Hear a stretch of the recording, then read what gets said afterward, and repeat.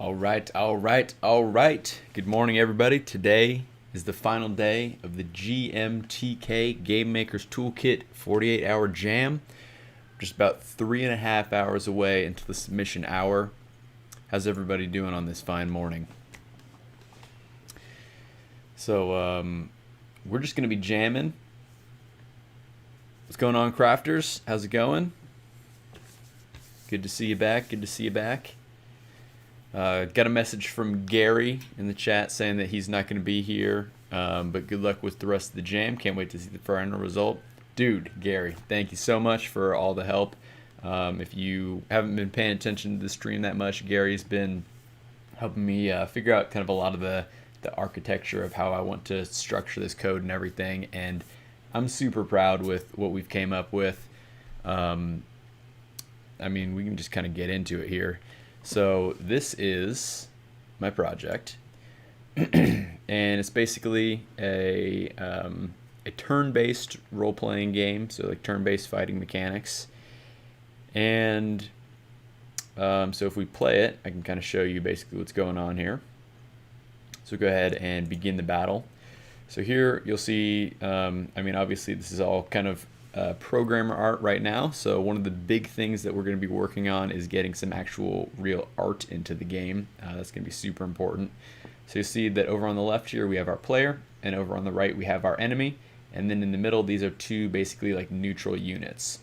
So when our turn begins, we can ourselves as the player go ahead and attack. You can attack any unit on the field. You can even attack yourself if you wanted to. But also you'll see that you can take control of these neutral units, and so when you're taking control of these neutral units, then you'll see that you have this blue bar right here, and this basically represents your control meter. And so as you control these kind of neutral units, your control resource basically dwindles down. And so basically the idea of the game is you're going to need to, you can't take down the boss just by yourself, so you're going to need to take use of some of these neutral units on the playing field. However, at the same time, you'll notice that the enemy has its own control resource, so the enemy can actually take control of some of these neutral units and deal massive damage on you as well. Now, if some of these neutral units are getting quite annoying, I mean, of course, you can attack them and take them out. So I think it's a pretty cool little setup that we got going so far. So you'll see that basically you can select the attack action, and then now you can click on whichever unit. So we'll just say go ahead and attack the enemy, and this is actually going to take him out. I was testing around and I kind of like maxed out the attack strength. But you'll see if now we go ahead and hit end turn. So yeah, you attacked Big Boss for 20 hit points, and then the Big Boss ran out of health and you won. So yeah, of course the goal is to take down the enemy's health all the way down to 0. And of course the enemy's goal is to take your health all the way down to 0. And so I was kind of messing around. Yeah, there definitely should be a prompt to let you know to select a unit. That's something that I need to add in. I'm going to put that in my task list right now. So we can see this is kind of the task list that I have going right now. So still quite a bit of critical tasks. So luckily a lot of these things will go pretty quickly. I'm kind of thinking for some like the character art and environment art, I'll just kind of find some free and royalty free type assets. But yeah, definitely prompt to select a target unit.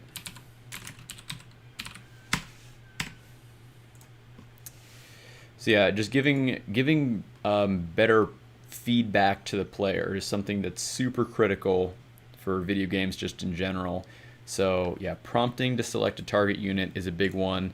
And then also I want to display the action amount, like when you attack, how much attack points do you have, as well as displaying the action cost. So for these neutral units, they have a cost associated with them.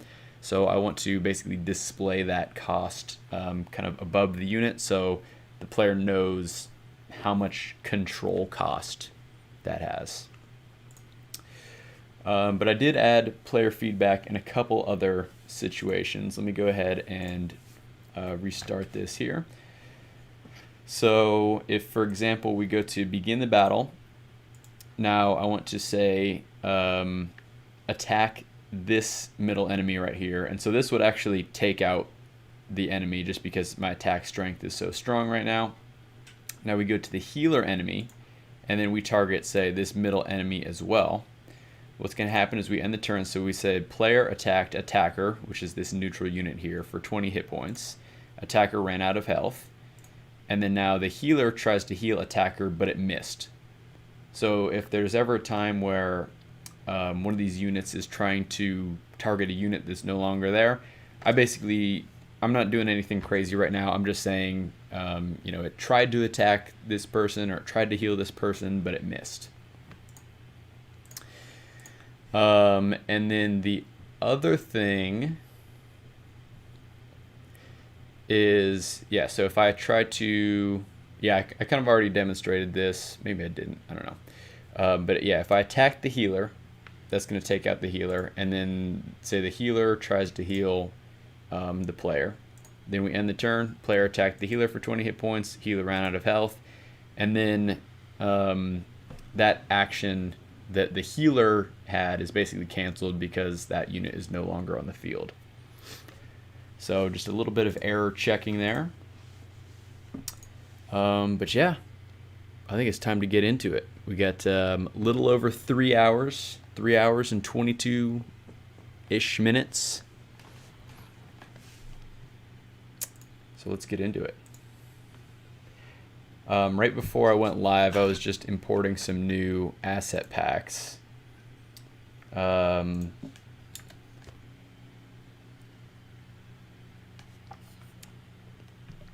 By the way, GT's kombucha of the day, Third Eye Chai, one of my favorite GT's kombucha flavors.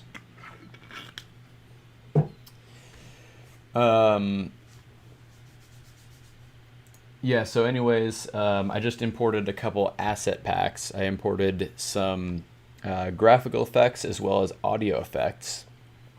And that kind of just adds into the player feedback. So not only is it displaying on the screen the action that took place just in the little text box, but it's actually like doing like a graphical effect, so we know that a certain unit's being hit or healed or what have you.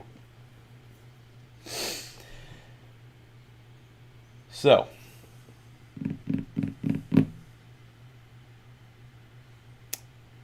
I just made some changes to my gitignore file, so let's see if those took, and they did. So one thing that I was just kind of in the middle of that I'm just going to kind of finish up on real quick, I guess, before we start adding in some of the player feedback. I added this cancel all actions button, and then I'm going to add a cancel current action button.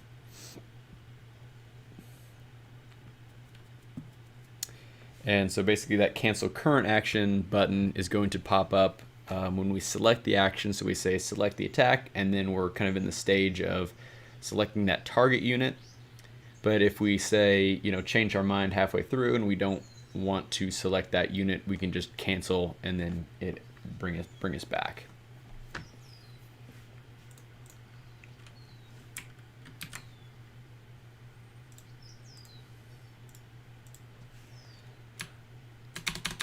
So I mean, not the best looking UI right now, but it's just good enough.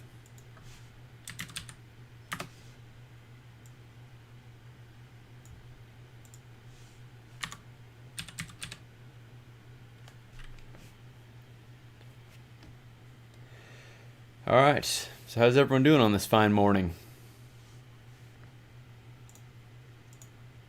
Hope it's a fine morning wherever you are. Maybe afternoon for some. If you're still working on the GMTK, if you're still working on your GMTK Game Jam game, let me know how that's going. Don't forget that I'm going to be doing a live stream next week on Tuesday at 9 a.m. Pacific time, where I go through and play all your games for that you made during the GMTK Jam. So definitely submit those. I got a link scrolling across the top and down in the description below as well. But yeah, I think it's just a good way for all us to kind of hang out and chat a little bit about the games that we made.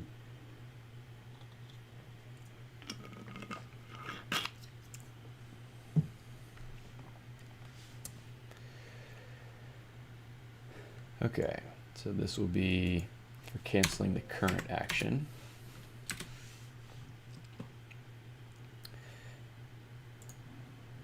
So the cancel button, UI controller, so on cancel action, on button cancel action, and then this will be battle controller, sorry, UI controller dot on button cancel all actions. All right, so let's see how much this breaks. So we'll say begin battle, begins battle, attack, and then if we hit cancel, cool, it brings us right back to here. Let's say put in an action, and then we'll say cancel all actions, and then we'll do a different action and end the turn.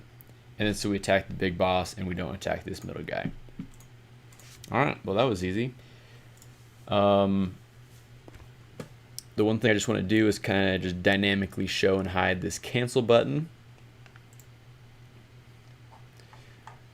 So in the UI controller, we'll just have another, hey Frederick, how's it going? Welcome back.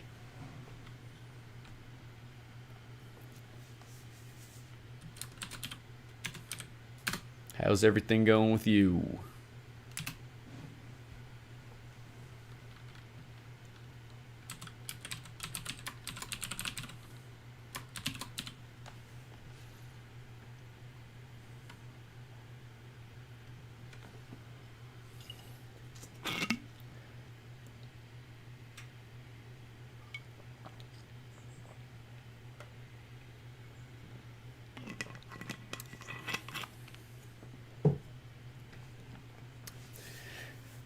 Done with my game, but when I'm going to upload it, do you know how to do it? So you can, do you have an itch.io account? I think that's probably going to be the easiest way. I don't know if you, I mean, the Game Jam is hosted through itch.io, so I don't know if you have to upload it through there. I mean, it's really easy if you do. Yeah, so just set up an itch.io account. Looks like you have one already. And then here I can pull this up on my end and just show you real quick.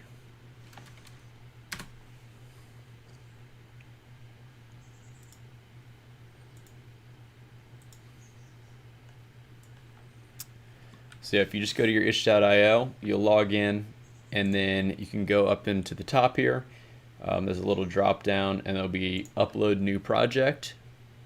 You just go ahead through here, you put a title, you can put a custom URL for your project. If you want a tagline, and I mean, just kind of fill out the things. And then here's the kind of the critical part is you just go to upload files.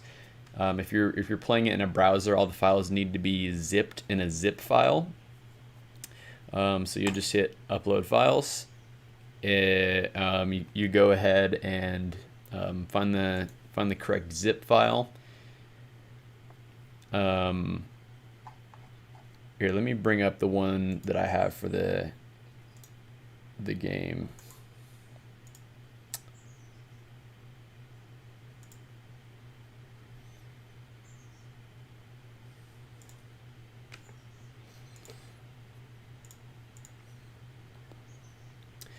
And then you'll see there will be a checkbox for this file will be played within the browser.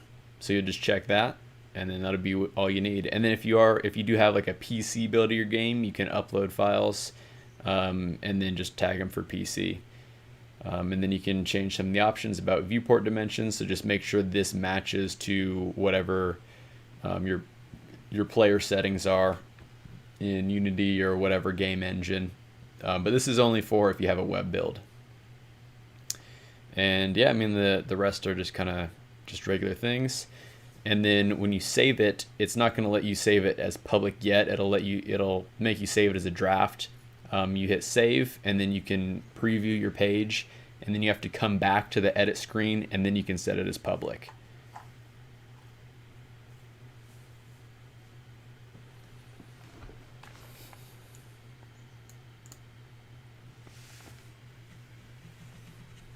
Oh, you have a program that allows you to push it to itch easier.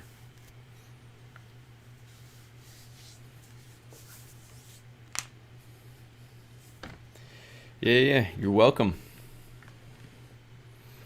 And then once you have it up, submitted to itch, make sure you submit it to me. I got a form that you can fill out. Just go to the link that's scrolling across the top or down in the description, tmg.dev/GMTK2020-submit, and then I'll play it on a live stream next week. And it would be fun. We can all just hang out, have a good time.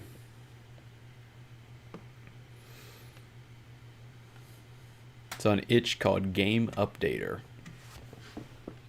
So does it just kind of fill out a bunch of the little things for you, so you don't need to like worry about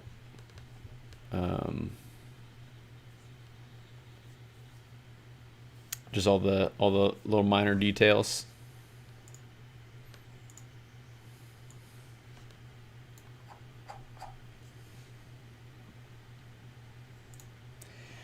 Sweet. Excited to play your game, Frederick.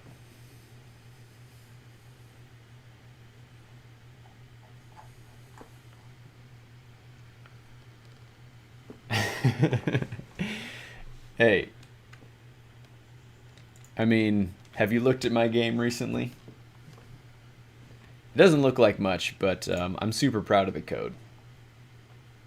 Super proud of the code.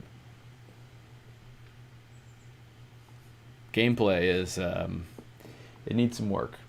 So we're gonna be working on turning this little tech demo into a game over the next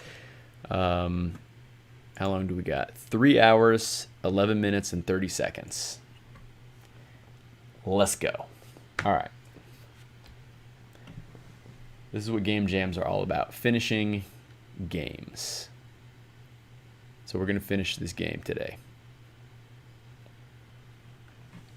But yeah, welcome to the stream, everybody. Hope you're enjoying it so far. Really appreciate if you hit that like button. It's going to help us out in the YouTube algorithms. And yeah, if you haven't subscribed to the channel already, make sure you do so. Got lots of good Unity content coming up, and of course let me know if there's any tutorial videos that you'd like me to make related to anything in Unity, and of course if there's any other like kind of game development, game design, game development business topics that you'd like me to talk about, feel free to let me know. I'd love to hear what kind of things you would want to see.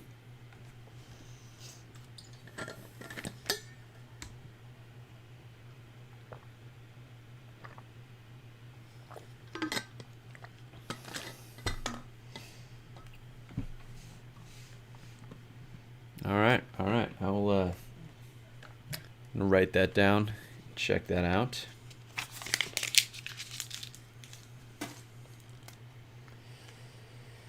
Game updater on itch.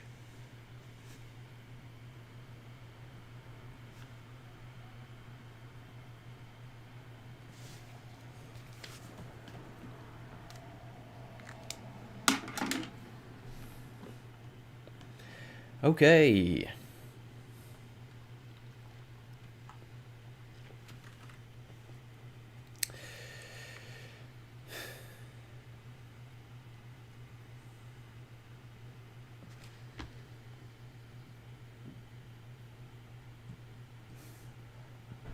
I'm going to do something similar to the show hide battle action buttons. This is going to be a show hide cancel button.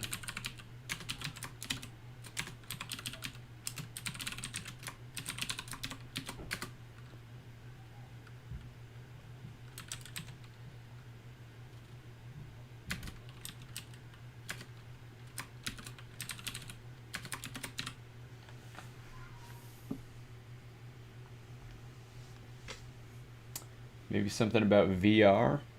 Yeah, I mean, VR would be cool. I don't have a VR headset.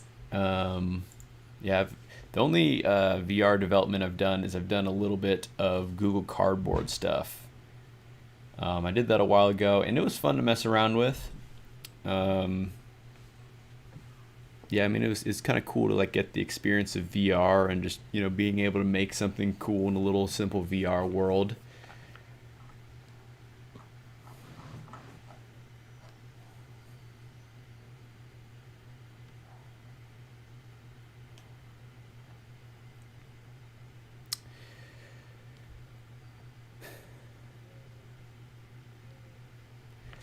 Okay, so when we're in the player action target select, we'll show hide the cancel button to true. Google Cardboard is way too expensive for just some cardboard. I had actually gotten a couple of headsets for free, a couple of Google Cardboard headsets for free. But I think when it first came out, they were charging like $30 for some cardboard that you fold up. I mean, yeah, sure, it has the lenses or whatever, but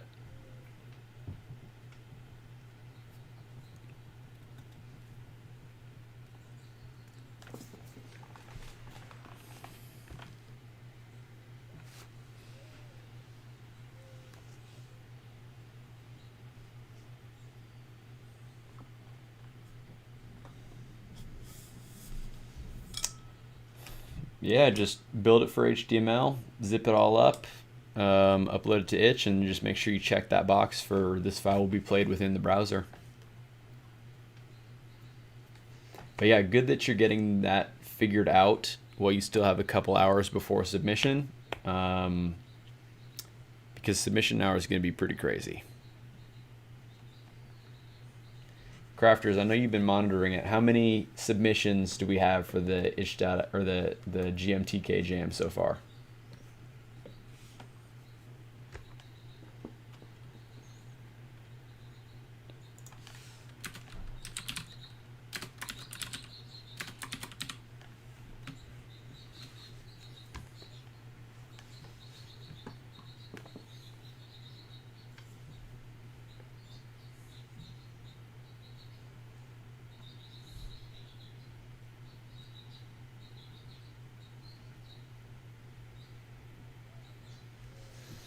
$1,391.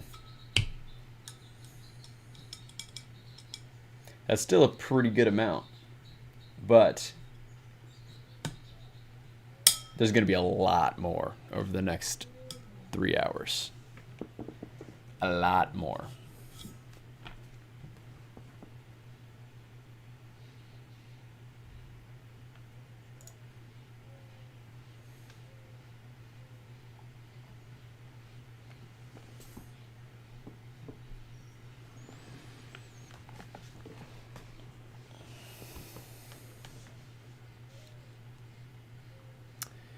Okay. Set the cancel button.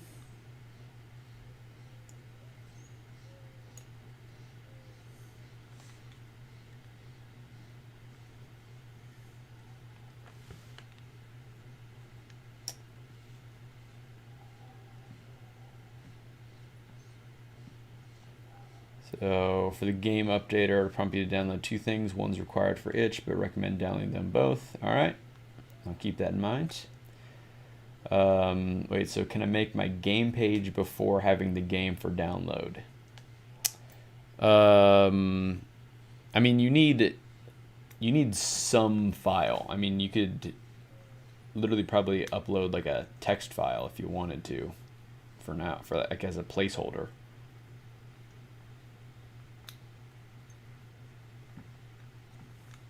But yeah, you can get everything looking pretty.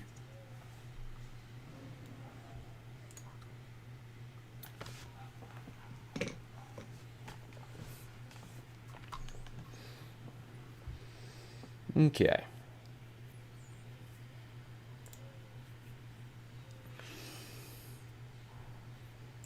So we begin the battle, player turn begins. Okay, so the cancel button disappears. I'd like to have the cancel button probably disappear a little earlier, but that's fine. So if we say try to attack, but we don't want to, we can cancel that. Cancel, attack, cancel, heal, cancel. Cancel all, attack, cancel all, heal, cancel all, attack, heal, end turn. Cool. That's exactly what I wanted. Welcome back, Devanshu. How's everything going with you? Good to have you back. Okay, so the cancel all actions button should only display when it's the player's turn. Hey, remember me? Yeah, you've been popping up in the stream a couple times. The various streams.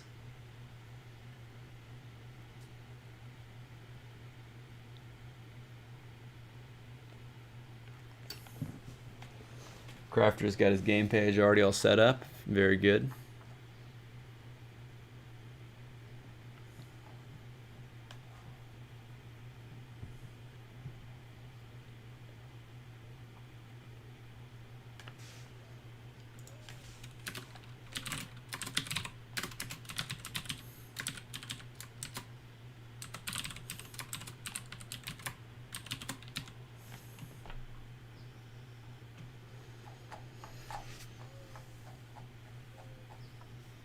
Yeah, man, it's been fun. It's been a fun game jam. Definitely learned a lot of stuff. So it's good.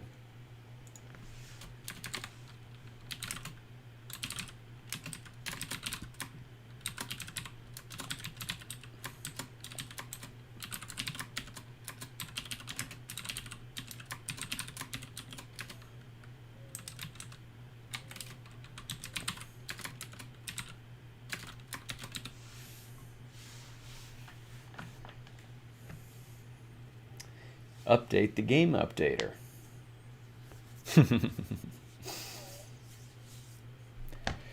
Seems like I'm at the end, but if you go over to my task list, still got quite a few things to do. And we're just about at the 3-hour mark, 3 hours away from submission time.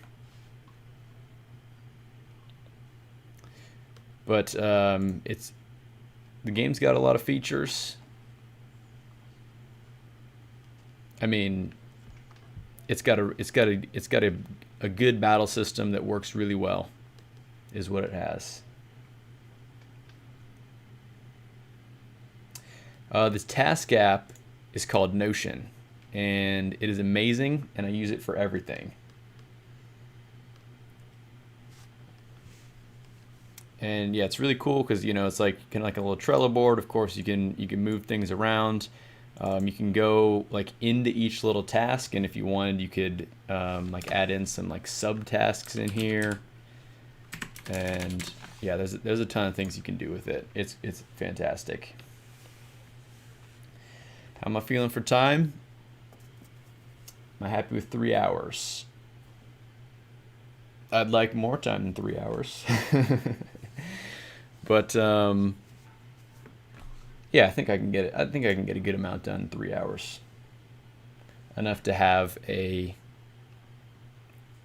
good enough playable game.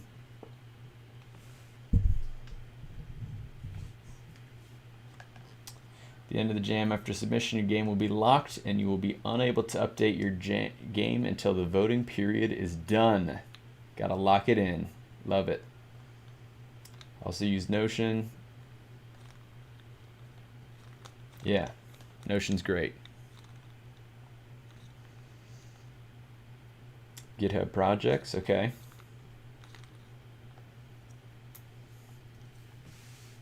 I haven't checked that out.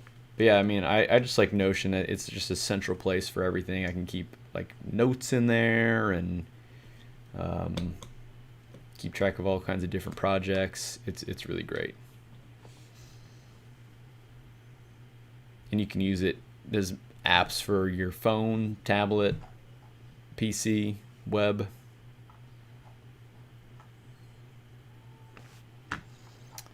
Okay, so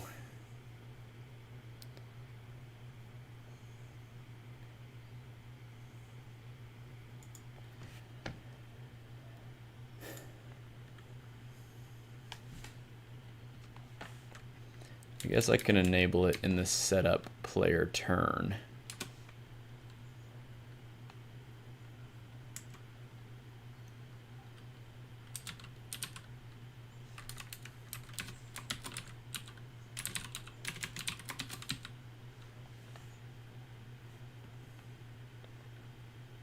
And then disable it in the player action playback, the pre-player action playback.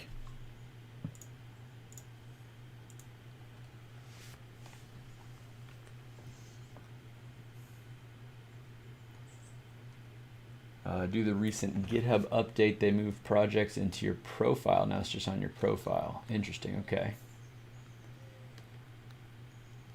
Does the game automatically submit into the game jam? Yeah, submit it. Submit it on the jam page. WebGL does take a long time to build in Unity. I think it's been taking like 6 minutes to make builds for me. And I just imported some more assets, so it may take even a little bit longer than that. I want to do another build in pretty soon, just to kind of time it out so I know how much time I have for my final submission.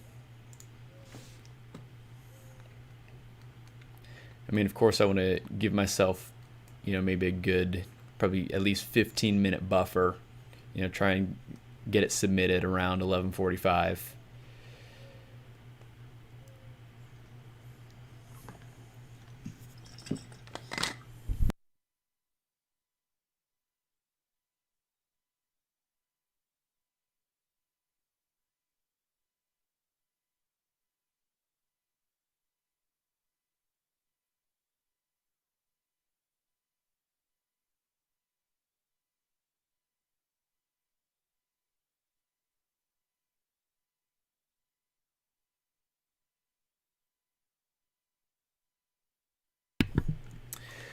Okay, so let me test this out.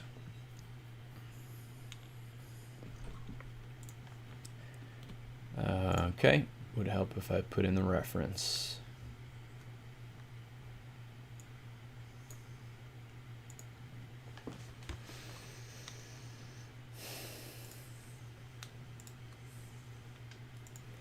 I'm going to start these as disabled.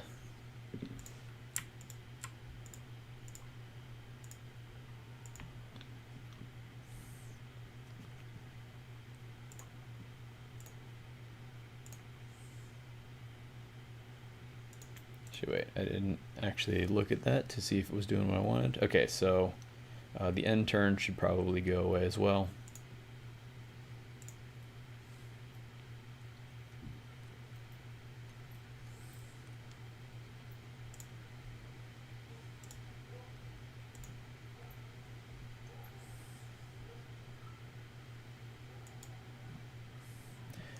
I think the end turn can appear and disappear with the cancel action button. I think they're just basically going to be needed at the same time.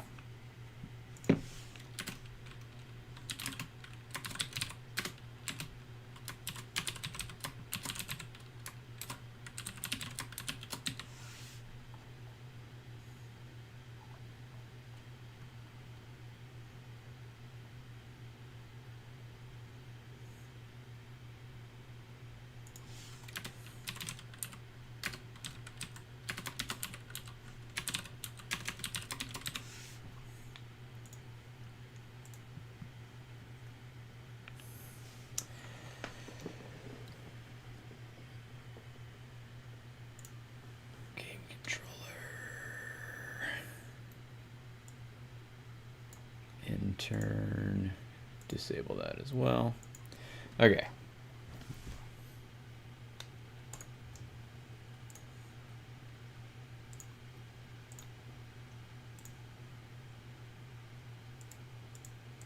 The end turn should be disappearing, but it's not. Vest says I should definitely gone with Game Maker for my game. Godot turned out to be even worse. Seemingly really buggy, and it kind of ruined my jam, but I'll definitely try to fix it after the jam. Nice. Were you able to actually get your game submitted? But yeah, that's too bad that you're running into some issues with Godot.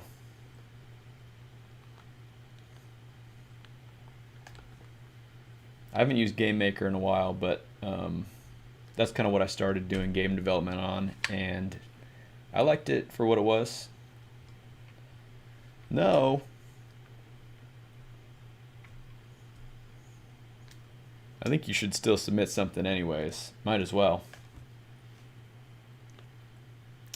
And yeah, of course, I'm definitely planning on improving the graphics. I don't think I'm going to have much time to make my own art. So I'm going to be looking around, hunting around for some good character art and environment art.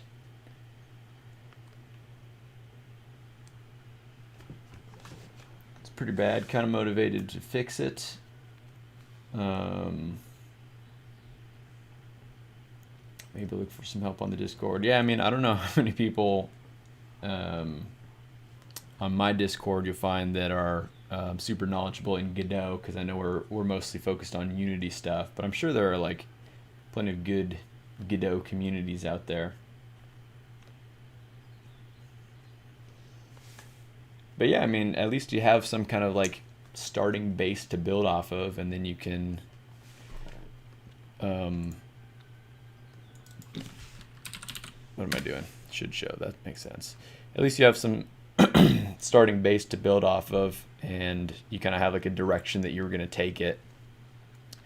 So now you have kind of like a project for you to play around and learn in. Okay. Yeah, Godot Discord, yeah. Feel free to come hang out on my Discord as well, over at tmg.dev/discord. Link in the description.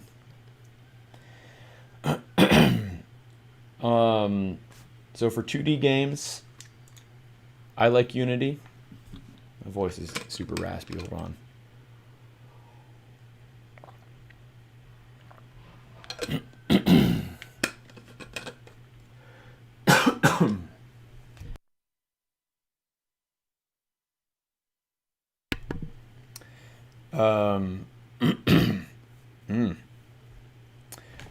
So for 2D games, I like Unity. Some people like Godot. That's pretty much what mostly I have experience with.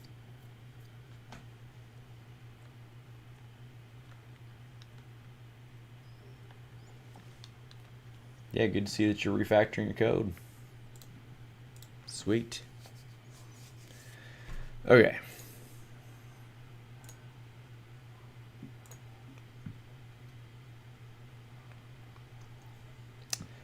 That's funny.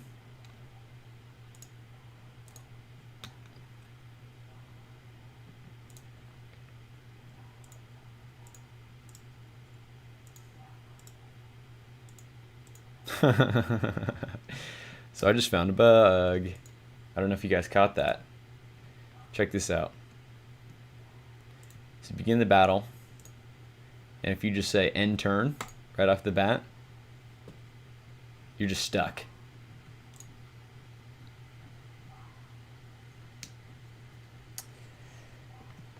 Maybe I'll submit thing that definitely won't be good. At least I'll be able to. Yeah, that's what I'm saying. I think you should just submit something.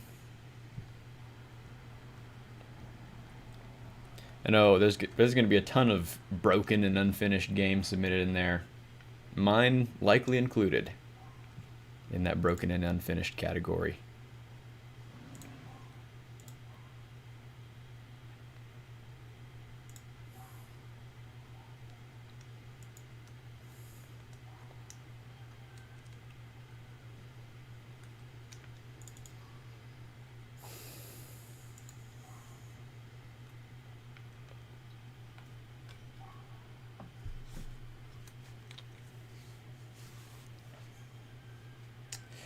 but it's at least a game. Yeah. Can confirm. Is a game.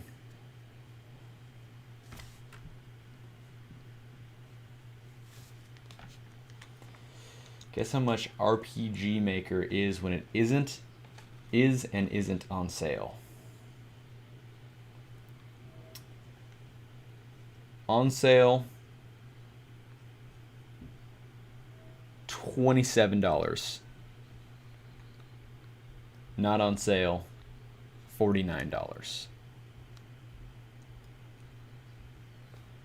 I don't know.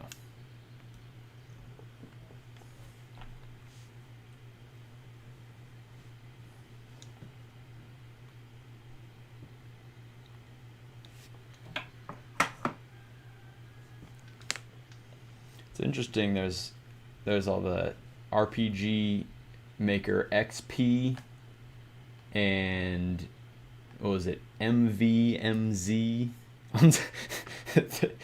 Not on sale 25, on sale 3.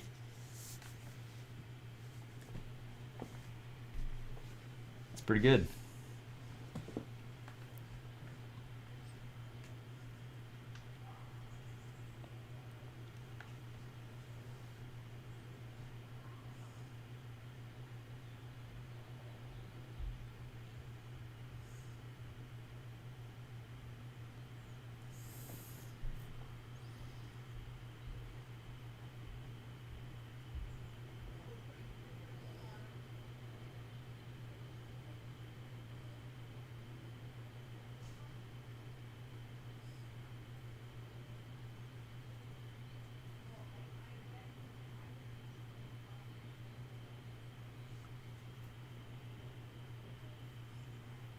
Crossing 1,500 submissions. Yeah, it's starting to ramp up.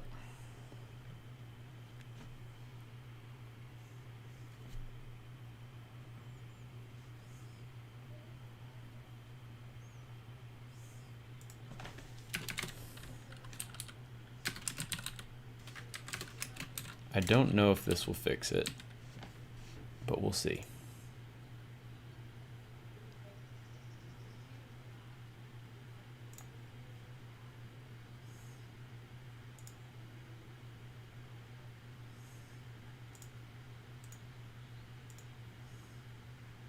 Nice. That did. Okay.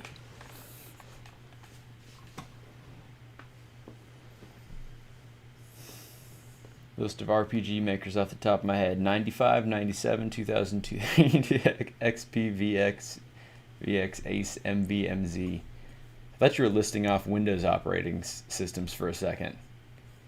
95, 97, 2000, 2003, XP, Vista, 7, 8, 8.1, 10. Summer Creator, Fall Creator Update.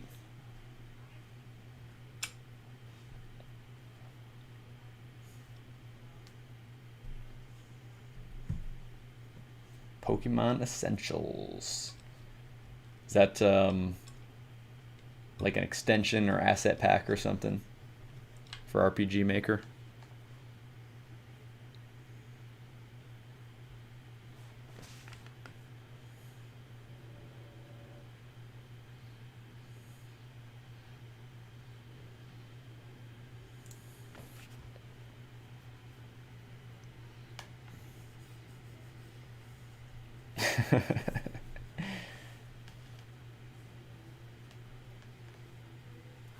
All right.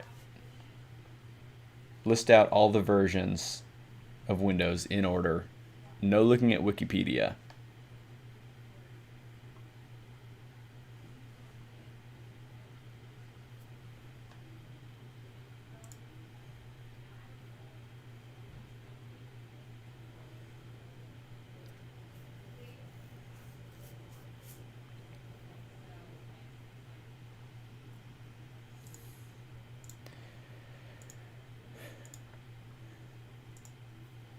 All right, I think this might be about ready to make a build.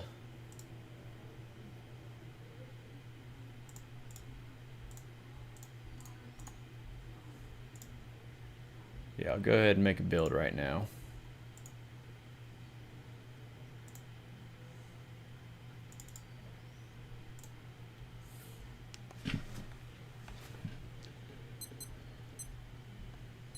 We'll see how long it takes.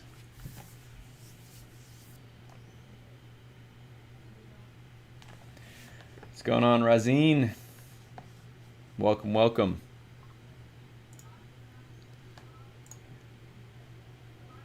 Excited to have you here. So in the meantime,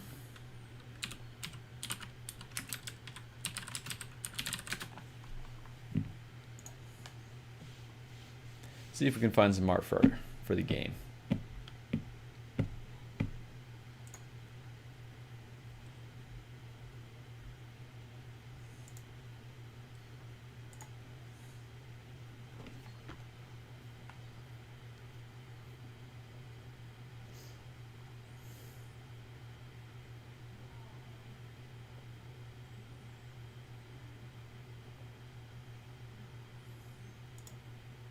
Bandits, these guys are kind of cool.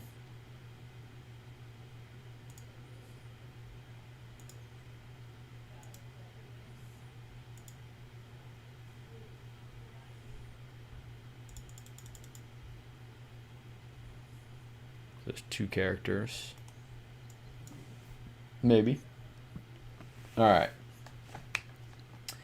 Windows 1.0, 2.0, 2.1, 3.1, 3.11, Chicago Beta, 95, 98, 98 SE, 2000 ME, Whistler Beta, XP, Longhorn Beta, Vista 7, 8, 8.1, 10. I think you got them.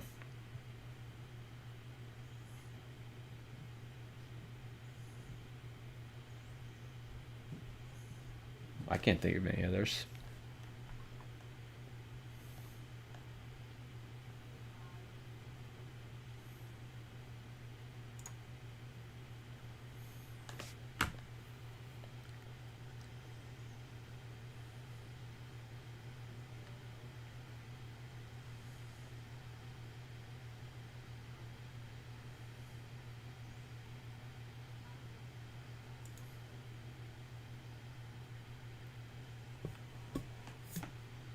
Off the top of my head. Nice.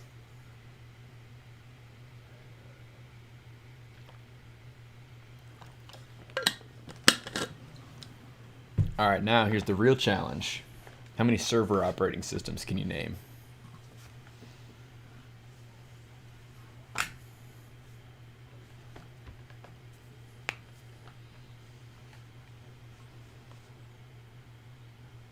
Windows Server operating systems.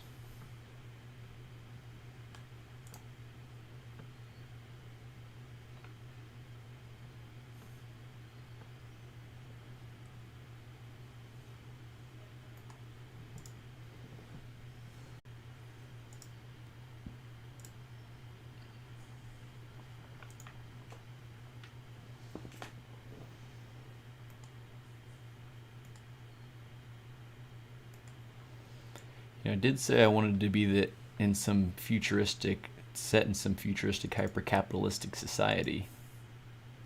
This could actually be a really sick background.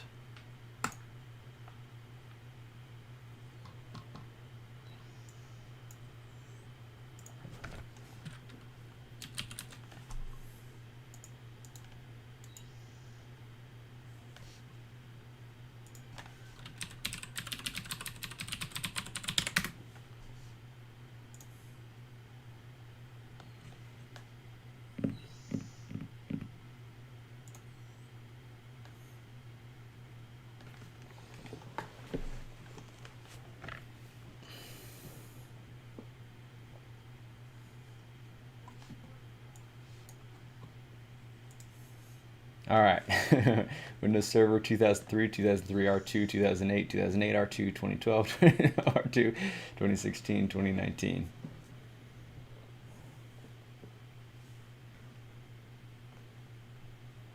Pretty much it, yeah. I mean, obviously you have all the, essentials versions and SBSs and whatnot.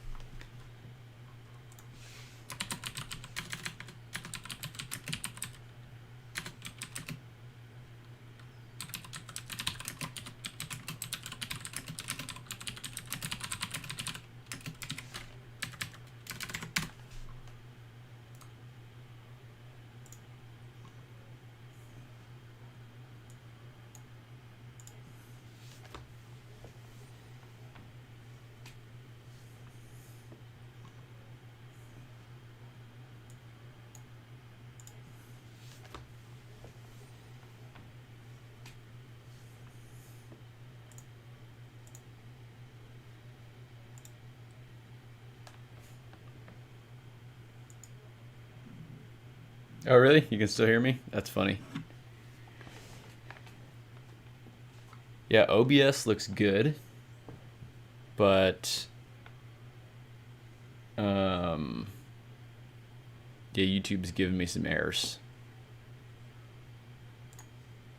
Okay, so the build finished. Took 336 seconds, so that's about 6 minutes. 6.5 minutes. Right? 5.5 minutes.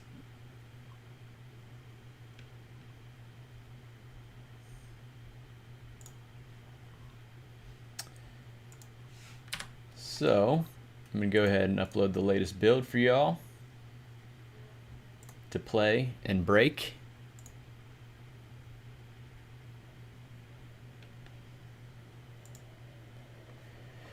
And cool, the total upload size is only about 6 megabytes, so that's not bad at all.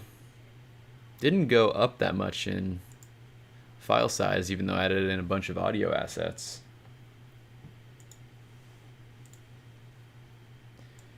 Maybe the Unity packaging is just smart enough to know that I'm not using any of the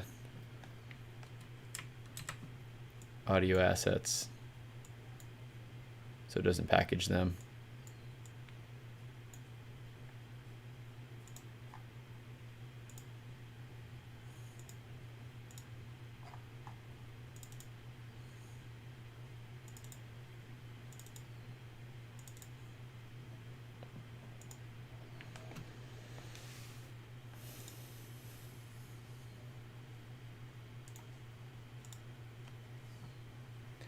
All right, stream's back.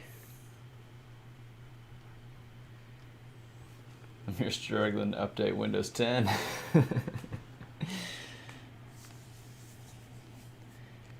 Make sure you get the fall creators update. Well, I've heard there's been a lot of issues with the new Windows 2004.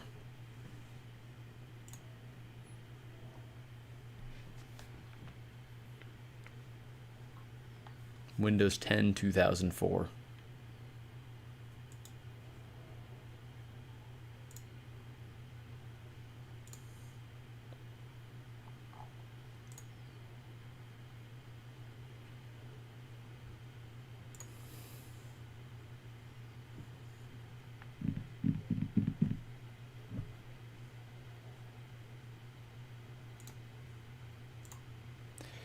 All right, perfect.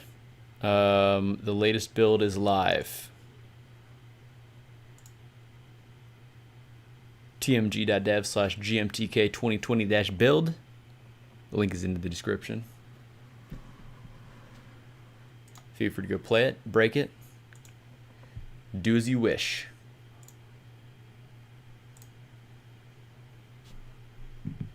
So I'm going to import this cyberpunk asset, background asset, because it looks pretty cool.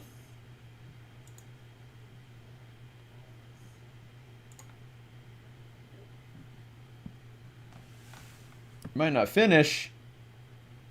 You can do it. Right now you have about 2.5 hours. So maybe the scope of your project changed. Maybe what you wanted to do at the beginning of the jam is different than what you actually can finish. So you might just need to just, whatever task list you have, just throw that off to the side, get a blank sheet of paper, and say, what are the things that I need to finish and can finish in the next 2.5 hours to have something that is good enough to be submitted.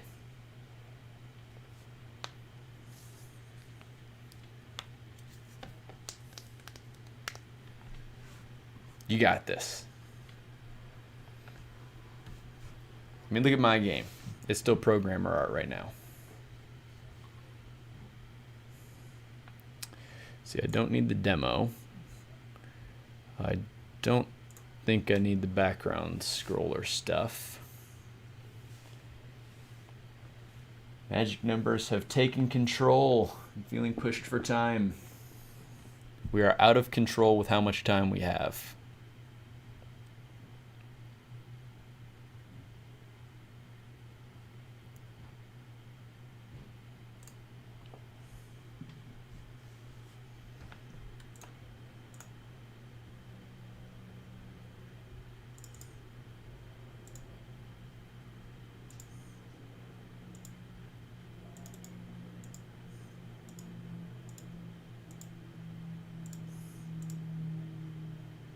These are just sprites, right? Okay. I'm going to go ahead and just create a background canvas.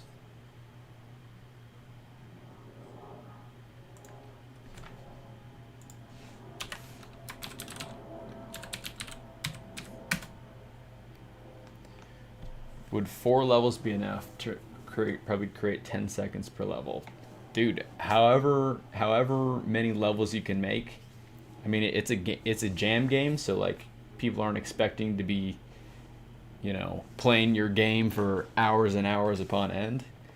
I think if 4 levels gets across the point of what you're trying to go for enough, then that's all you need.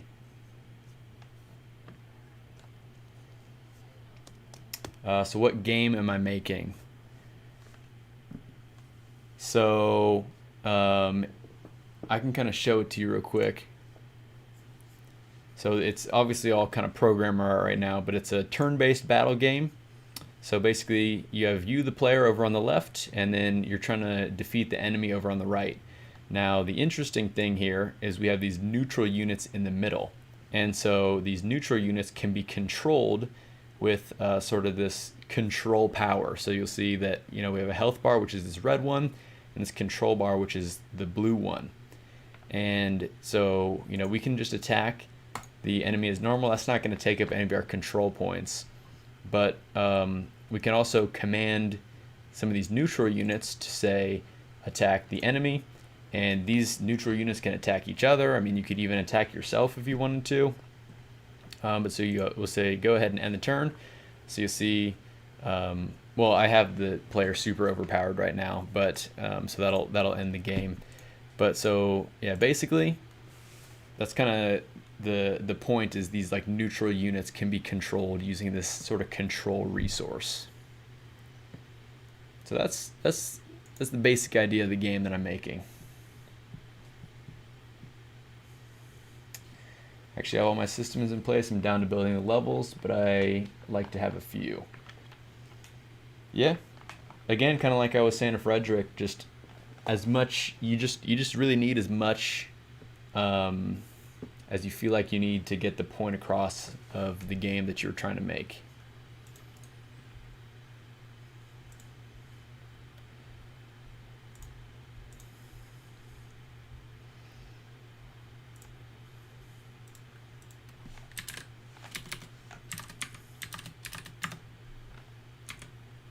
Whoa.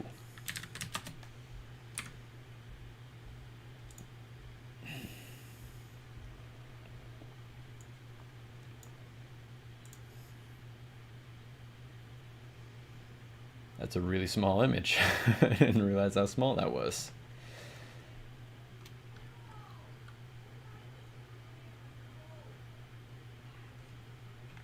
Thank you. I think it's a fun idea for a game.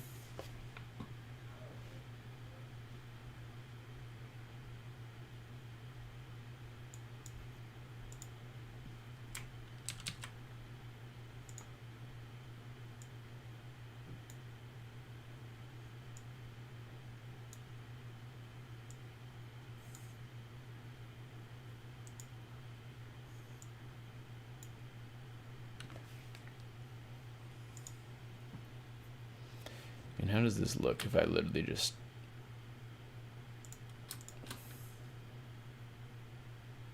scale all these up?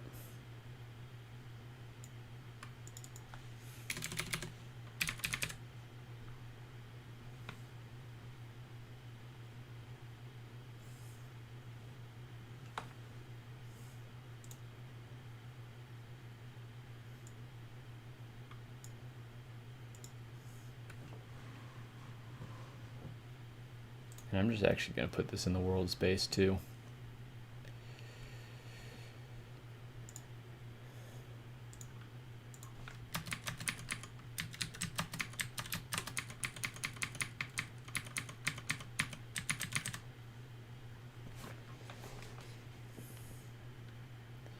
And then so that way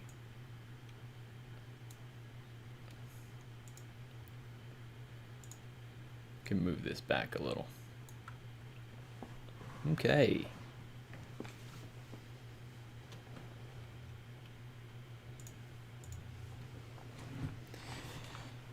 Yeah, and don't forget, I mentioned it a couple times, but if you're new to the stream here, feel free to submit your game to me. I'm going to be playing through basically all your games that you submit to me, the games that you made in the GMTK Jam. I'm going to be playing those in a live stream next week on Tuesday at 9 a.m. Pacific time. Just going to be going through and taking a look at what you made and giving you feedback on them. So I think it'll just be a fun time to hang out and chat games for a little bit. So I do have a link kind of scrolling across the top, as well as down in the description below. It should just be tmg.dev/gmtk2020-submit. Do you know if it's possible to copy a scene in Unity? Yeah, I know one easy way that I can do it is you can just do save as and just save it as a different name. That's a simple way to do it.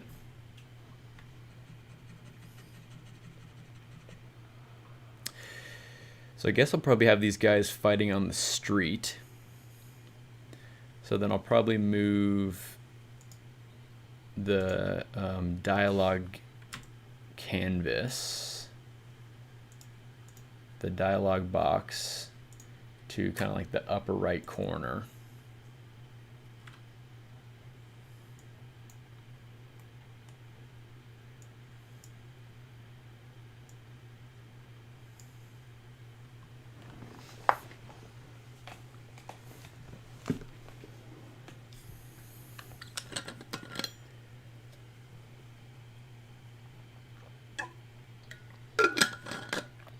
All right, we're under 2.5 hours away from the end of the jam, so we're getting down to the wire.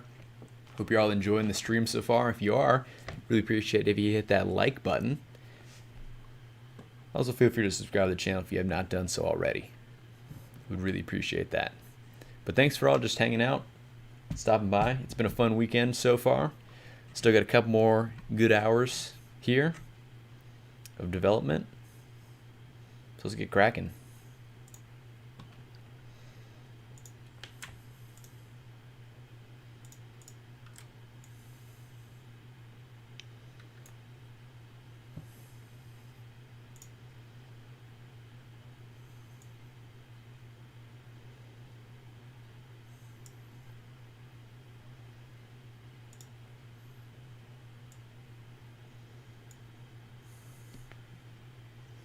Yep, just duplicating in the project window is another way to do it.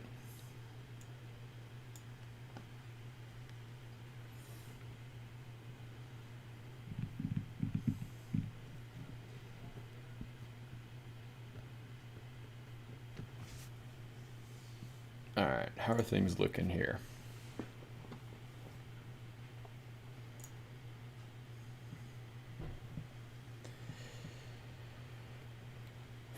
Okay, this background looks great, but it's a little bright. So the health bars kind of need to stand out a little more.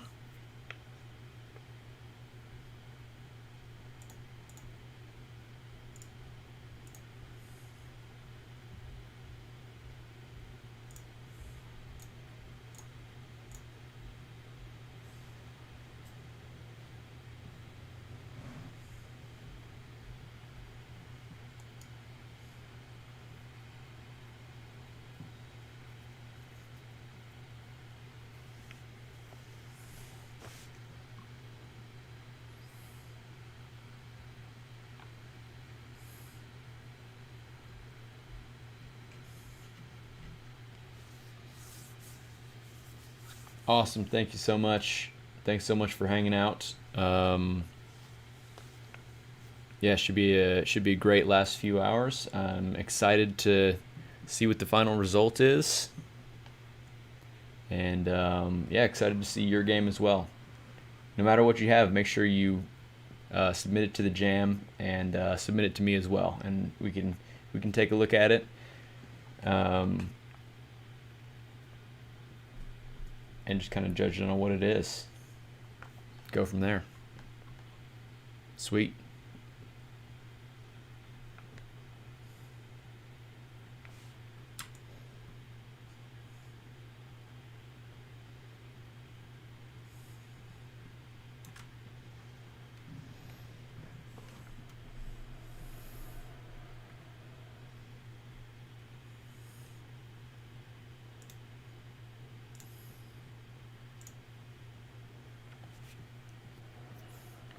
Glad you've been enjoying the stream.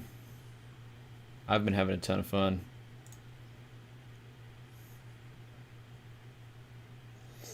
Yeah, maybe make the enemy a different cover. That's actually what I'm looking into right now, is if there's some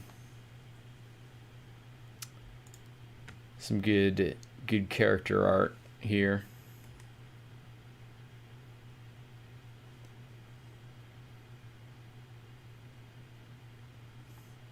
I wonder if these guys have any.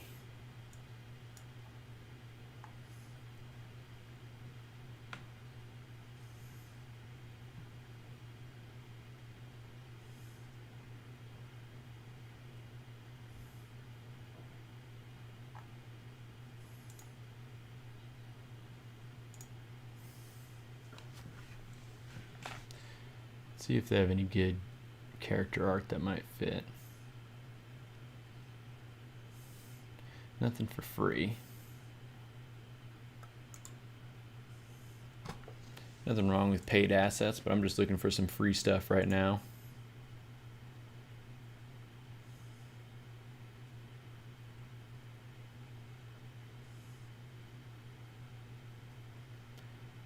Oh, there was one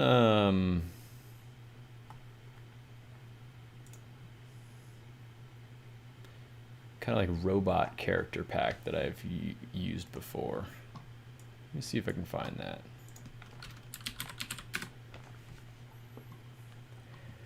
Actually, I think that was off of like free game assets.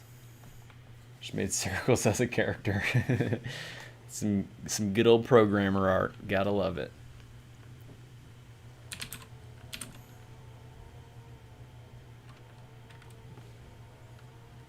All right, I'm gonna take a quick little break. I'll be back in just a sec. Hold on.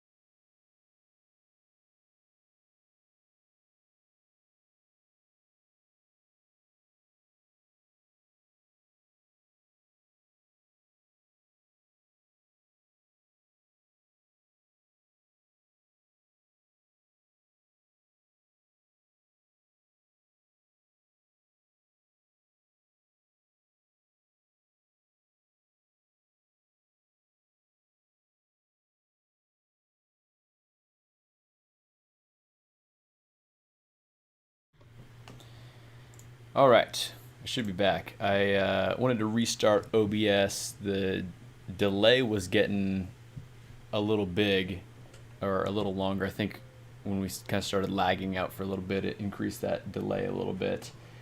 But yeah, so I think we should be good. We should be back. Should be good now. So yeah, sites for free background music. Honestly, just look up royalty-free music anywhere, just on Google. You'll find a bunch of sites. SoundCloud's got some good stuff. There's some other good sites that I can't think of right now. But yeah, I mean, you can make some good looking stuff even if you just have primitives, definitely. And yeah, that is my actual setup. I got the triple monitor setup going on. I'm actually running everything off of like a Asus gaming laptop. Then I've got my big 4K monitor in the middle, and then over to the side I've got the portrait monitor, and the portrait monitor is excellent. I'm not using it for code right now, but I usually put code over onto the side, and you can see like the full code, so it's super good for that. It's also really nice for like reading articles, so you can just kind of sit back and like read the full article. I'm a big fan of the portrait monitor. And so no, I don't use the 60% keyboard. I got the 60% keyboard sitting off to the side right now. I'll use this every once in a while. I have the cherry reds in here, so they're good for like if I'm just like typing out a like an email, or like I'm writing like a long blog post or something like that, where I'm just like doing just kind of like regular words typing. It's nice to type on, but for coding I use the full 10 key keyboard. I gotta have all the keys, and especially the numpad is nice to have.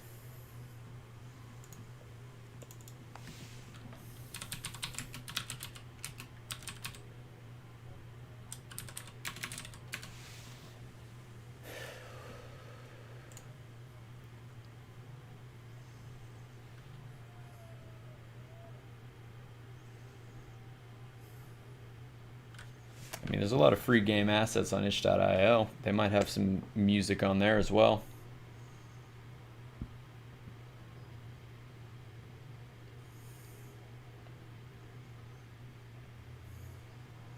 Nice. Glad that you brought up your game updater thing, and then you're kind of like, hey, could use some updates. Ooh, the industrial background is kind of cool.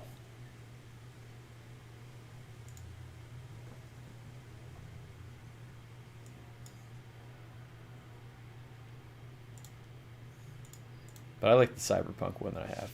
Did not mean to close that.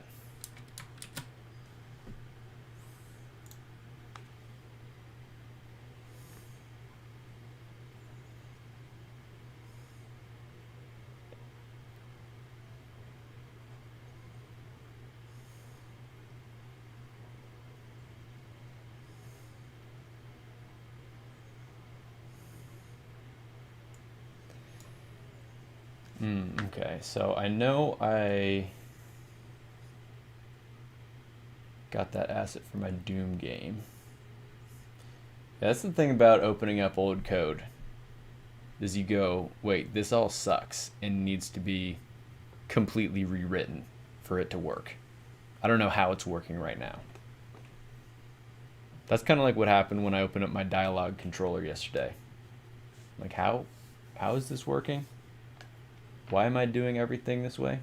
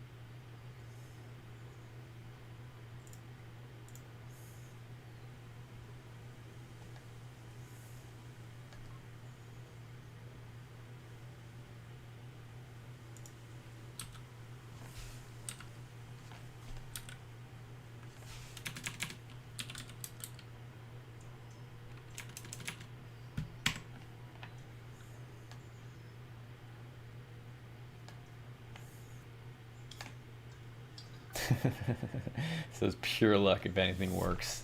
I know that feel. You just keep doing it, and then you'll eventually get to the point where you're like, I intended to do that. And then you can start thinking, now you know a couple different design patterns, and then you can say, oh, what do I want to use here? And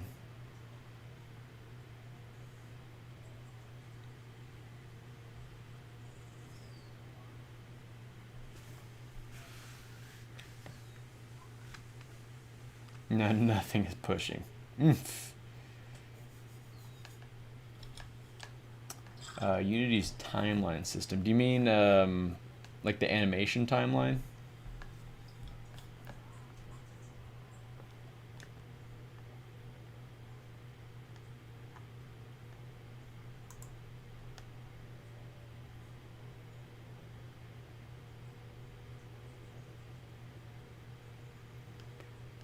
Yeah.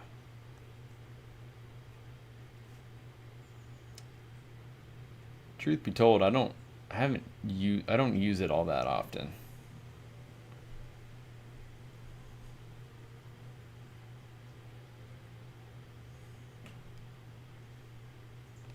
Whenever I do animations, I just kind of do the animations outside, and yeah, I'll do like animation states and stuff, but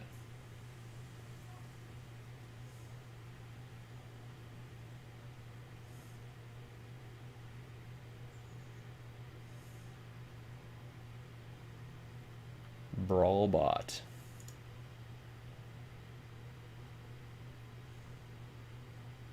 That could be a cool enemy. Sure.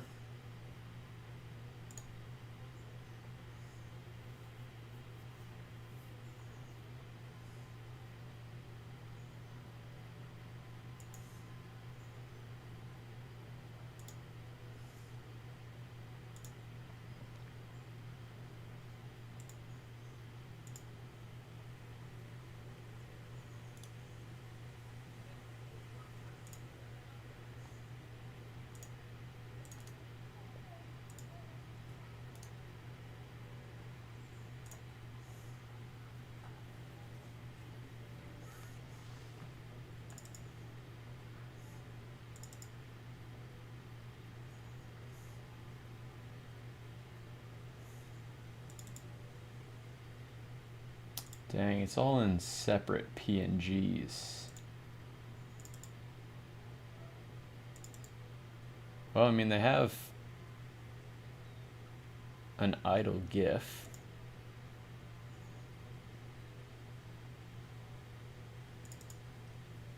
We have a walking GIF, but I don't want him to be walking. What is this? Oh, that's just the whole art. It's kind of low resolution on that GIF though, so I don't know if I want to do that.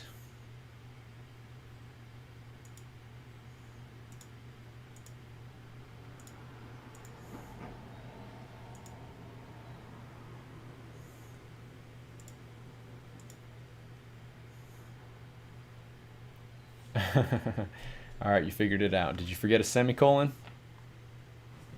Was it a case-sensitive issue?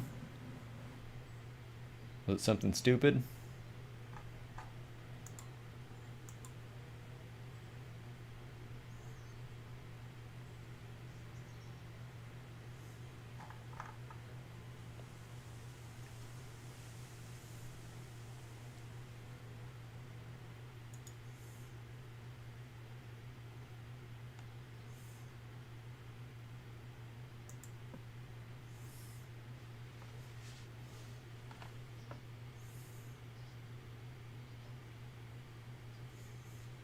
Put a version number that itch doesn't support because of version formatting.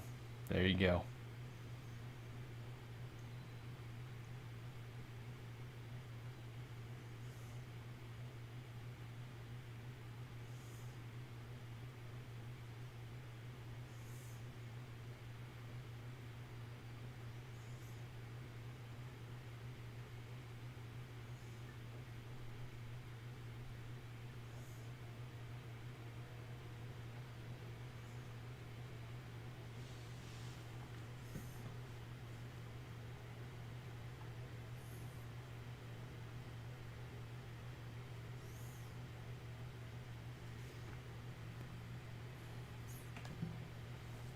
Well, good luck.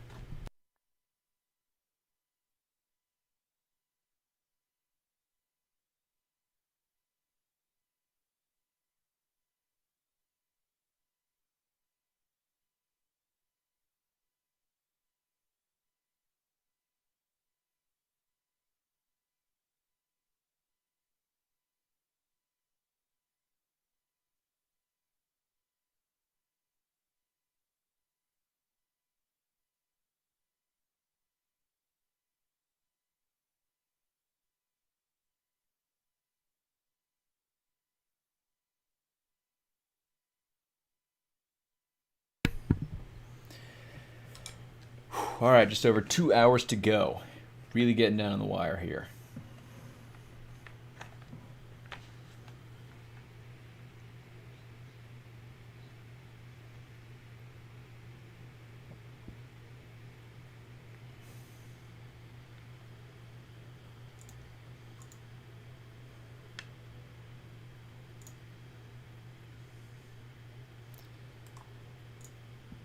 Open game art. This is one that I've used in the past.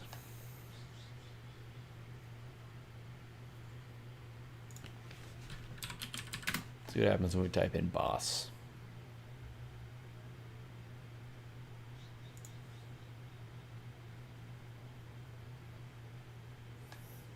Almost 2,000 submissions. Dang.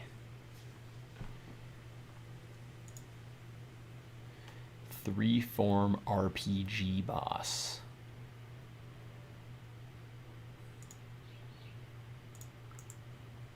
It's pretty small.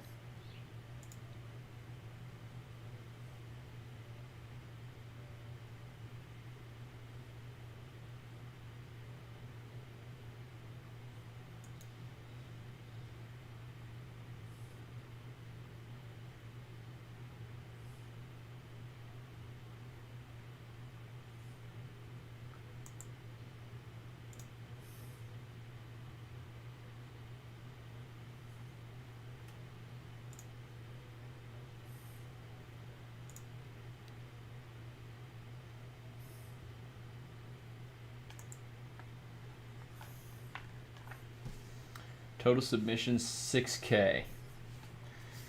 I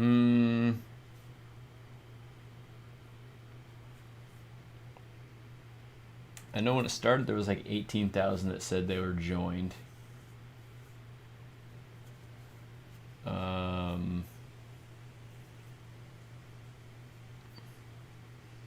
I think 8,000. I'm gonna say 8,000.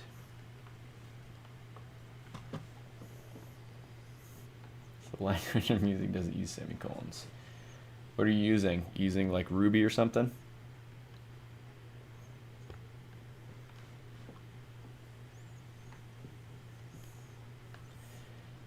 Yeah.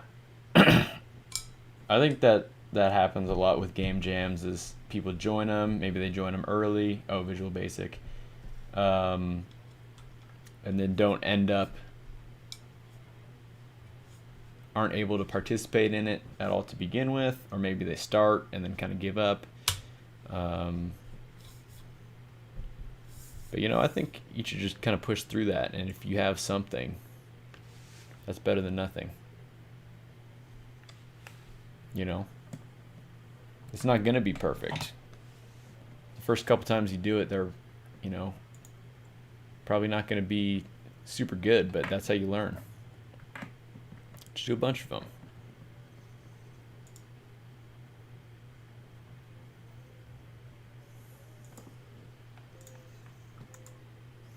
Yeah, even if it's a broken build.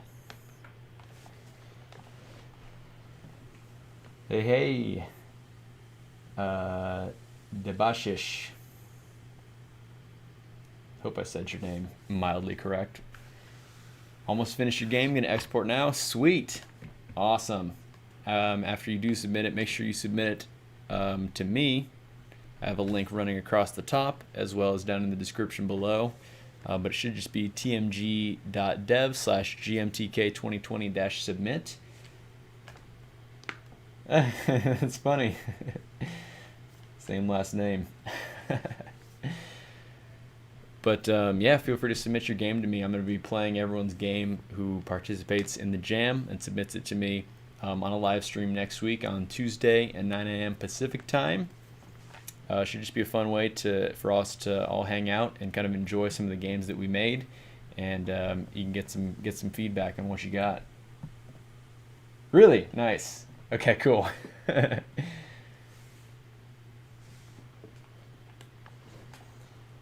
Yeah, they're pretty close. Like it's like almost the same number of characters.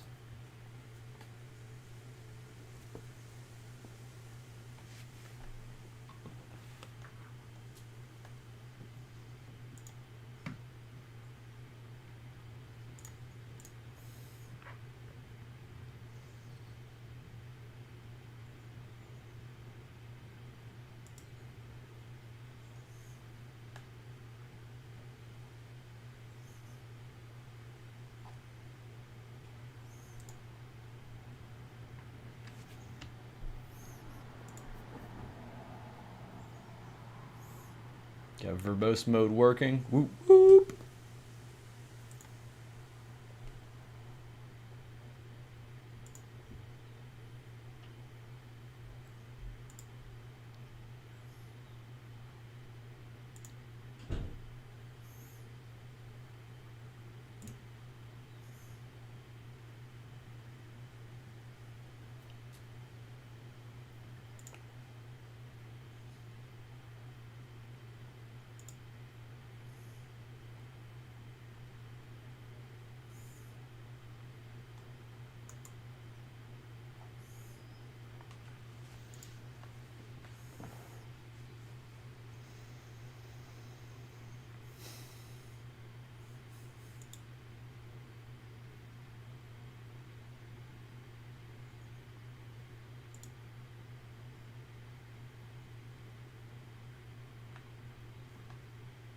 There you go. Time to package the game updater.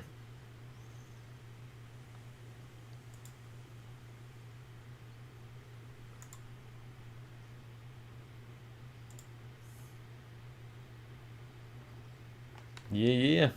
Gotta love Kenny assets. They got some good stuff for sure.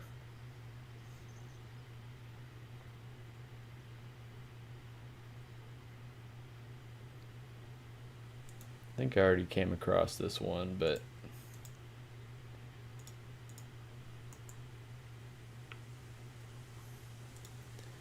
I mean that might fit for my main character. Oops.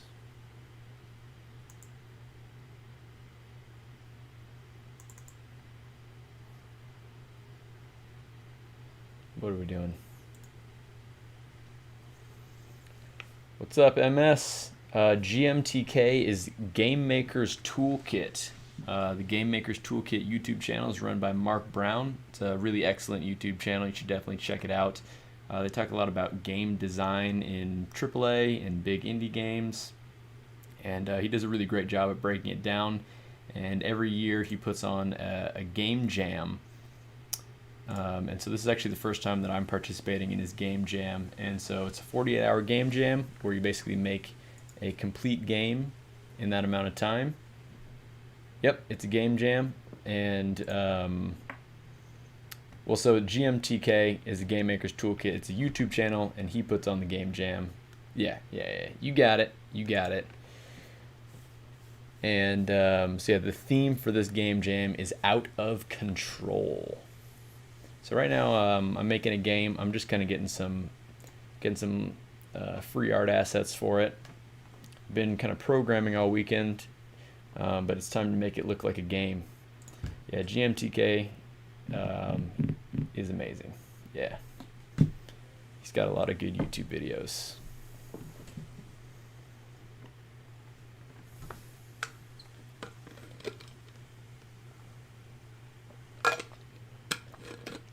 He did a video on that game, Return of the Obra Dinn, and I haven't actually watched the full video of it because I just watched the introduction section of him just explaining the premise of the game, and like after that my mind was just like completely blown away of like how amazing he made that game sound. And then he was basically just like, if you haven't played it, stop the video right here and play it. And that was a while ago, and I still haven't played that game yet, but it is in my backlog, and my backlog is kept in Notion as well, my video game backlog. I tell you, I use Notion for everything. Notion is this tool, by the way, notion.so. This is what I'm using to keep track of all of the tasks in my game. So I do have the environment art, so we can move that over to completed.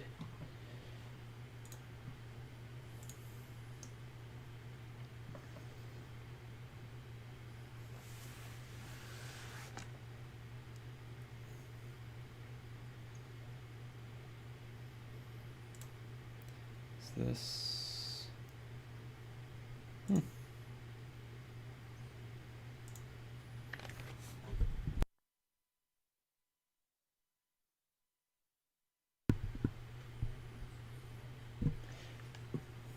After watching his vids, I feel like I do a big thing, i.e. game dev. What do you mean by that? You mean like his videos are inspiring?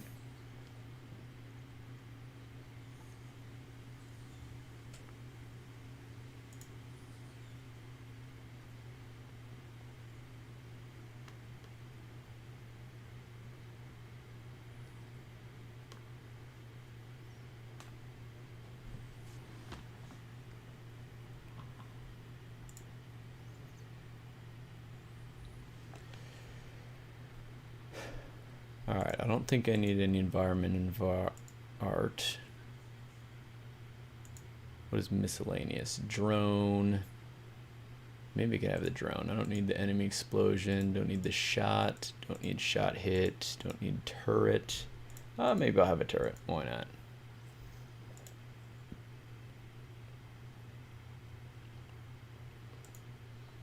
I don't think I really need all these animations. Player hurt, I might have. Idle, I might. Don't need jump. Don't need run. Don't need run shoot. Maybe I can keep shoot. Don't need walk. All the vehicles in there just in case. Okay.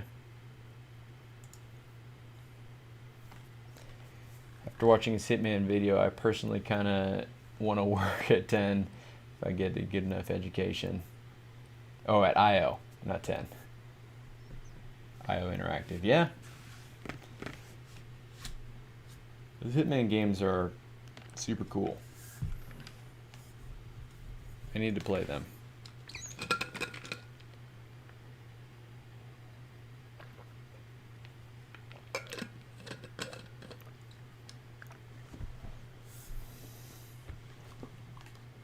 His Metro Exodus video. Can't remember if I've seen that one or not. Maybe not.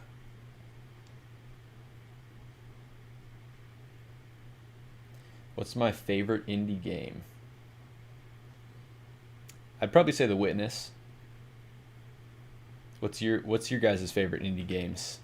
I just love The Witness. The Witness turned me into a freaking crazy person. Like I was like taking notes about like all these different puzzles, and then would like be like working on these even when I'm not like playing the game. It was a ton of fun. Celeste, great choice there.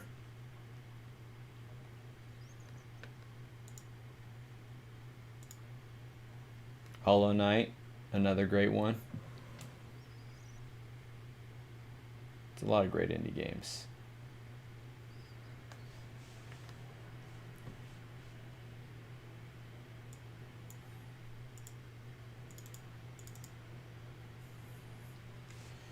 Oh, First Tree. Yeah. He's got a good YouTube channel too.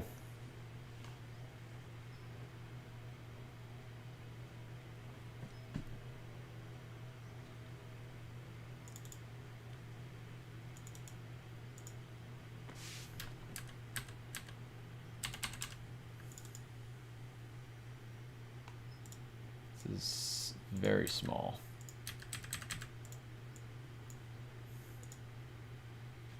Oh, Spelunky. Heck yeah, that is a great game. Played many hours of Spelunky.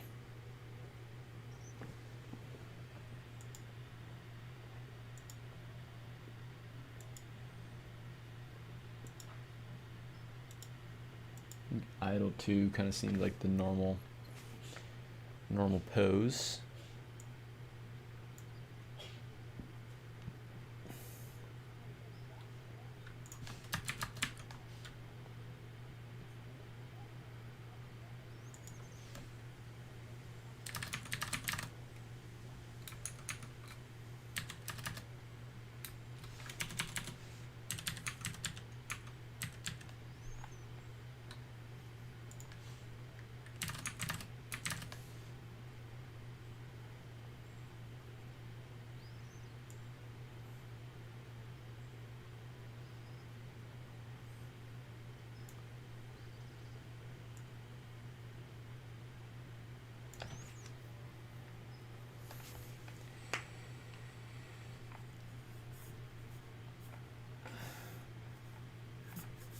Oh yeah, that game The Last Night looks so cool.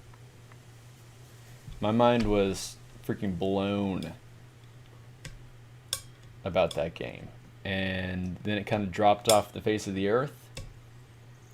But I came across like a random YouTube video because I was like, what the heck happened to that game? So I looked it up, and someone made a video actually like pretty recently, like about a month before I searched for it. This was just like a week or two ago. Basically just kind of like talking about the development of it, and it sounds like it's something still in development, and they're really just keeping it quiet because I mean, it looked great then, and then they're talking about how they have a whole bunch of surprises still. So I'm really looking forward to that one.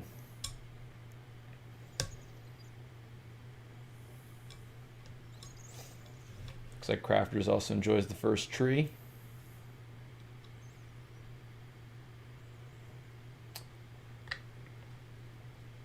Kenna Bridge of Spirit. I've never even heard of that. I think it was by No Cap Gaming. I think that was the channel.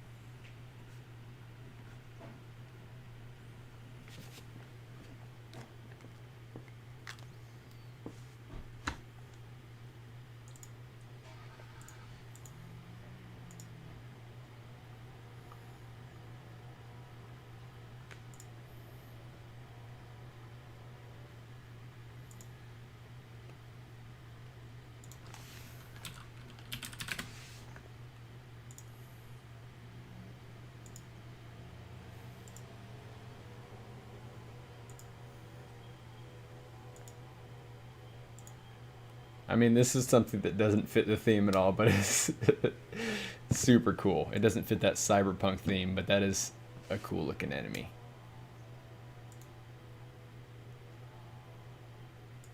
Why not?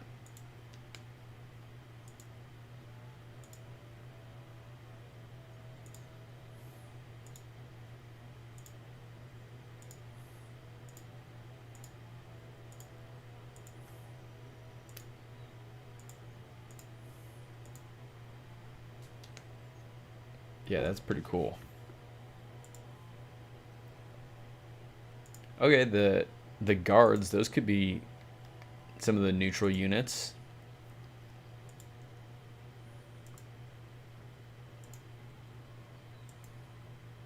Okay.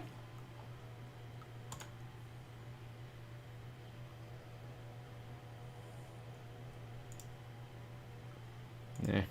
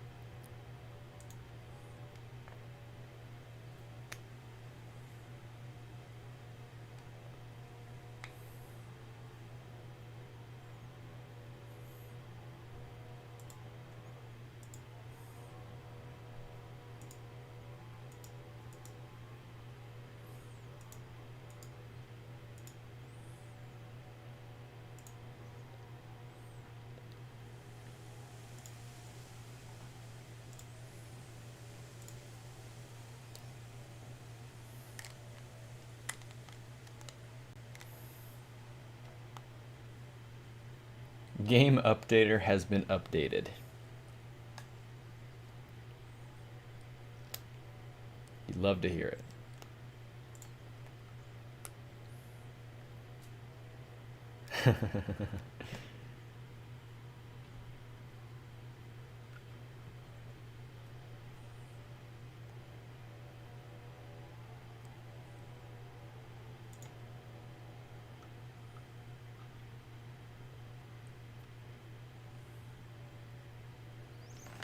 All right, so let's decide on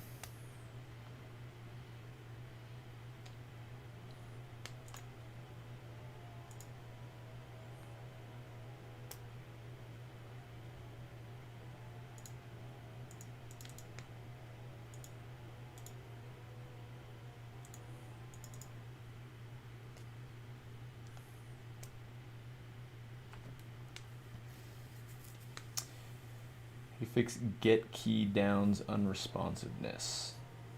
What do you mean by unresponsiveness?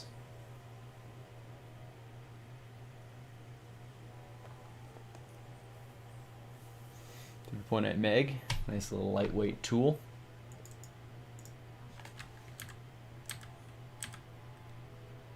Ooh, three-headed dog with some cyber collars. That could be cool.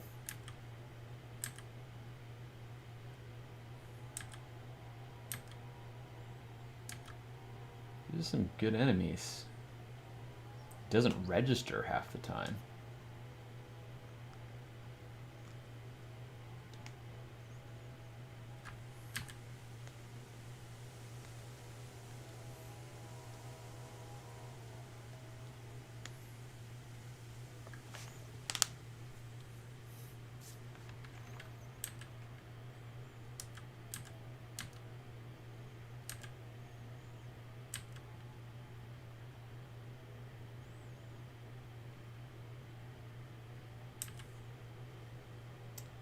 Take an input in a fixed update. That could be a problem.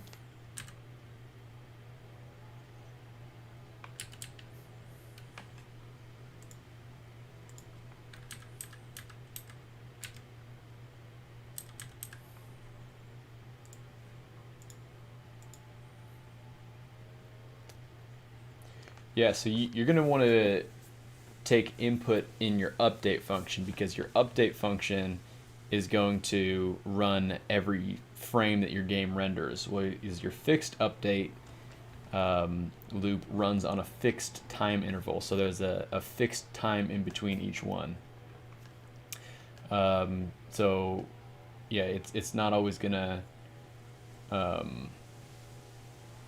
depending on the frame rate of your game, you could have multiple fixed update cycles per frame call, you know, if your frame rate is pretty low.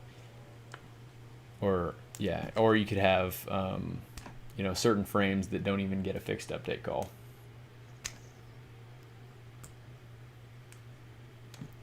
But good catch, Devanshu.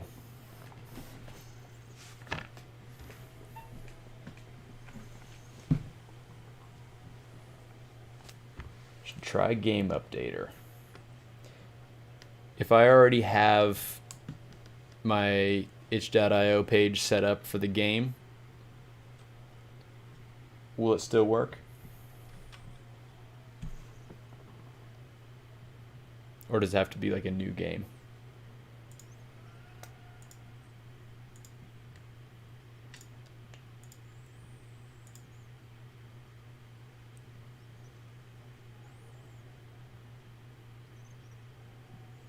Still work, okay.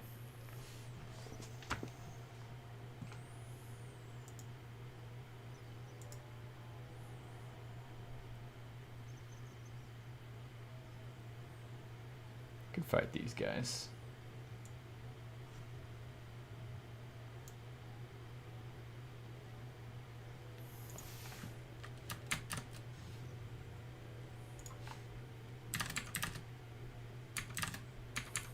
Alright, that's pretty big. It's a little small.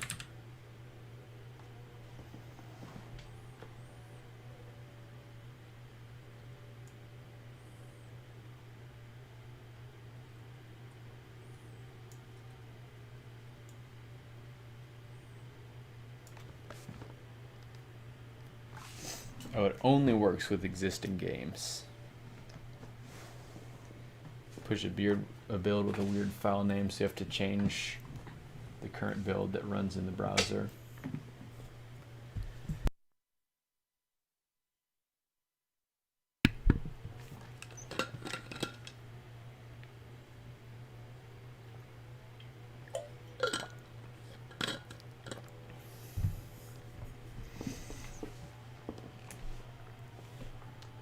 What are you asking for about what specs do I have?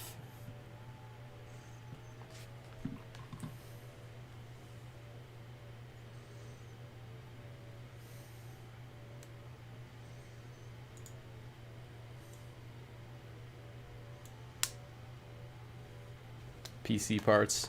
It's running off of an Asus laptop. It's got a 7th gen Intel i7 in it, NVIDIA GTX 1070 with 8 gigabytes of video RAM, 32 gigabytes of regular memory, and then I have a 512 gigabyte M.2 Samsung 970 Pro, and then a 1 terabyte spinning hard drive.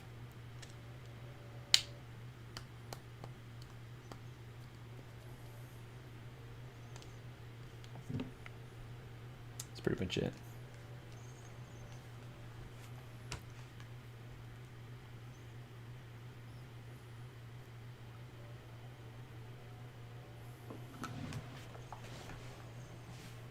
Yeah, it's a pretty decent little setup. Gets the job done. Good for making games, making videos. Ooh, okay. We got an hour and a half to go.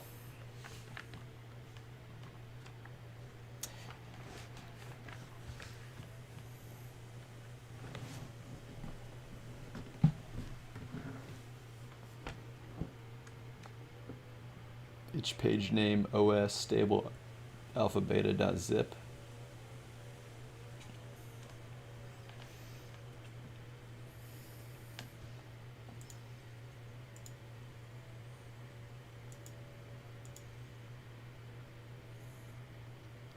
I think this will probably be the healer.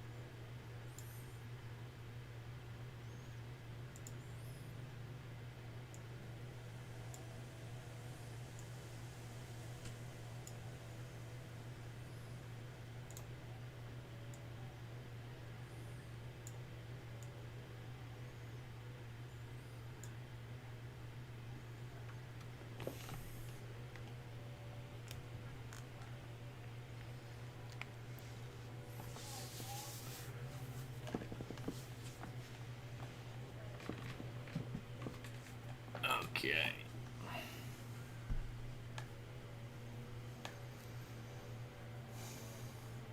Almost went to build before releasing the game. The game is still a game title. Insert creative title here.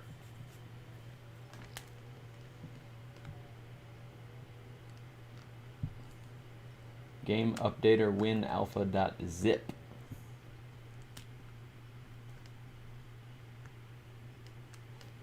Makes sense.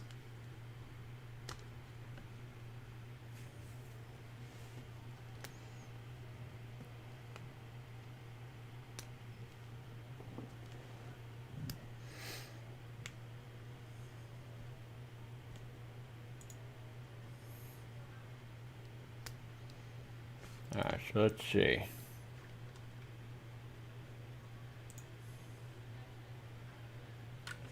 So we're going to go ahead and remove the mesh renderer and cube and box collider. I'm going to make this a capsule collider.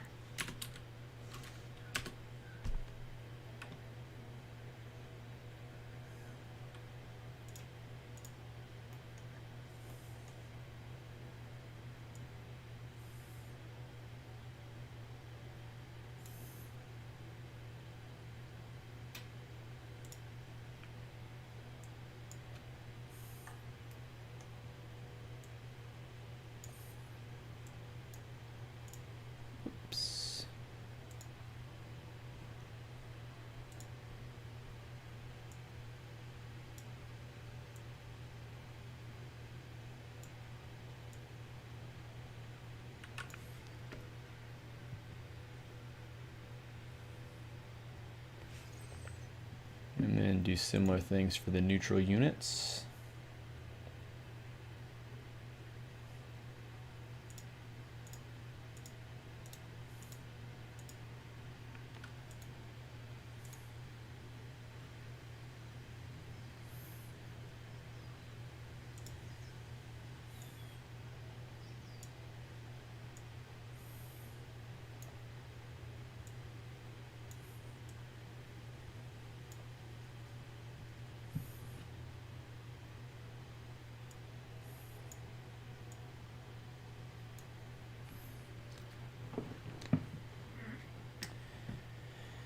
Never really built to WebGL. How does it run? I'm getting around 900 frames in editor, so I assume I'm good.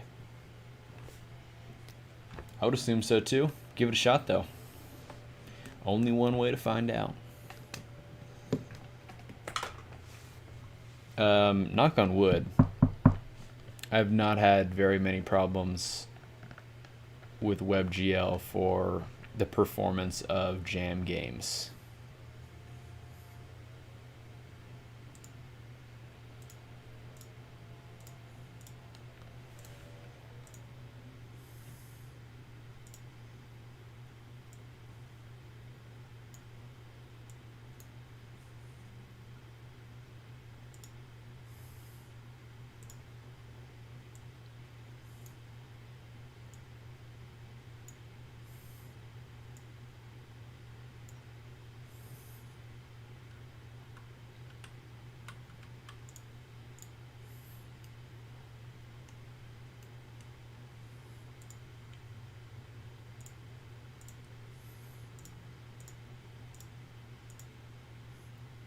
Hour and a half to go. Let's go, baby.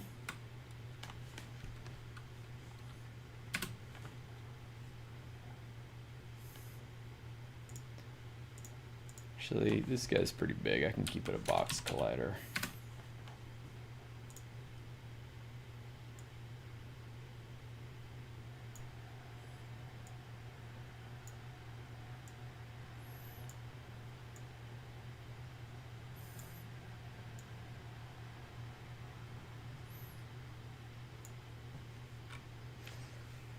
All right, let's see how well this works.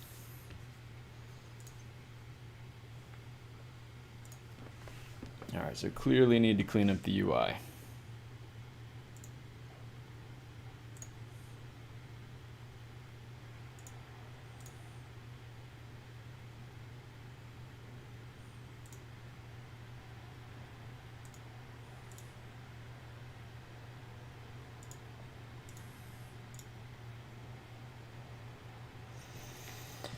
Wish I could start over now. I think the game would be 10 times better.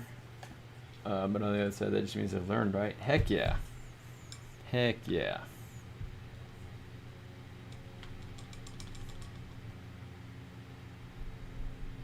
I feel like that's exactly how you should feel. Dear, I don't think I'm going to be able to support WebGL 1.0 compatibility. Seems to be browser based, so hopefully people browsing itch will have that up to date for WebGL 2.0.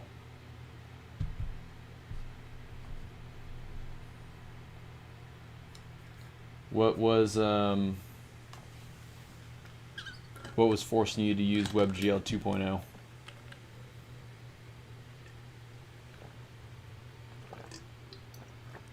And what are the browser requirements? Is it like if you have a modern browser, you should be pretty much good to go?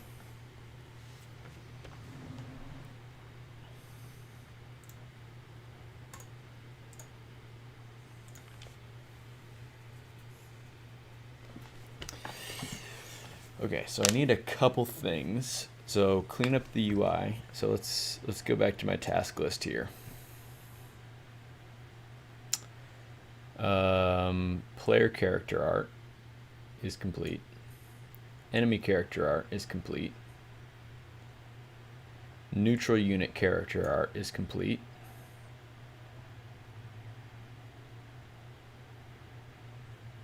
I need a main menu.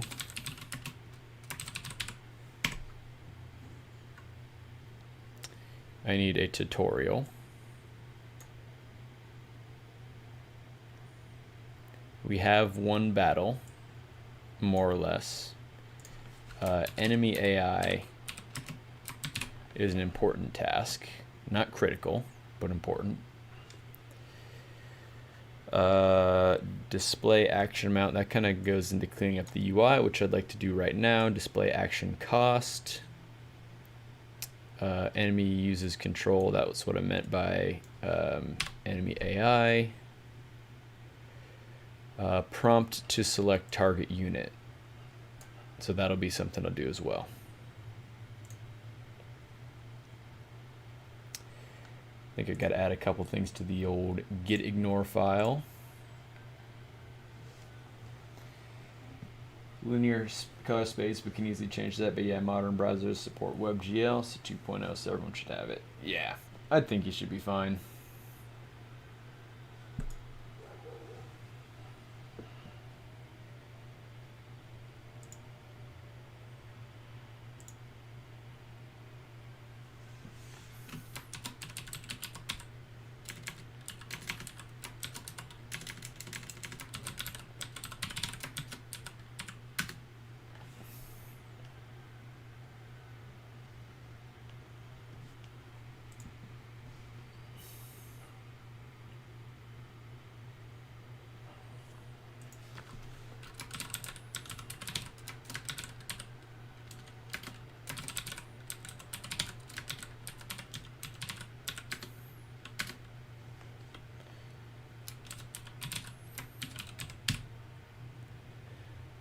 I'm getting some warnings from YouTube about the bit rate.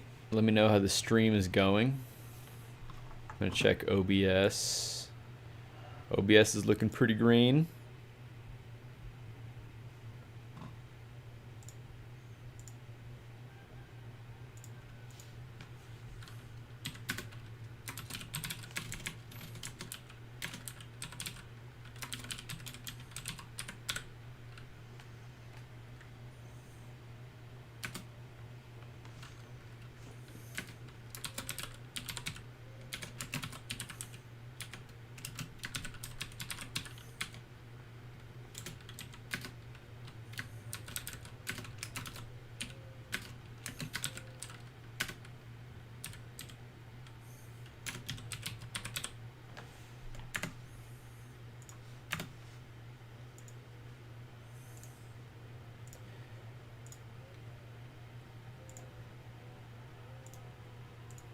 Alright, save my scene.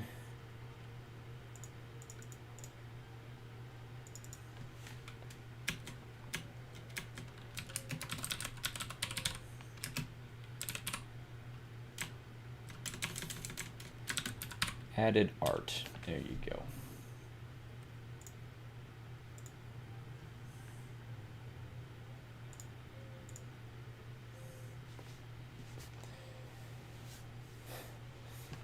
Hey Magma, how's it going? Welcome to the stream. You participating in the jam? You just hanging out? What's going on? Looks like we're getting some small lag spikes, but nothing too much. Good to know.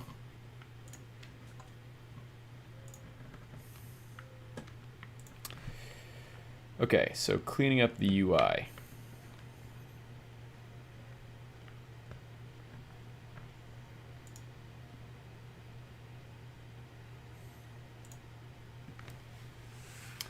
So first of all, these health bars should go kind of higher.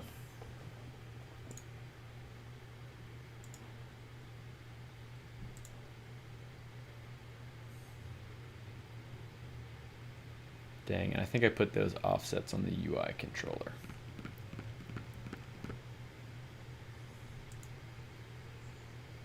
I did. How easy would that be to put on the character?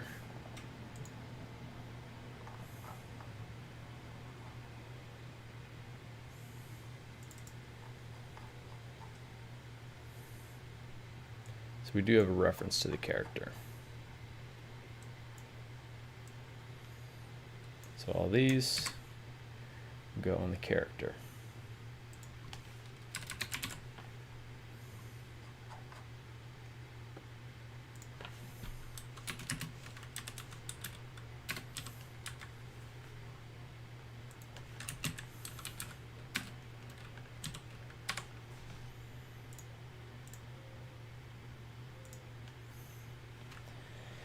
All right, stream's all good for monks. Sweet.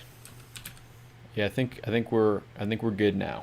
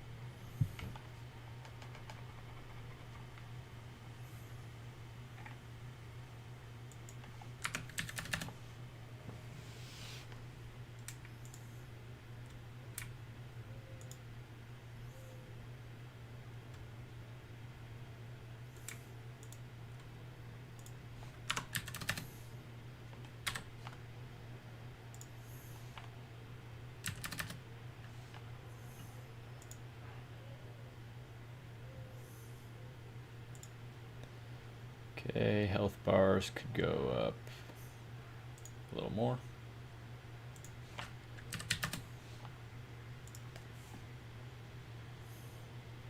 All right, so I got basically an hour to go until I need to like really get my stuff together and start submitting.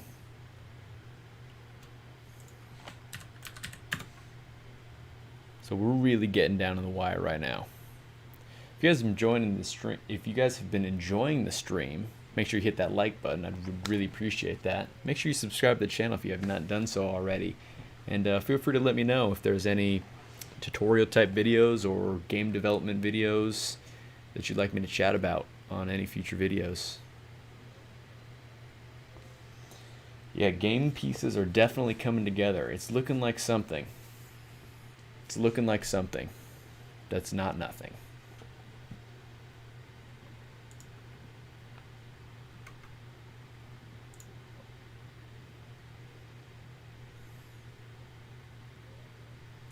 So the health bar on the healer could go up a little more.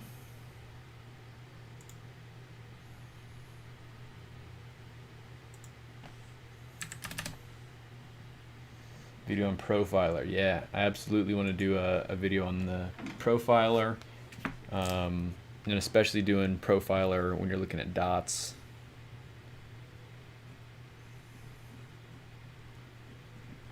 We'll go ahead and write that down. All right, those health bars look good. Now the enemy, that one's gonna need to go way up. I mean, what does 1,000 do?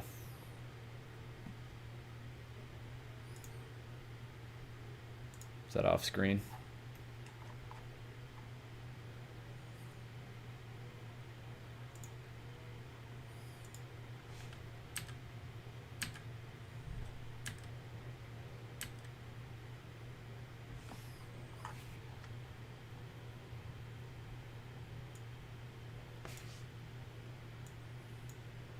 Can't see it.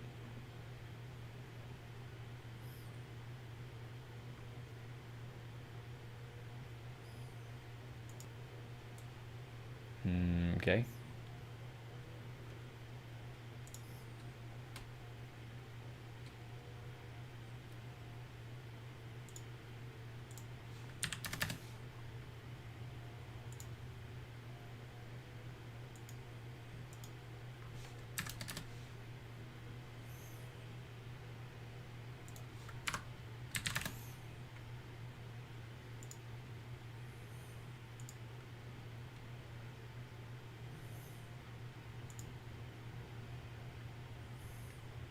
Okay, so player's health bar can go up.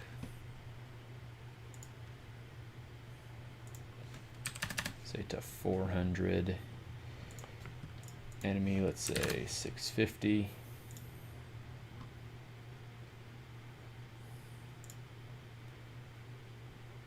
And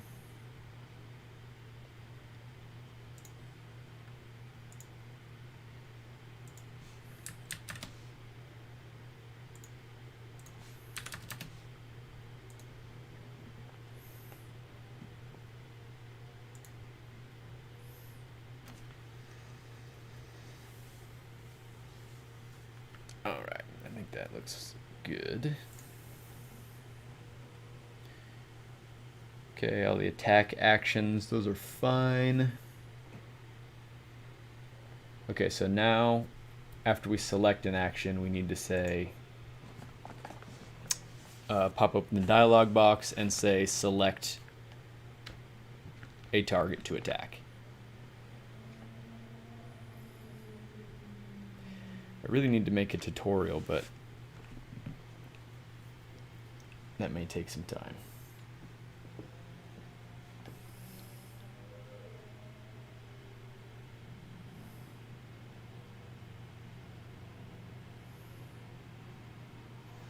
Yeah, the graphics totally brought the game together. See what I was telling you guys yesterday? Don't worry, the coding is all good. Just slap smart on top of it.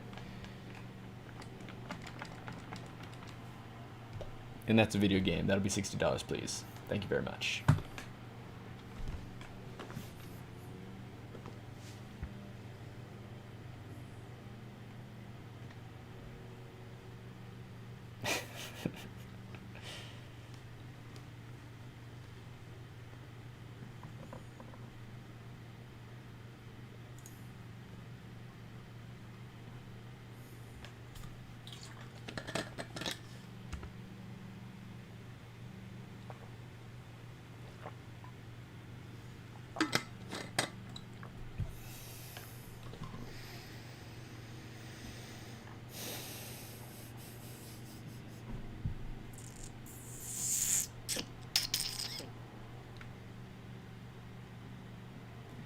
EA wanna be just without forget the DLC.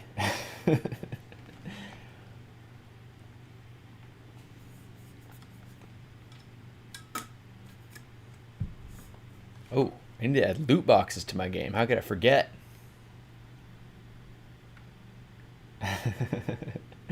Without was not intended. EA just wanna be just forget the DLC. EA wanna be just forget the DLC. Got it, got it, got it, got it. Needs more loot boxes.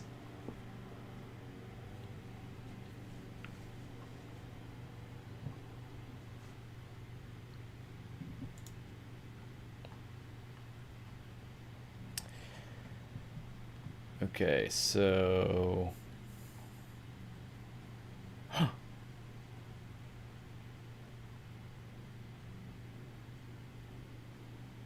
I think we might add a state to the state controller. Let me see. We're adding a state to the state controller.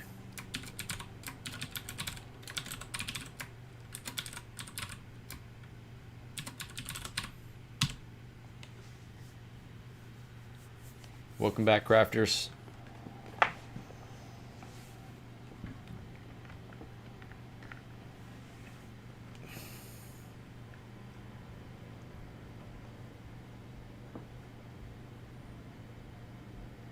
I know.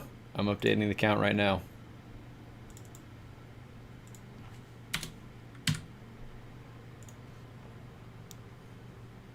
Oh yeah, 16. Let's go.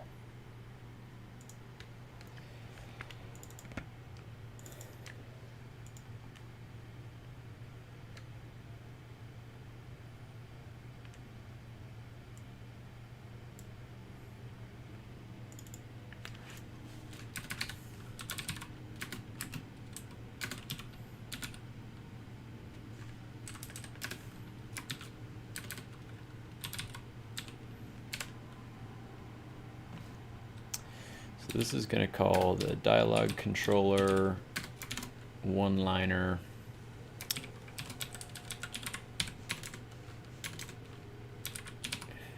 narrator.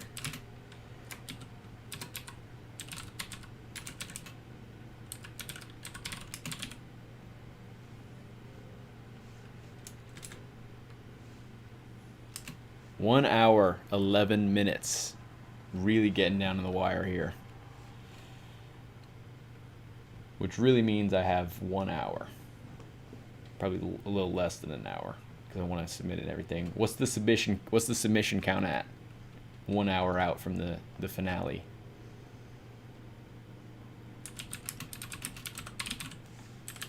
Could dynamically update that to be the action, but don't have time. Let me check.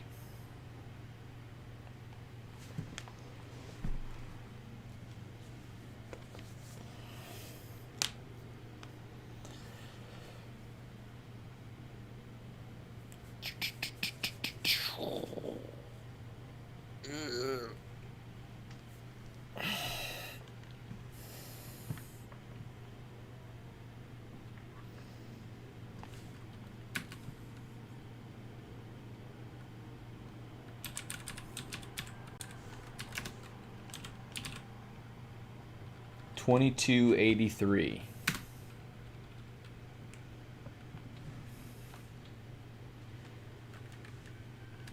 Should my game run if I just launch index.html? Oh, welcome back, Jackson. So, monks, you need to have all your game files in the same folder, or yeah, like in the same folder as your index file. So, like if I go to my builds,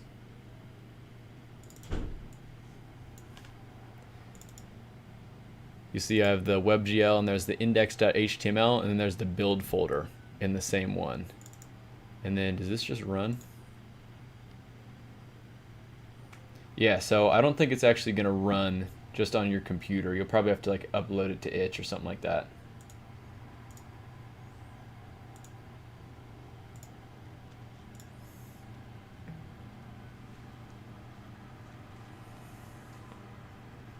But make sure you zip that whole folder with the index and the build folder, and then upload that zip to itch.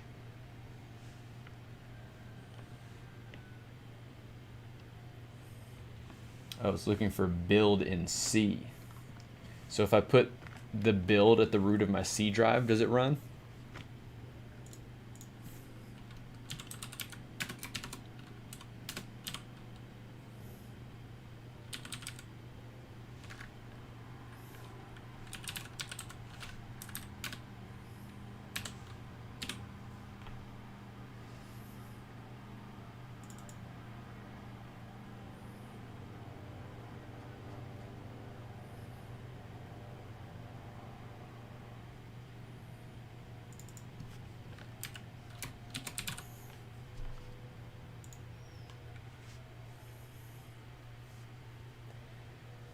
I think it will, unless it's looking at C username. Okay. Interesting.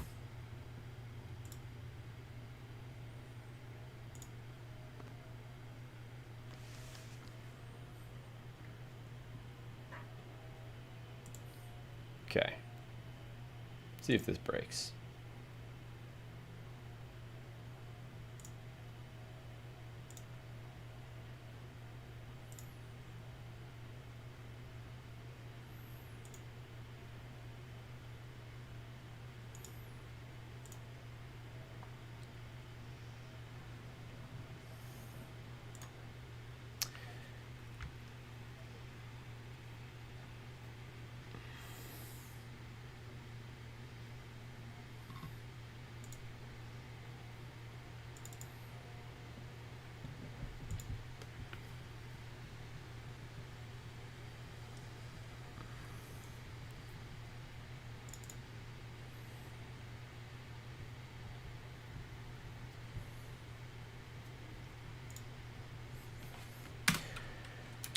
All right, I'm doing another state.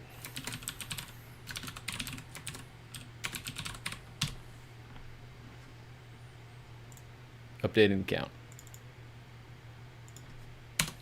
17 states. Beautiful.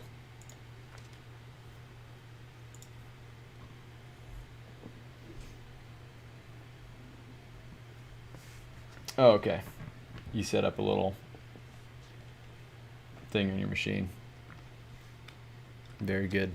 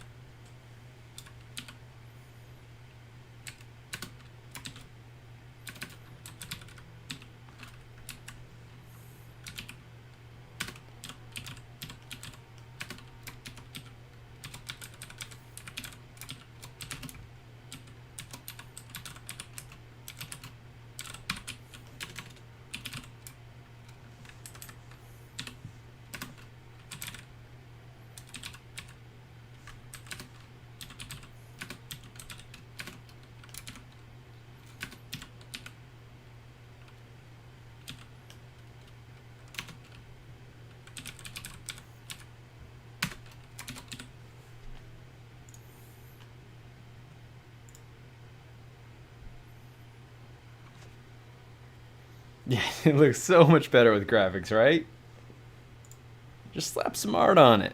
Just slap some art on it.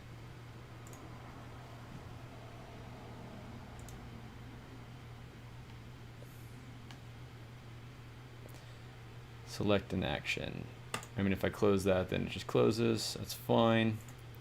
It's going to attack, select a target for the action. Boom. And then this should go back to that. So after player select action, then we need to go back to the pre-player action select state. Gotta love the state machine.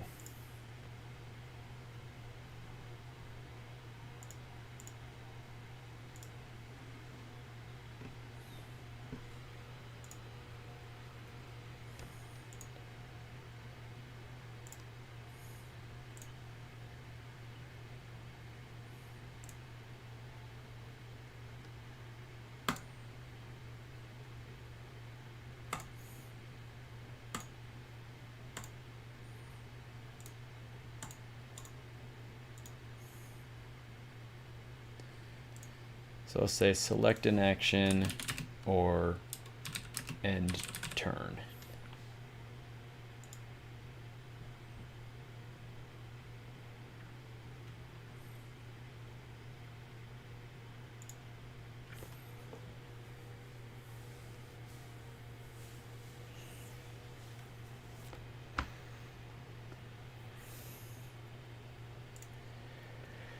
Okay. Prompt to select target unit is completed. Display action amount and display action cost. Oh boy! We're 1 hour away from the end of the GMTK jam. Hope you guys have been enjoying all the streams so far this weekend. If you haven't already, make sure you hit that like button on this video. I think it helps us out in the YouTube algorithm or something like that. Anyways, if you're still working on a game, keep going. You're probably hard at work. You don't need to pop into chat right now or anything because I don't want to distract you from your work too much. But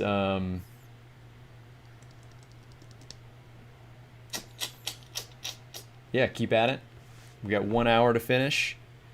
Just get those last little final touches in there and then come hang out afterwards. And make sure you submit your game to me. If you are participating, make sure you submit your game. Links going across the top as well as in the description below. I'm going to be playing them on a live stream on Tuesday morning at 9 a.m. Pacific time. So come hang out and enjoy that stream as well.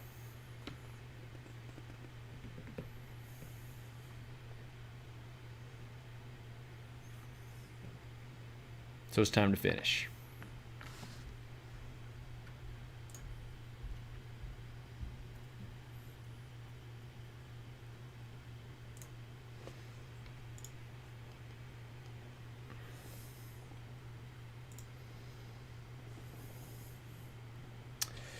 So I think I'll probably just put text directly on the sliders.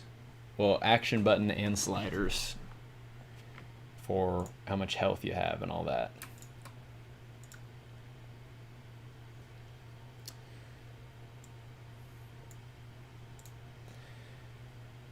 So on, say, the health slider,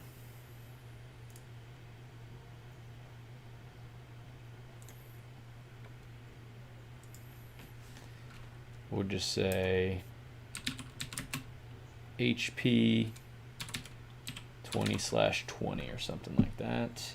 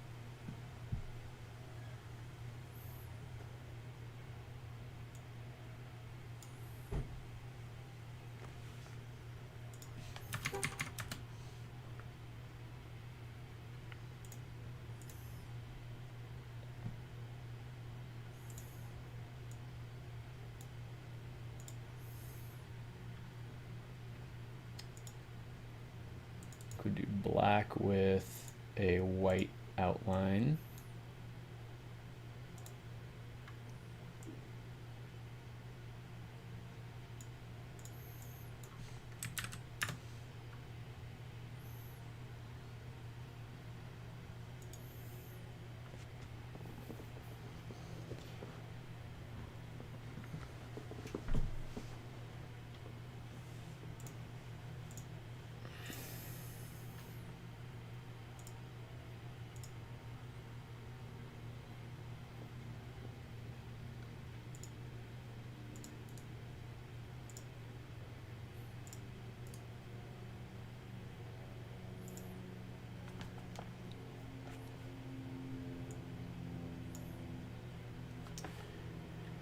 The final countdown. You think I might be able to make a new level or two in this time, or should I just try to upload now? Depends on how long it takes you to make a level.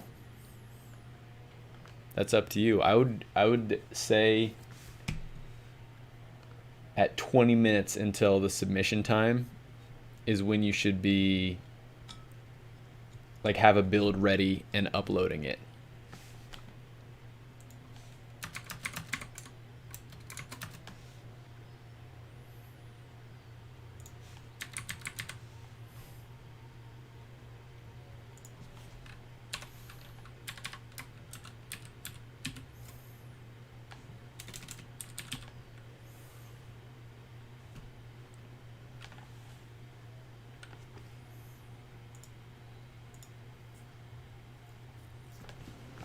All right, best of luck.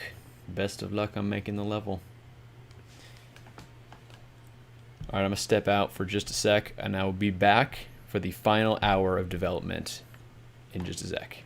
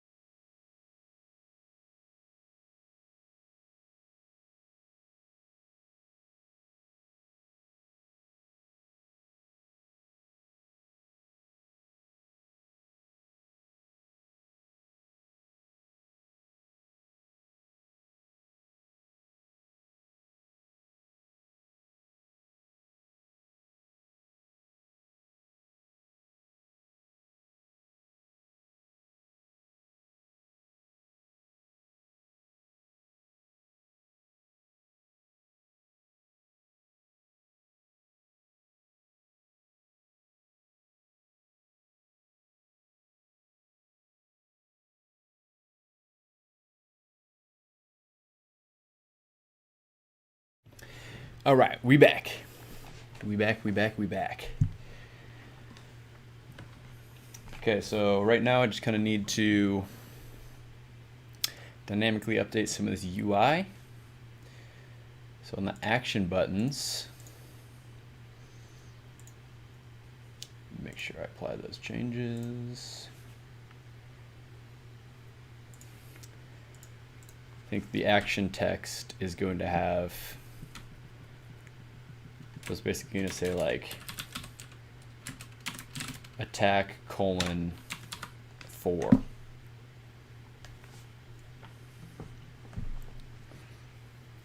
I mean, this may be not the best way to display everything, but it's like good enough to get the point across. And I think after enough, or not even enough, but a little bit of clicking around, it should make some sense. So now I just kind of need to like dynamically update these things.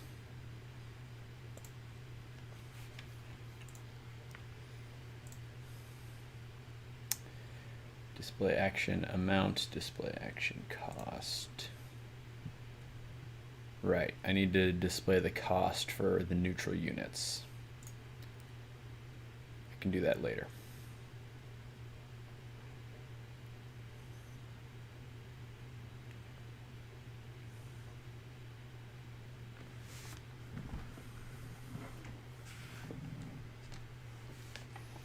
All right, I might check out the game updater, but I don't know. I'm comfortable with just a regular itch.io submission. I don't want to like test my luck at the last minute, but I do like the idea of game updater, and I will mess around with that after the jam.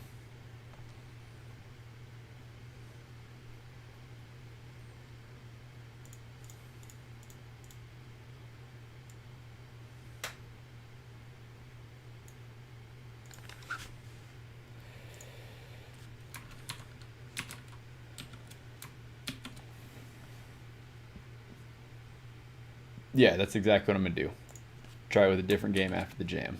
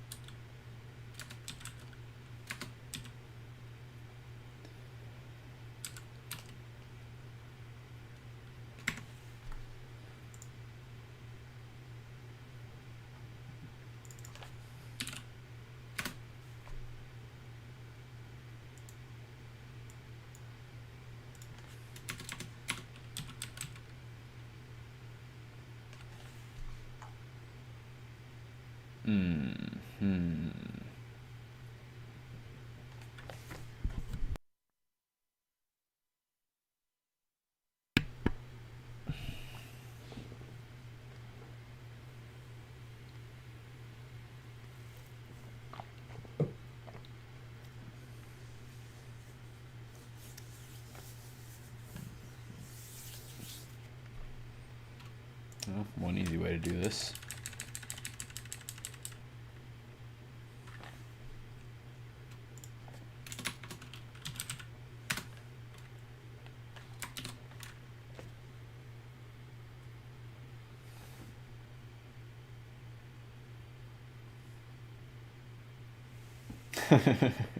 Yep, I got the Blue Yeti. I've actually got a Blue Yeti.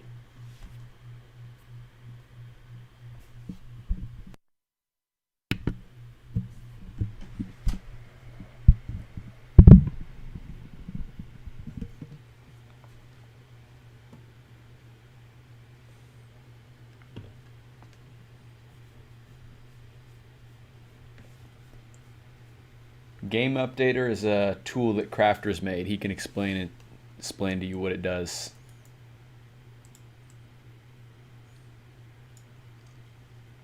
Yeah, I'm a fan of the Blue Yeti. Not too expensive and good quality, definitely.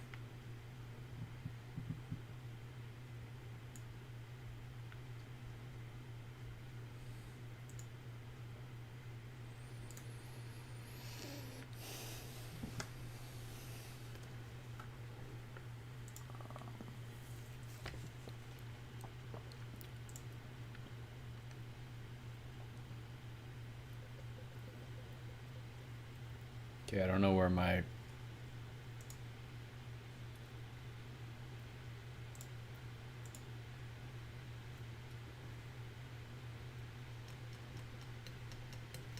action buttons are going.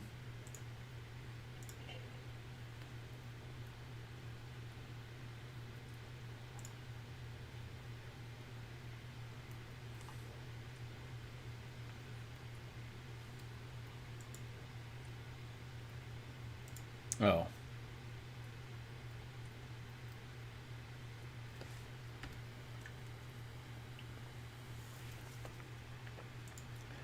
Oh, wait. There we go.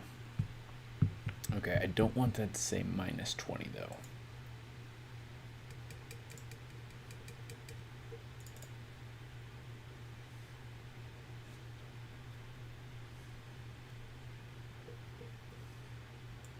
I'll just do absolute value.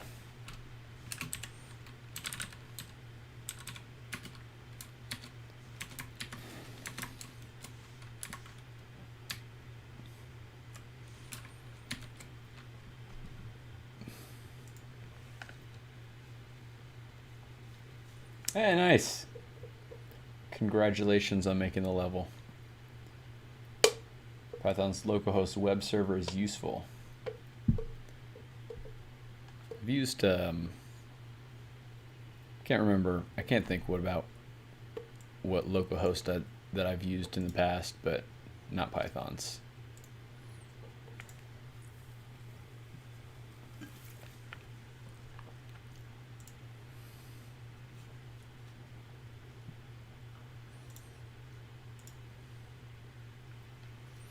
Okay.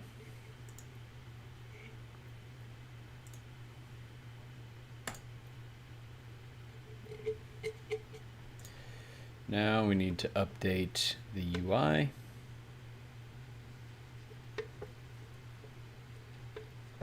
Waiting on WebGL. Yeah, I got like 30 minutes, realistically.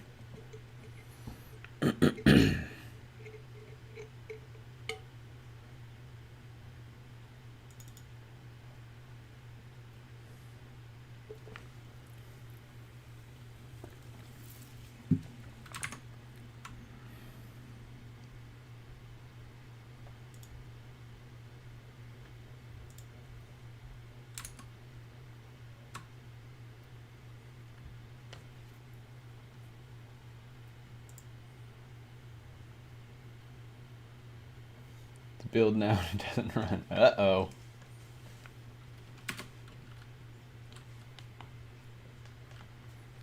Yeah, if you can get a PC build, that's better than nothing.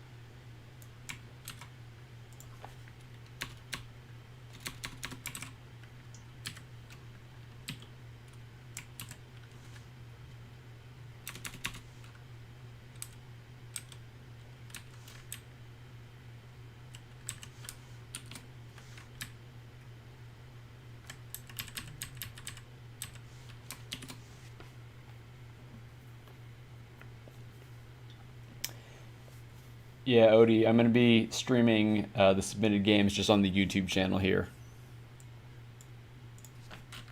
I haven't really done much Twitch streaming, and I feel like YouTube is where You know, obviously where all my subscribers are. So I think YouTube's gonna be the spot. I mean, actually, it definitely will be next week, but just kind of going forward and in general.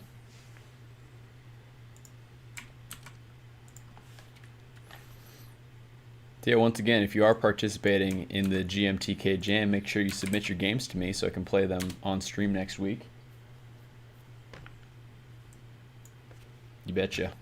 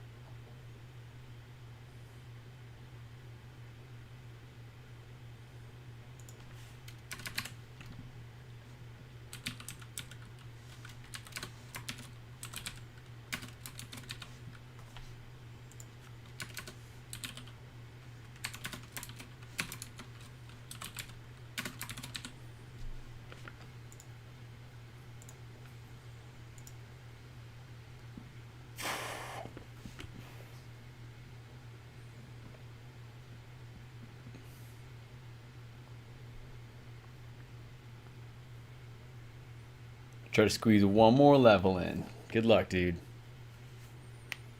I definitely do not have time to squeeze one more level in. I click begin. I'm out of health. It won't refill the other units. In my game?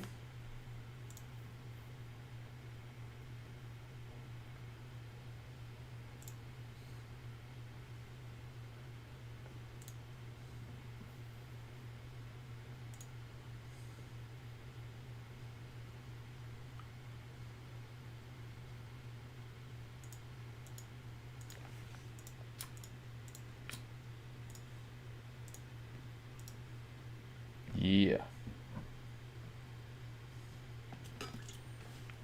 Is that if you click begin twice? Because right now I don't hide the begin battle button. That's not even going to be a button in the final game. It's just going to automatically begin when you load the scene. So hopefully that'll fix that.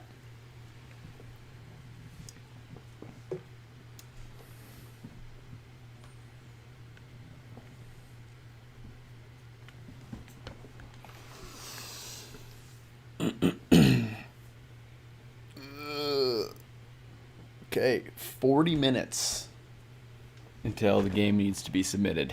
Finished and submitted. Woo!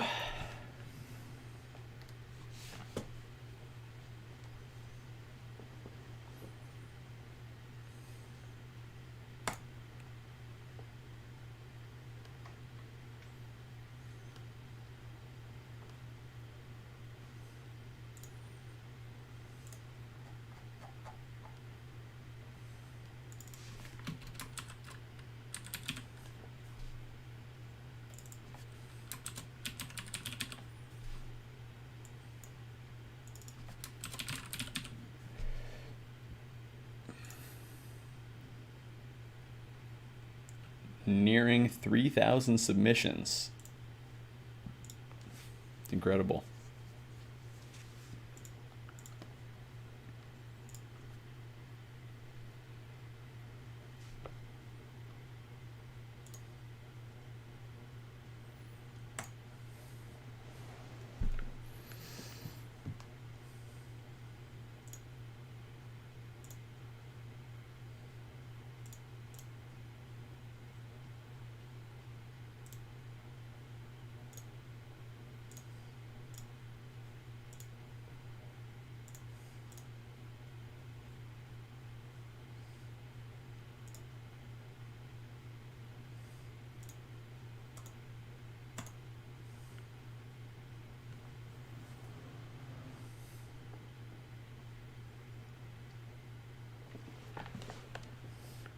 Okay, so I need to make some way to basically restart upon game over.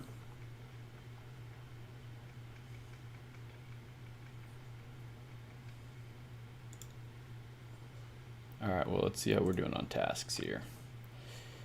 Display action amount completed. Display action cost. We need that.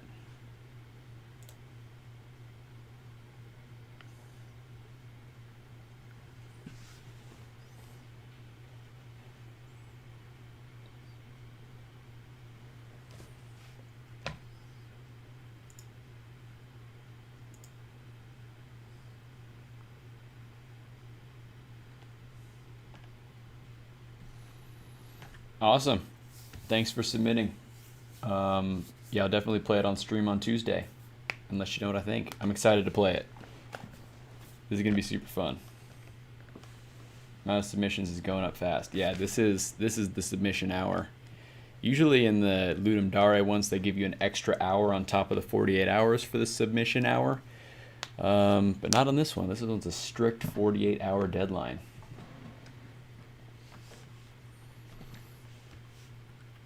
All right, I need to really cruise here.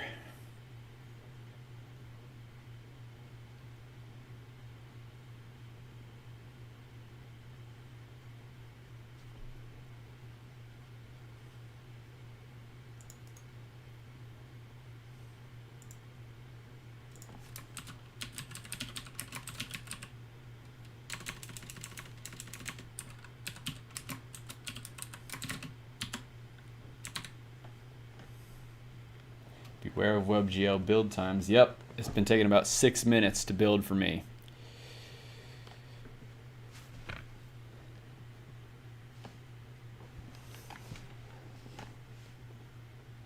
WebGL cannot be trusted. No, no, no.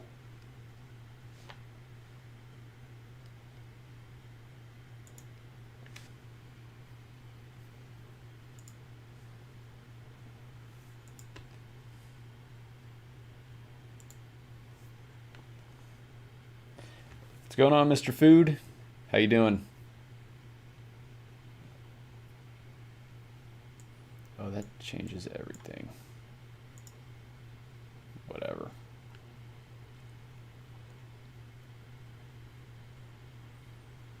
Currently at 5 minutes. I'm glad though, because it was going way too quickly earlier, like why it wasn't working. Yeah, was it like failing right away or something?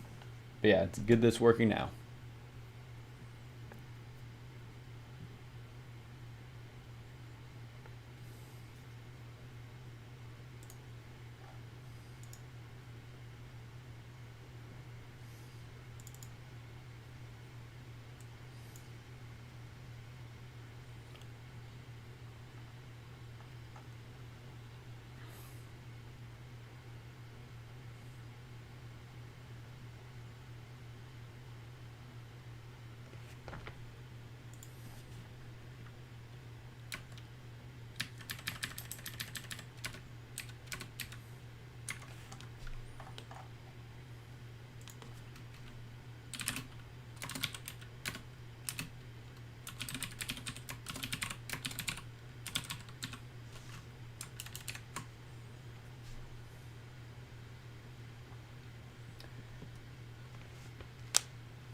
Launched and hung in the default Unity Pro splash screen.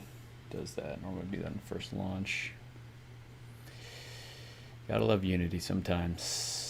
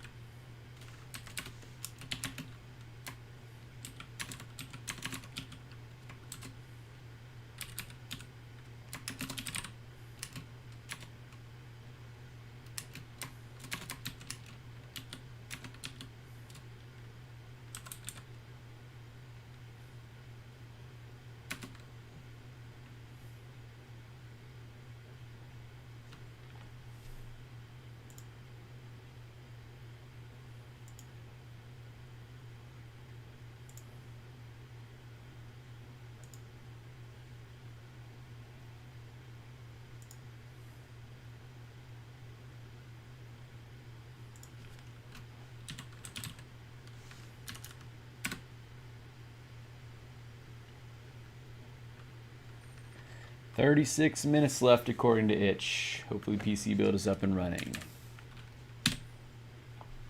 I hear ya.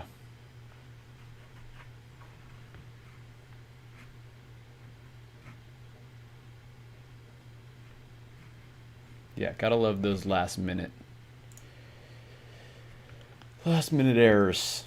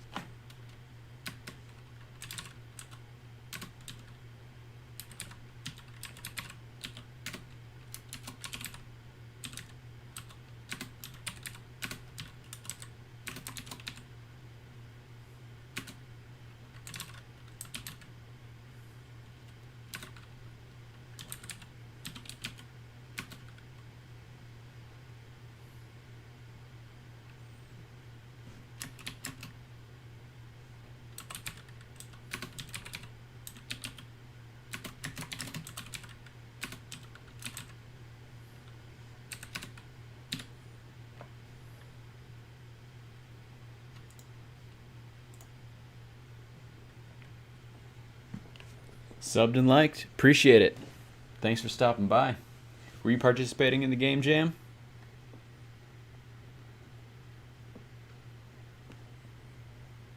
Or you're just here to hang out, have a good time?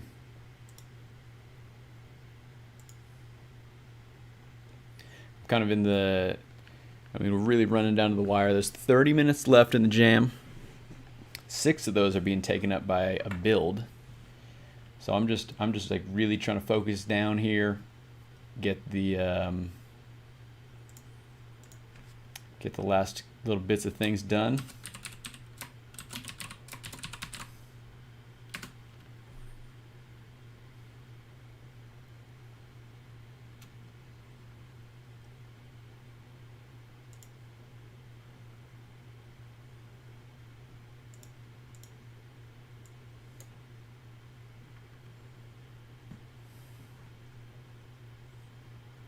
Past 3,000 submissions. Let's go.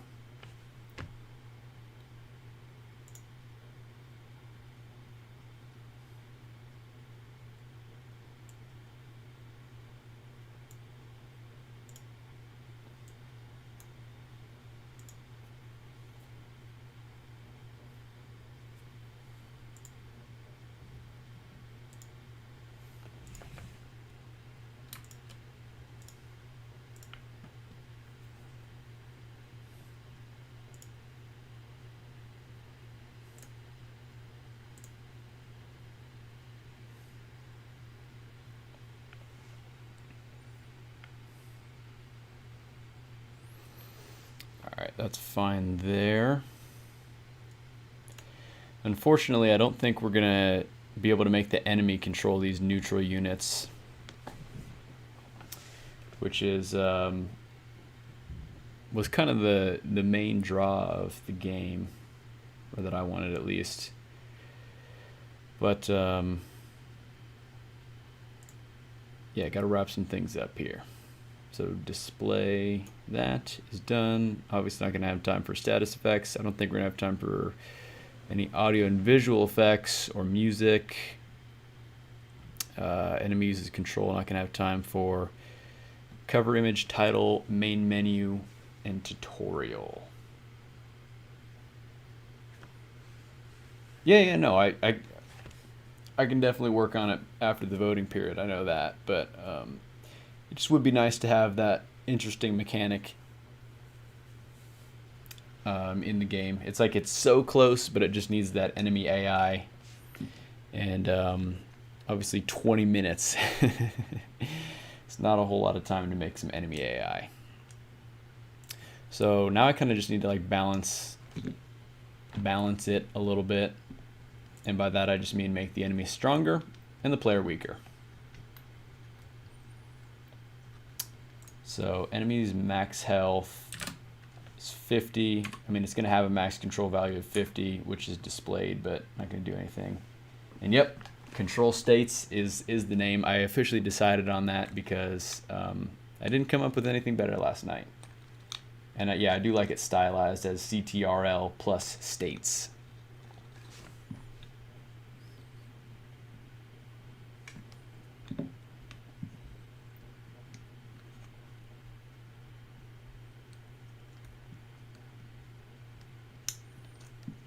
Because I mean, we had the running joke of, you know, all the state manager states got up to 17, which is pretty good. Okay, so in progress, balance, and restart game. Still says GMTK 2020 jam. Oh yeah, you're talking about on the itch page? Yeah. I will change that.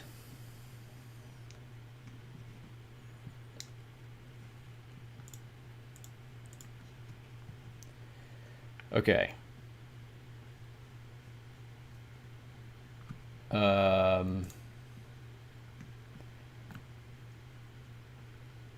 We'll say the enemy attacks for 4.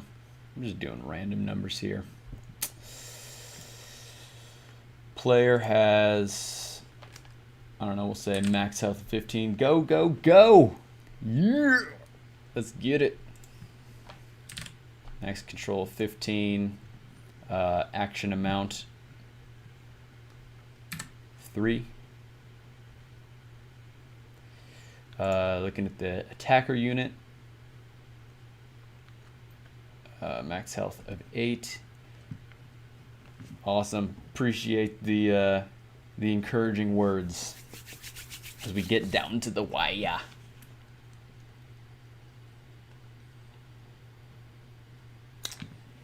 This guy can attack for an additional 3. Say that comes at a control cost of 3. The healer heals at a control cost of 4, 4, 2. So the healer is takes a lot because it's see how I feel about that.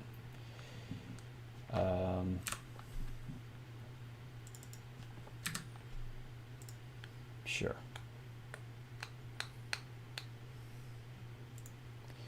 All right, let's play through it real quick. Begin battle.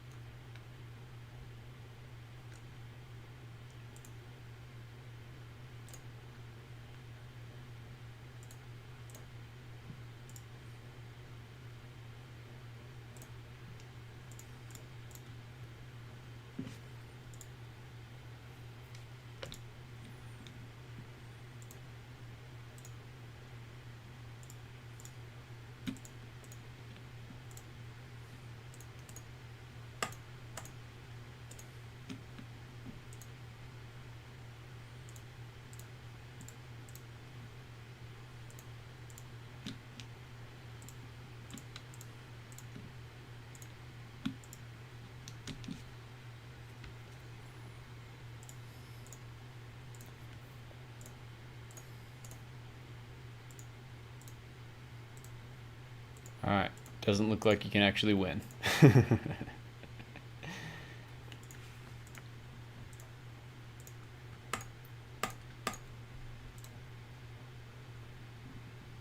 Already passed the amount of submissions from last year. Holy cow.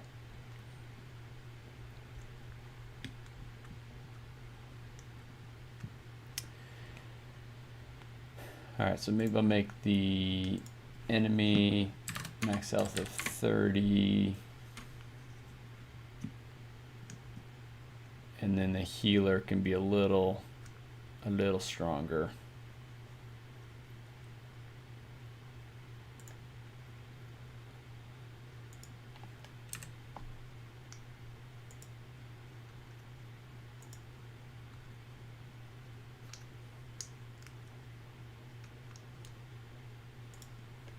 Bump up the base attack.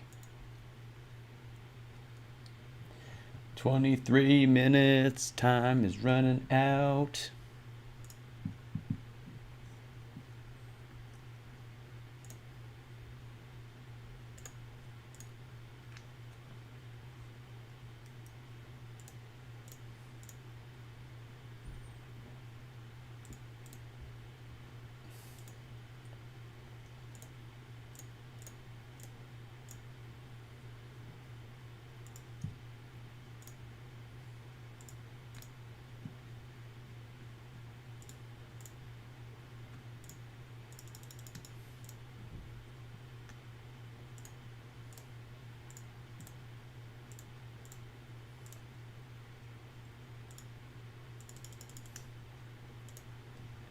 I'm going to make the healing 3 because I don't want you just to basically just heal every time. Actually,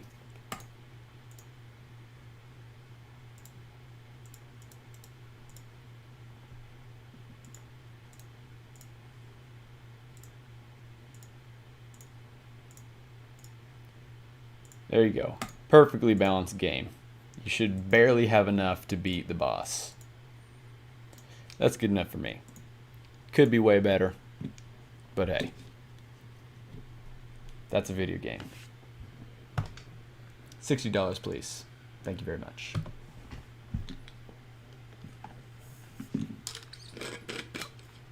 Got the level in.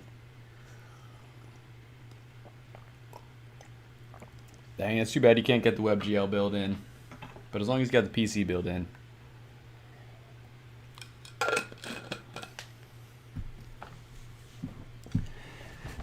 All right. I don't even have time for a main menu. I'm just gonna have the begin battle button and then I'm gonna hide the begin battle button.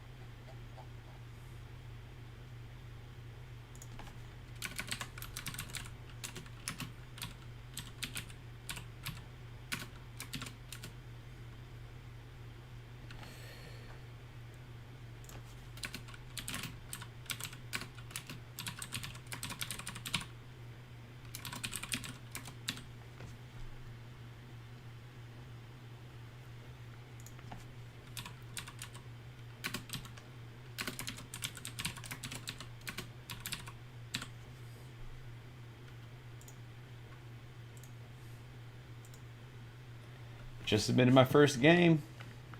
Congratulations. Hey, you want to talk ugly UI? Have you taken a look at my game recently?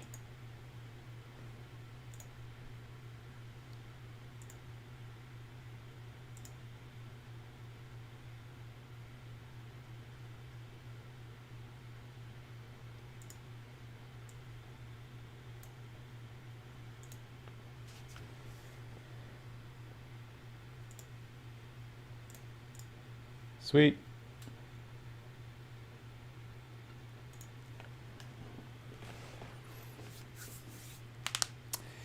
You know what?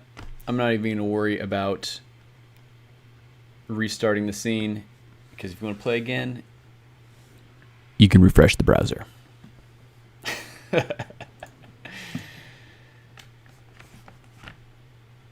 Okay, let me think if this is actually everything that I need.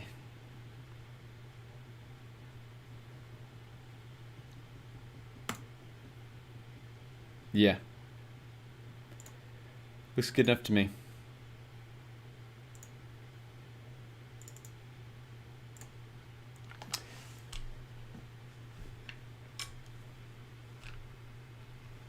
Hey, I mean, I appreciate it. I know, I mean, the art looks pretty good. Obviously, I didn't do any of that. And the UI looks fine, I guess. It doesn't really fit the theme, but that's okay.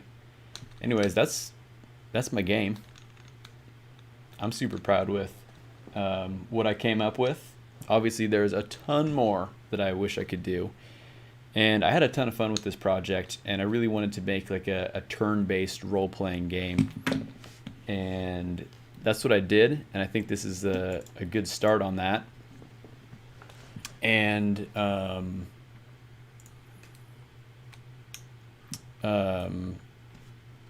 don't know if I'll continue exactly this project later on, but I do want to continue.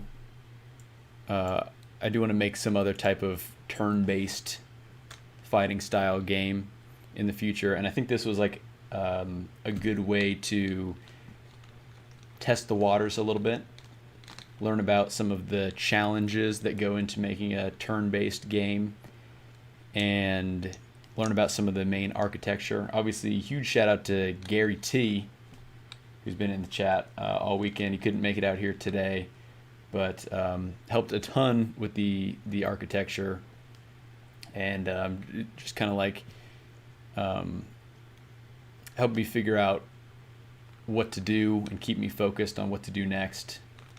So obviously super grateful for that, and obviously super grateful to everyone else in the chat who's been helping out, giving encouraging words along the way, telling me their thoughts on the game, talking about any bugs that they've found, just keeping me company. Turn-based is no problem because RPG Maker. Yeah. You just say do turn-based. But you know, doing stuff like this, doing stuff yourself like this, there's something fun about that. You know, really like understanding how all the systems work and making you know, custom logic. Maybe it might not be as good as what RPG Maker has built in. Yep, GG's indeed. GGWP. GGWP's in chat. All right, but we're not done yet.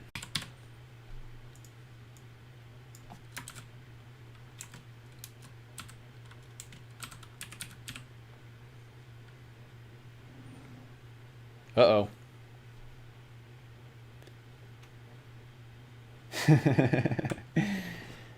We got the GG's in chat. Yeah.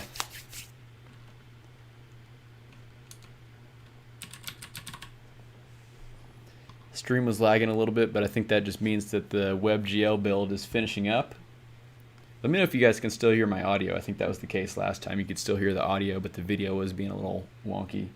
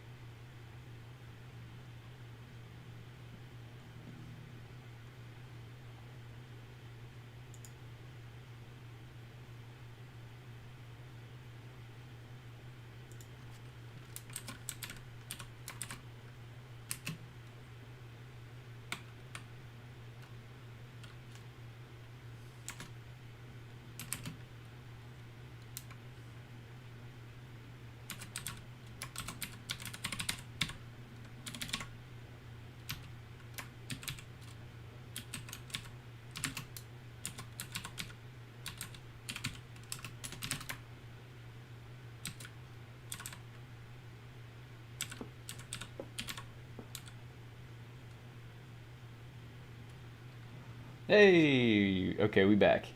I think we back.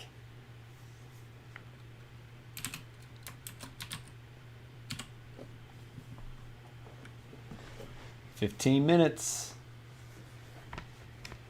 Typing out my special thanks here. Make sure I don't forget anyone in the chat here.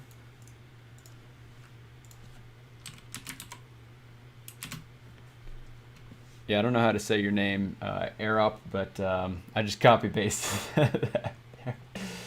Let's see, L Monks. Gotta give a shout out to L Monks. Just kind of scrolling through the chat here. Thanks for keeping me company throughout the weekend.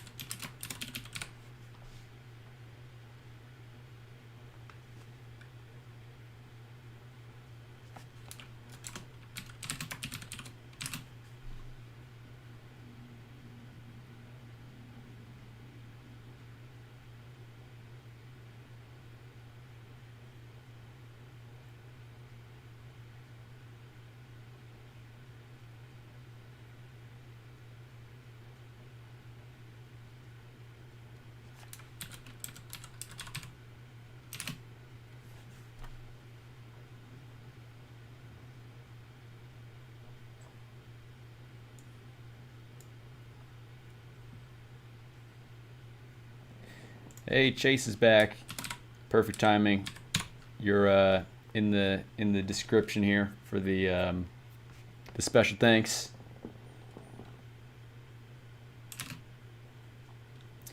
But it's going pretty well. We're submitting the game. Is YouTube still having issues?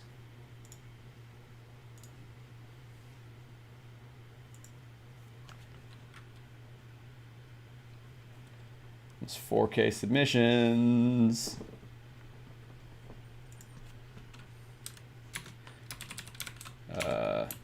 Travis was someone else in the chat that I remember from yesterday.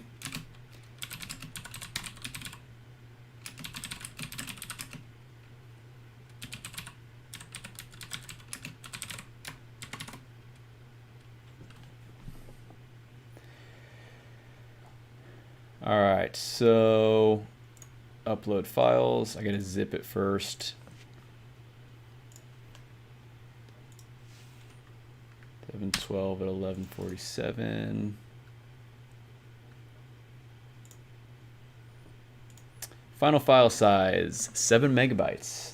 Not too shabby.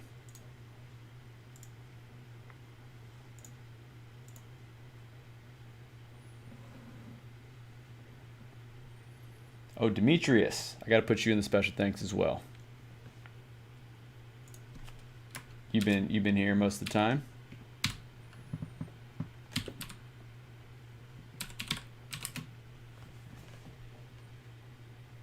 Yeah, we got my build up.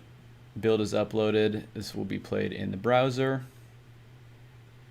I got 11 minutes. I think the PC builds go pretty quick, so we'll do a quick PC build. Switching platforms is the thing that takes a minute. I don't have a cover image. Can I update my cover image after the submission?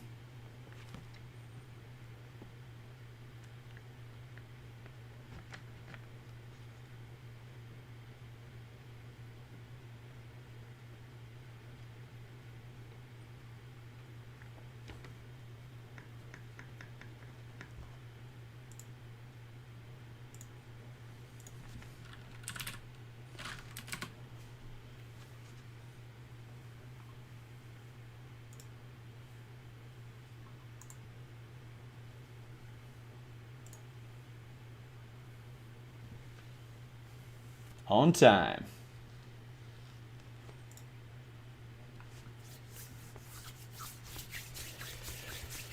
Ooh, 8 minutes. Cutting it down to the wire. My palms are sweaty.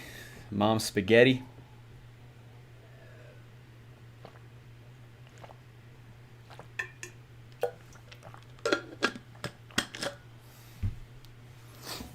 Thank you guys. Thank you all so much for being here the whole weekend. It's been a freaking blast.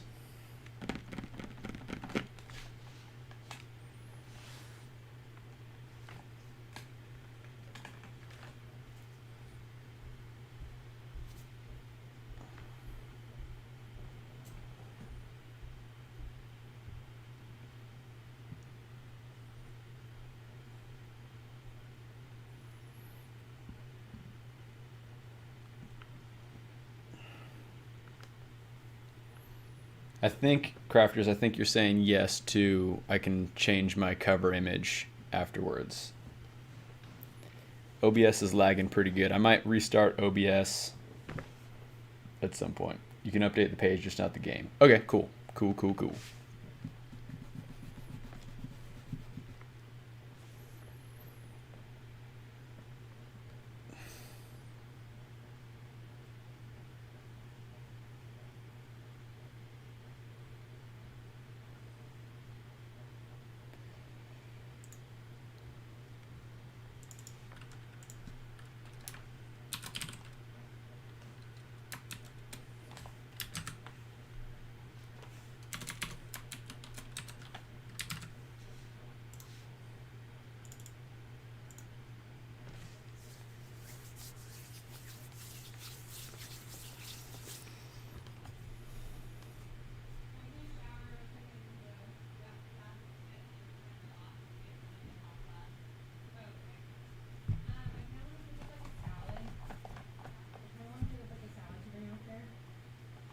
Looks like you didn't waste a single minute in the end.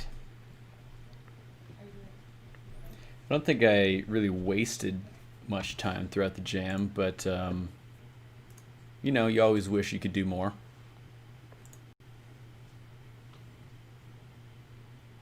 I feel like, yeah, I mean, I've done these jams a couple times, so I know how it goes for building them and everything.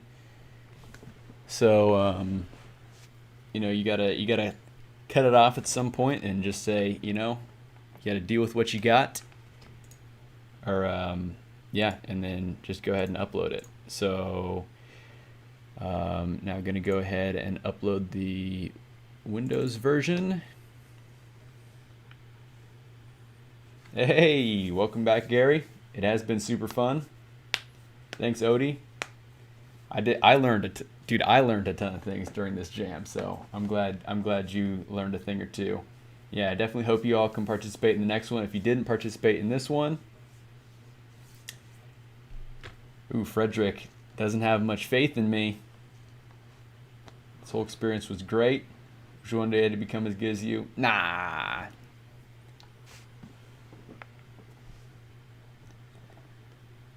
It can't build. Oh, you don't think you can make it? Oh no. Oh.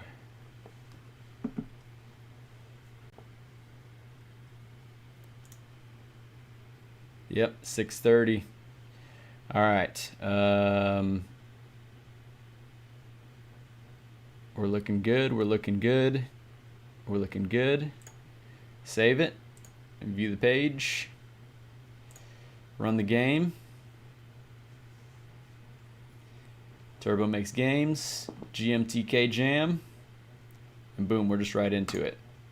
Begin battle. That's a beautiful looking game, my friends. So let's go ahead and submit the project.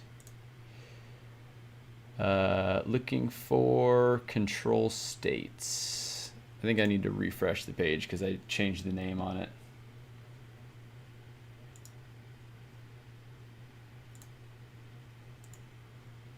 There we go, control states. Oh dang, okay.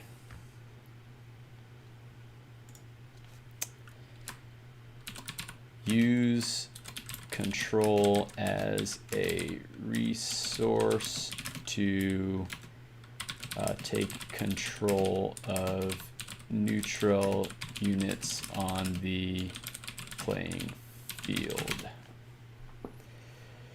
Did your team create the art for this? No, we use pre-existing art. Did your team create the audio for this jam? I use pre-existing audio.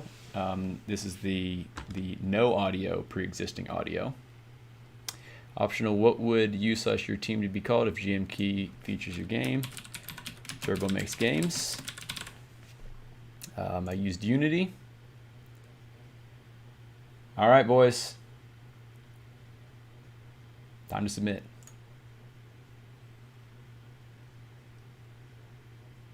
Awesome. Your game has been submitted. Woo! That's it. We're done. The game has been submitted. It's official.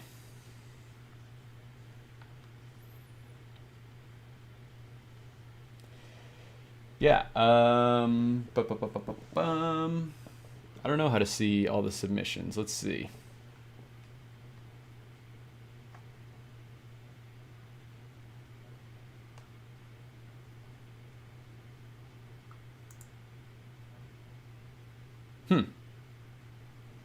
It's a good question. Crafters knows, he's been looking it up.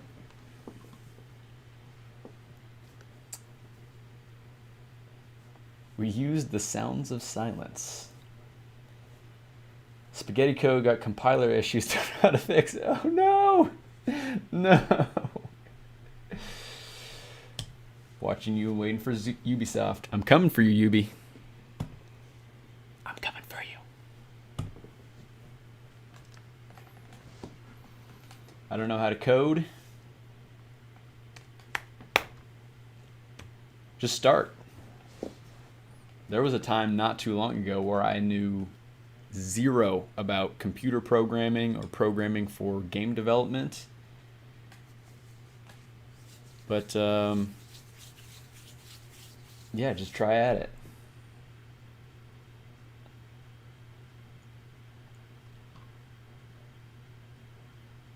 Submitted my failed prototype. Oh well, at least I'll be able to rate other people's games. No problem, dude. There was plenty more that I wanted to add into my game. But you learned from this experience, and congratulations on completing something. Maybe it was not up to what you initially intended at the beginning of the jam, but it's there.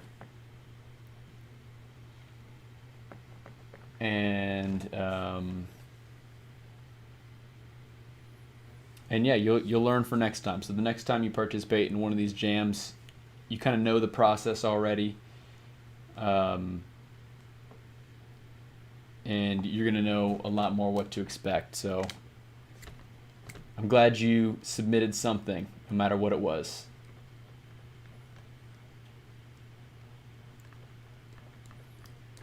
Appreciate all the positive wishes, everybody. Yeah, definitely hoping to get some good feedback on my games. And yeah, definitely, if you participated, make sure you go out and play other people's games and see what people did. And it's really helpful if you like kind of take a good objective look at the game and, you know, analyze it on a fun and design perspectives. It's going to help you as a game designer very, very much. You know, you learn from what other people did well. You learn from other people's mistakes. It's good fun. Yeah, Devanshu, you said 6K. It's not done yet. We might hit 6K. I said 8K. I kind of took the high end. Do you know how to rate games? So yeah, we'll be able to rate games. So it says submissions will be available after the jam has ended. So literally in just 45 seconds from right now, probably already because of the delay for you, should be available. But yeah, you can see the submissions in here.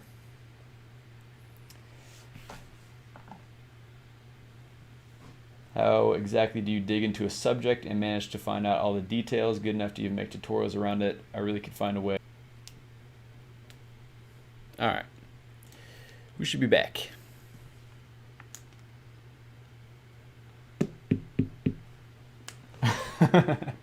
I did not make it to 20 states, but I did add in 2 more today, so up to 17.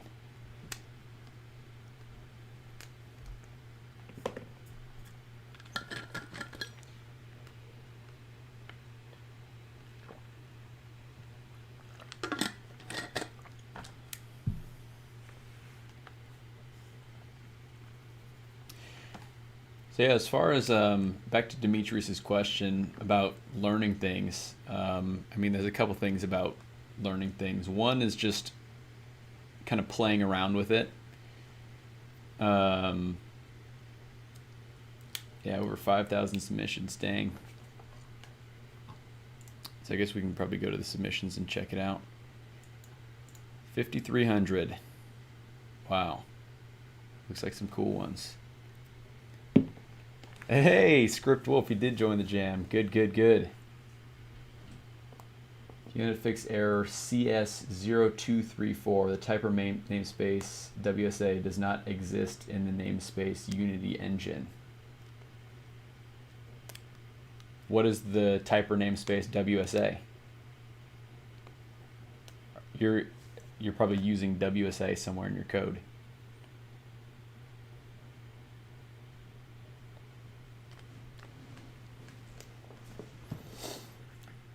So anyways, as far as learning things go, I think it's just a matter of figuring out something that you want to learn and then learning enough to the point where you can play around with it, and then just kind of play around, experiment with it, kind of learn what some of the limitations are of the thing that you're trying to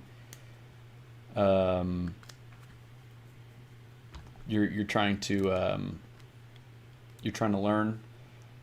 And then once you kind of have a better understanding of it, then you can do deeper research into, like, what do the specific things mean, and then you can really get an understanding for the things that you're working with, and just kind of continue doing that. And then I think a bigger part, a really big part of learning is teaching. And so that's one reason that I do the tutorial videos, is because it helps me learn the stuff as well. So when you teach it to other people, you really need to break down the concepts to the simplest explanation, to be able to explain to people who aren't familiar at all with what you're trying to teach. So I think teaching is super helpful.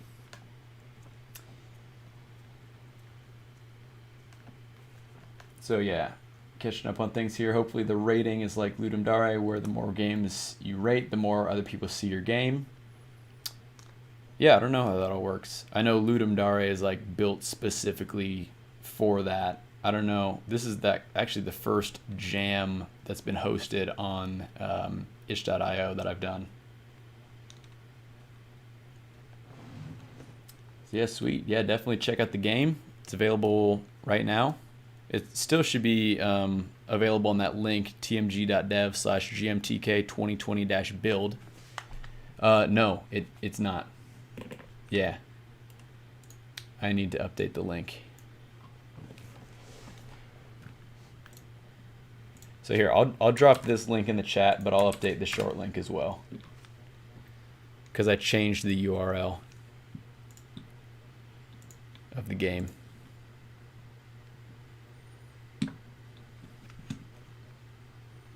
But yeah, it looks like something. Looks like something that's not nothing.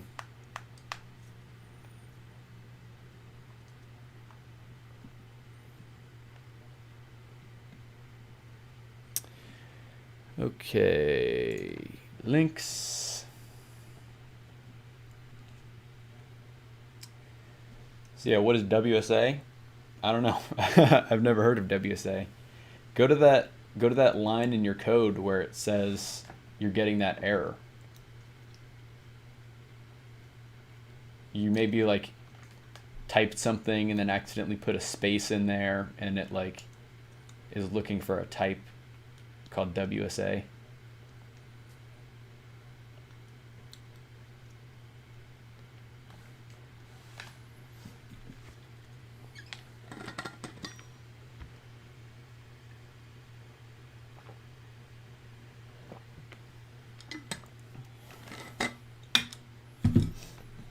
Yeah, I think watching videos about game development is a good way to get into game development, kind of learn the process and everything like that.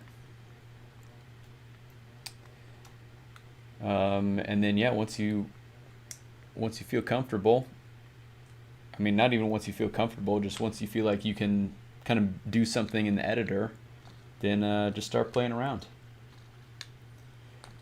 Try building for Windows 64. I don't think I can submit another,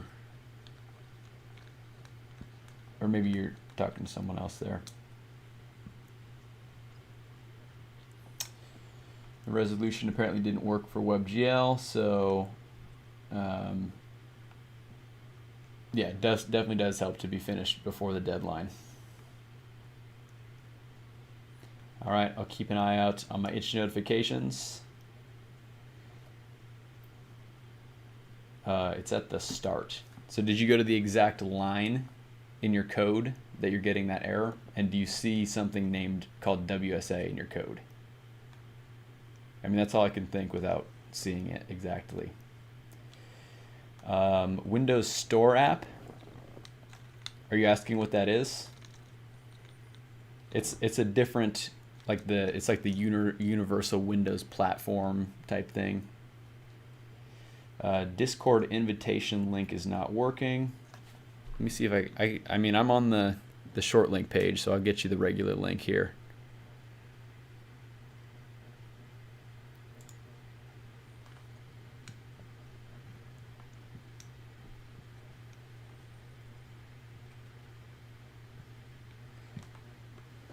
Sent my game through your forum.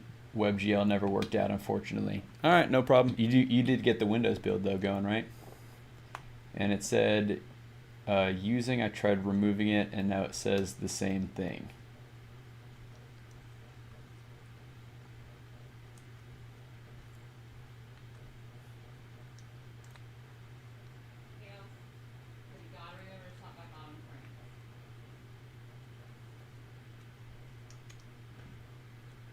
Sweet, glad you got the exe in.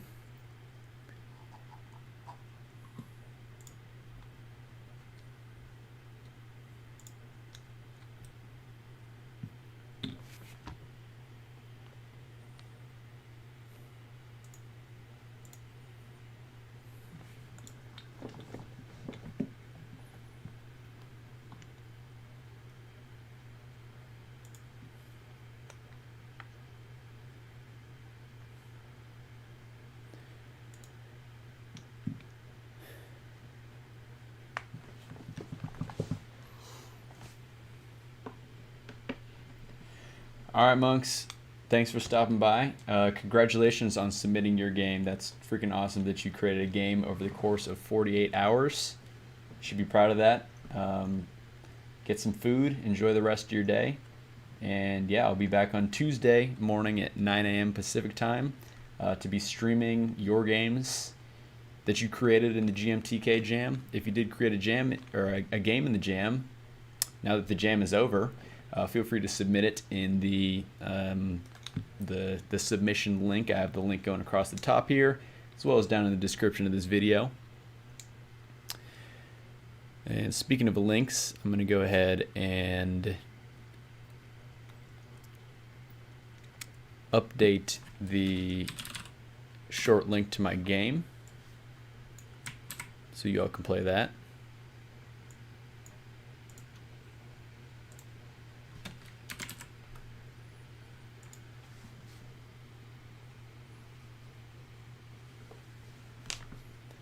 Yeah, it's gonna be fun. Gonna be fun. I know the Crafters really wants me to try out his game updater.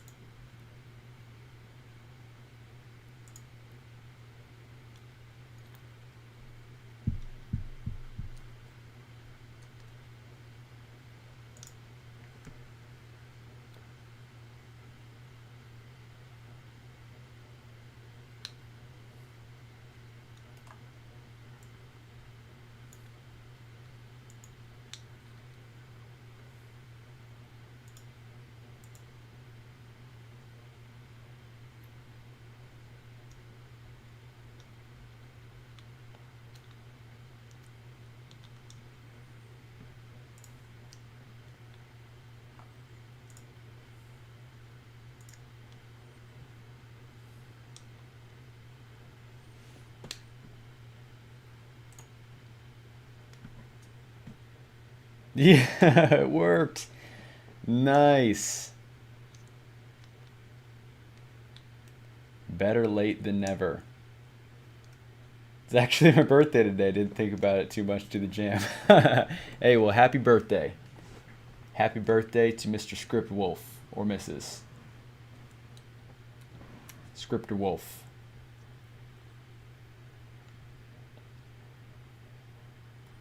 Yeah, congratulations on finishing a game on your birthday. That's exciting.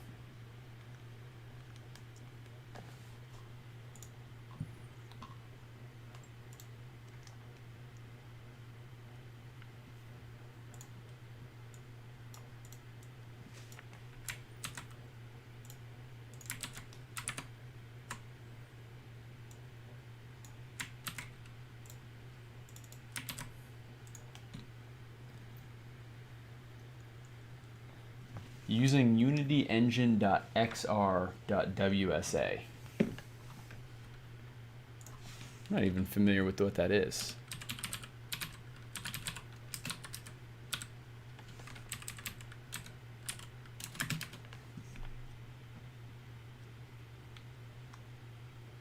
Gesture recognizer. I'm a dude. Yeah, 18 years old. Here you go. Nice. What a great way to ring in your adult years to finish a game. Congratulations. Congratulations, dude. Squito's back. How's it going? Welcome back. How you doing?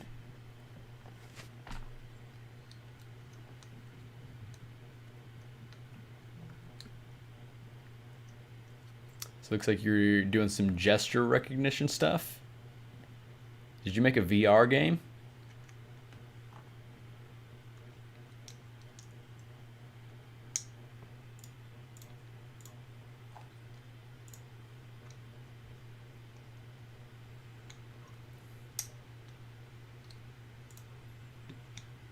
So this short link should work again. So yep, the GMTK 2020 build, that should work again. Not 2D. Good to hear. We just wrapped up the game.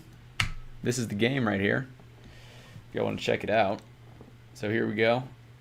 We can begin the battle. So we'll see that the player turn begins. Select an action or end turn. So yeah, obviously the UI could use a little bit of work, but it works. So anyways, the basic premise of the game, this is you, the player, right here, and you're trying to take down this crazy three-headed dog of an enemy. So we can say attack, and now we select a target for the action. So we'll say go ahead and click on this crazy three-headed dog. Now it asks us to select an action or end the turn.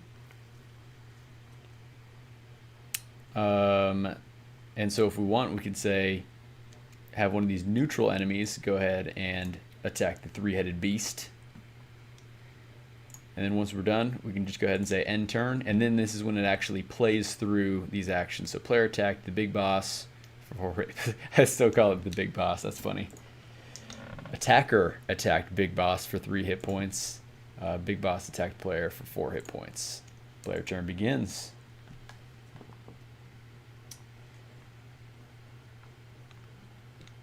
Let's see, I did not make any of this art. I'm not going to take any credit for any of this art. I found some of this stuff off the Unity Asset Store and a couple different free game asset websites. There's no music, no background effects. Unfortunately, that was one of the 5 habits about so before this jam, I made a video about talking about the 5 habits that I wanted to implement during this jam. So I guess let's kind of break those down and see how well I did. So number 1 was build early and build often. So I put up like just a basic WebGL build to start with. And even though it wasn't anything, literally just the GMTK Jam logo, and then I don't think I actually got a proper build up until yesterday morning, and then I uploaded builds probably 3 or 4 times throughout the jam, which I think I did, which is pretty good. I mean, the unfortunate thing is the WebGL builds take 6 minutes to do every time, and then you got to upload it, so it's a fairly big distraction. But I think I did pretty good on that one. The next was committing to GitHub early and often. And so I just need to commit one final time here. But I think I did pretty good on this. So I'll say final GMTK jam submission.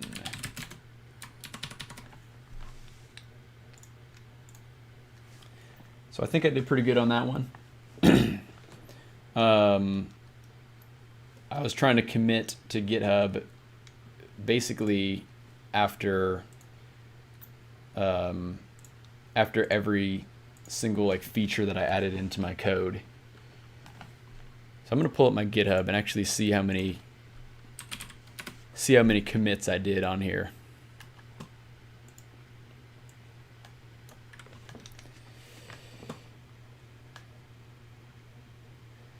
Okay.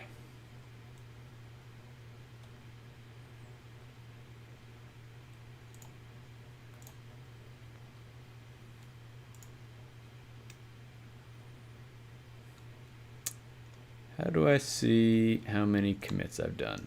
I know how to use GitHub, I promise.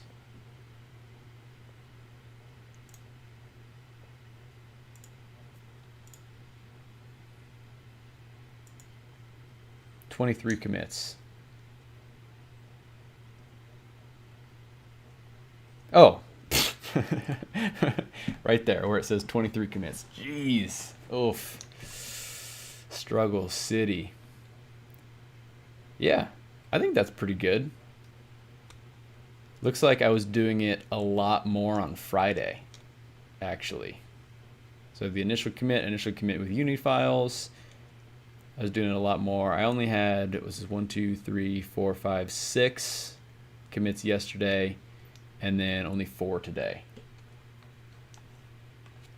So I kind of went, so yeah, Crafters had 28 commits. So that's pretty good, because I know you finished, yesterday. You finished way early. Frederick, so can I ask you if I still give you the game? Yeah, you can totally give it to me. Yeah, I mean, you were participating in it all weekend. You were here the whole time. Yeah, you can totally send me your game, dude. That's a little upsetting that you didn't get it into the the actual jam itself. But yeah, I'll totally play your game on stream.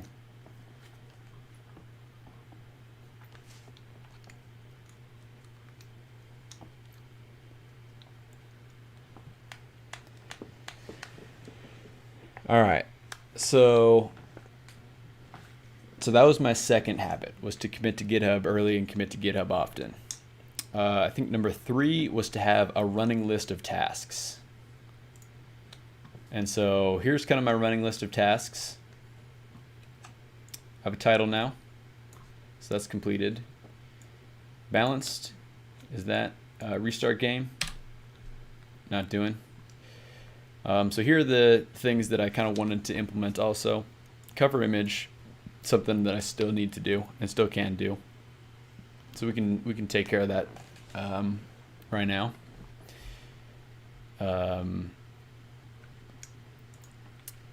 Yeah, I could have done a little bit better, get a little more granular with this, but I think it was enough to let me know about the kind of major overarching tasks that I had to complete.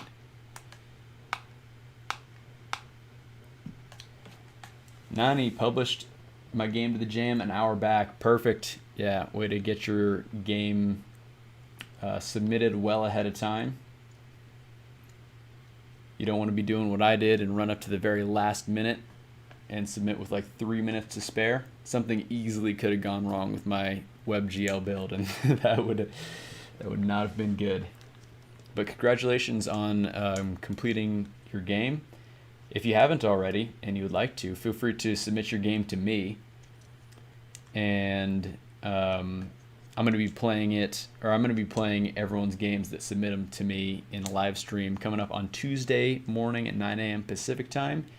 I think it would be just a fun chance for us to all hang out and celebrate some of the games that we made over the course of the weekend, and chat about maybe what we could have done better, what we did well, give you some feedback.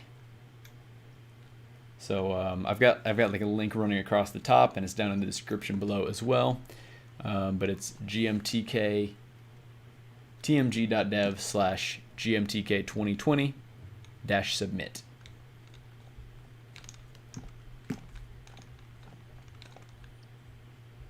Yeah. No, I definitely submitted last minute for sure.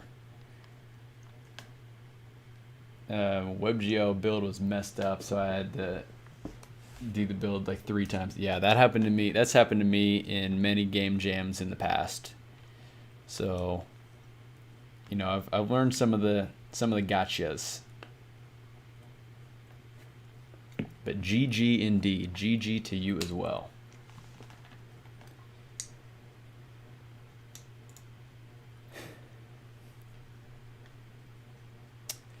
Okay, so running task list, again, did pretty decent on. Yeah, and Crafters keeps bragging because we all know it's super easy for RPG Maker to make your builds. Just messing with you, just messing with you. All right, so number 4 was I wanted to implement unit tests. And I have a couple. I actually do have a couple unit tests, which who the heck makes unit tests for a game jam? So let's make sure that my unit tests still all pass. So here are my edit mode tests. These ones should all pass because nothing's changed on them. And so this basically just tests the stats class to make sure that we can like increase the stats to the maximum and pass the maximum, and then it just stays at the maximum. Same thing for the minimum. And then the play mode unit tests, we'll go ahead and run these. And they fail. And I think I know why that is. Yeah, because I added in this new state for pre-player action select. So I'm going to go ahead and just update this test real quick. Obviously this has no effect on the game. But so here we want to be in the pre-player action select.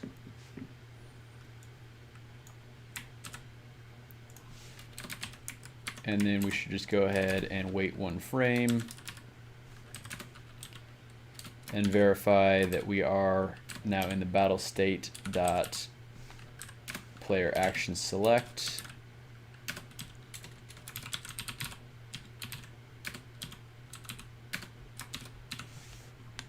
Okay, I think that'll work. Just hope my game runs the same on every computer, because I did use time.delta time, but the WebGL build fricked me hard. I hear you, man. Thought I would have time to be finished very early. Boy, was I wrong. It's important to remember scope and time. Yeah, is this the first game jam that you've participated in? Go ahead and run these tests again.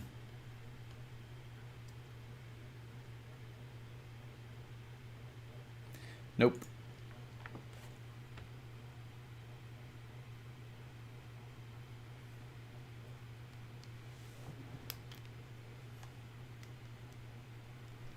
Battle controller CS48.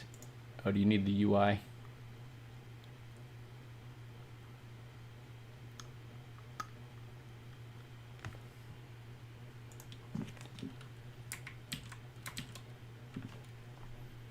I think that should work.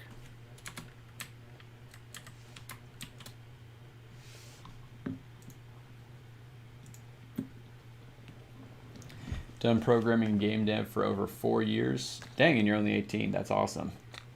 Yeah, this is the first game jam for me. Awesome. Well, I hope it went well. I'm excited to play your game.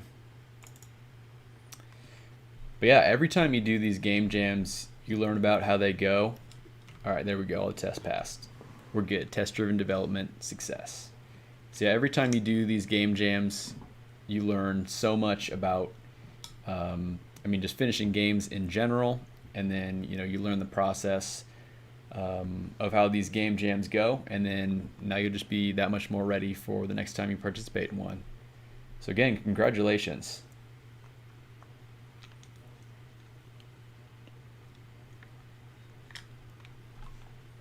Yeah, that's huge that you finished a game. Okay, so test-driven development. Obviously, I could have more tests for more things, but even just these 5 tests that I have are good. And there were a couple times where I changed some things around and the tests broke, and then it wasn't because my code was broken, it was because I had to update my tests to reflect how the code worked when I updated it.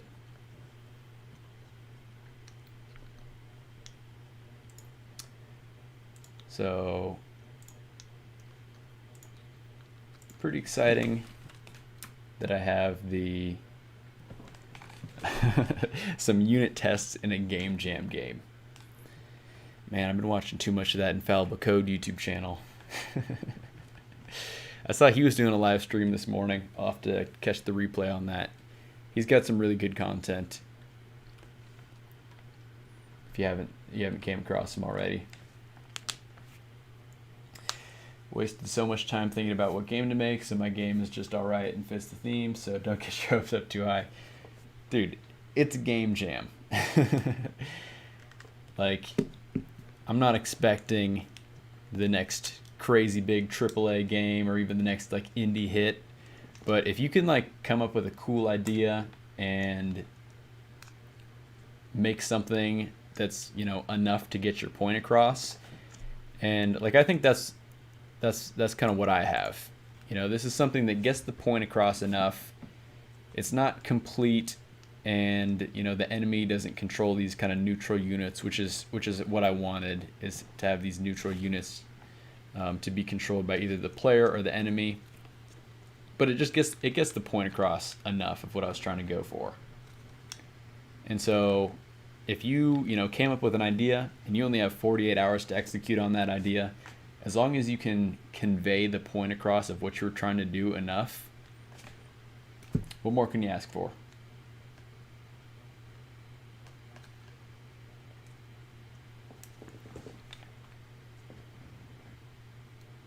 And I spent quite a long time.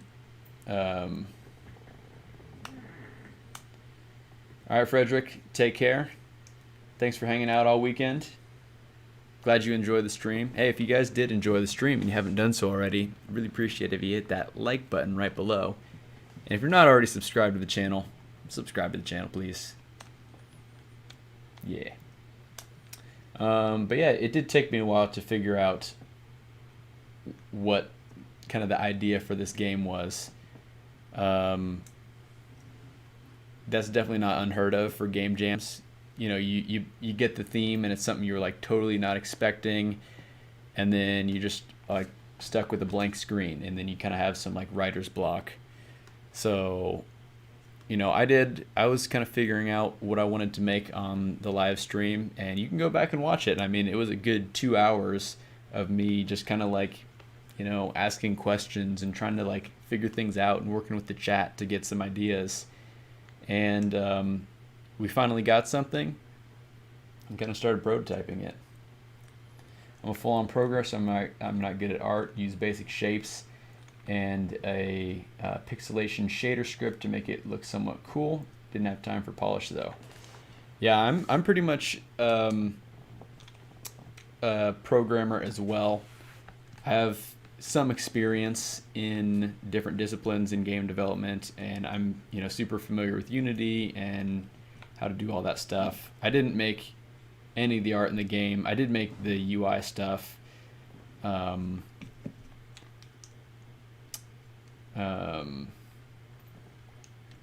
yeah, I mean, the art stuff is it's something that I definitely want to get better at, just because it's something different and something fun.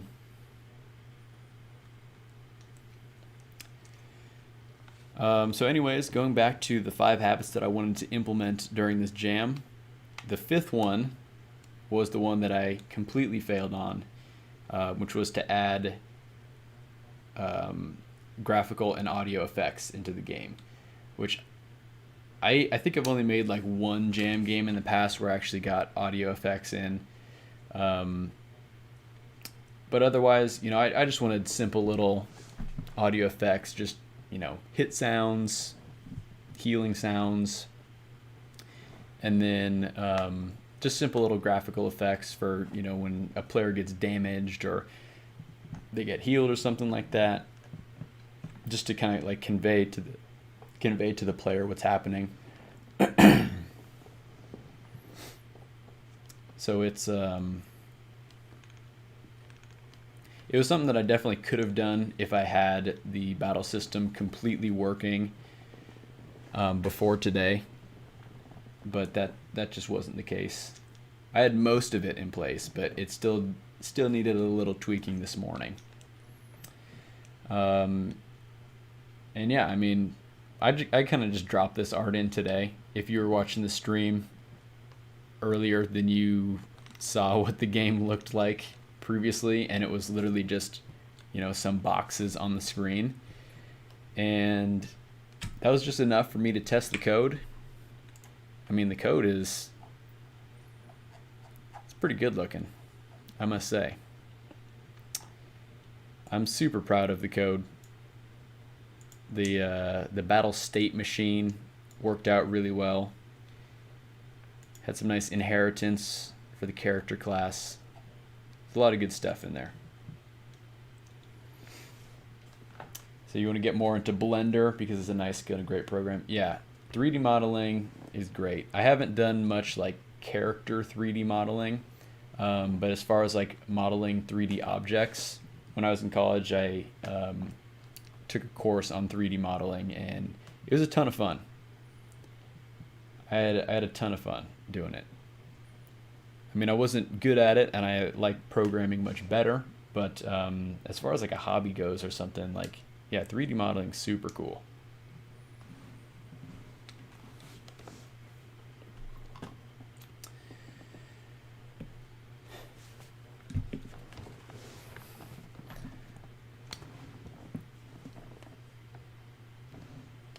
I'm 26.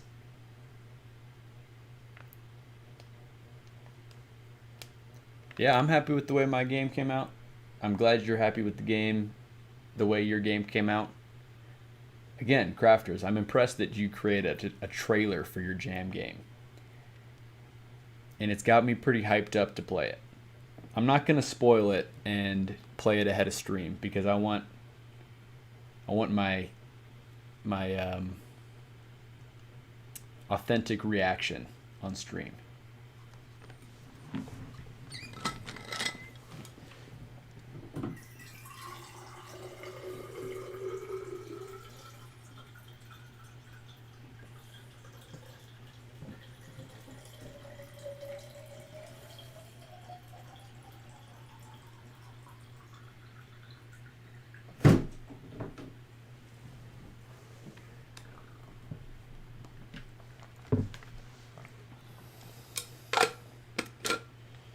It's a good point.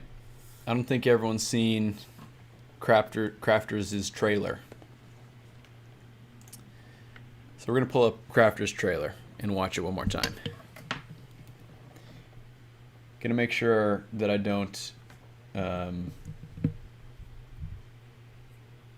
destroy the audio with you guys. And no, I don't have a sink in my room. Before the jam though, I got just a couple of these jugs of water. Got the little spigot on it.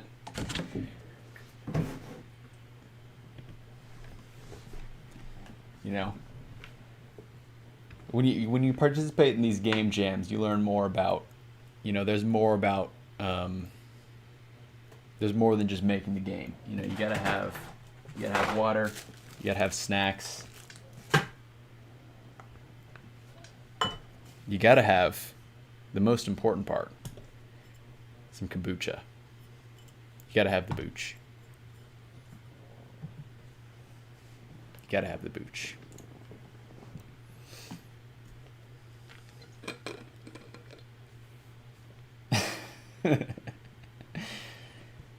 Yeah, I'll just live in my chair for the rest of my life.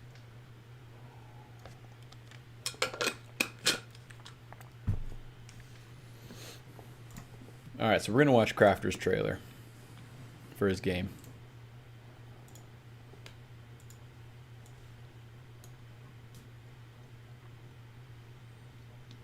Let me check the audio levels real quick.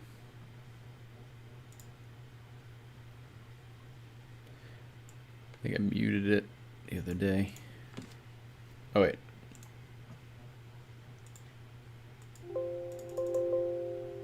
Okay. I think we should be good. Get the logo. RPG Maker MV.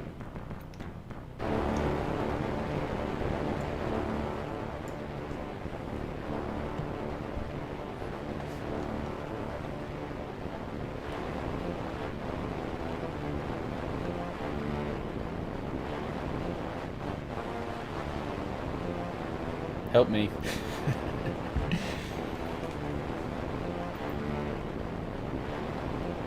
Compile complete. Please wait. Teleporting.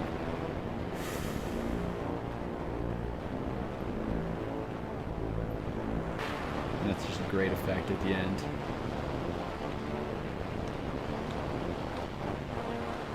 Oh, I don't want... What the...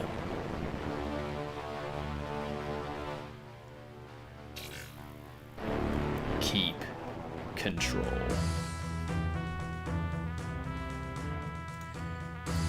You should have had your tagline in the game. Do you have it on your itch page?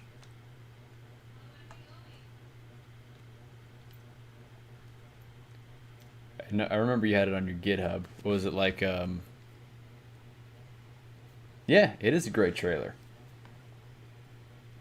It's better than the trailer that I have for my game. Because I don't have a trailer for my game.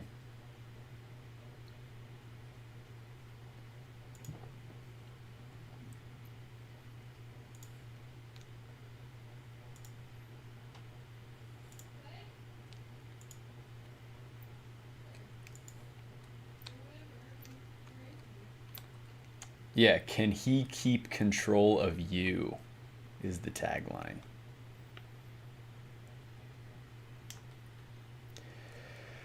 All right, so I think the last... Whoops, did not want to do that. Hopefully... Yeah, I don't think that's screwing anything up. Okay.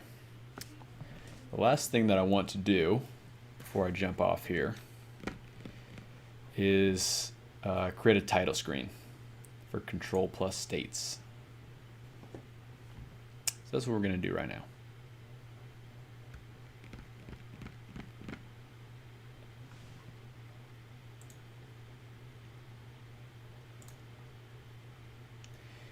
So I actually have a preset, yeah, for the itch.io covers.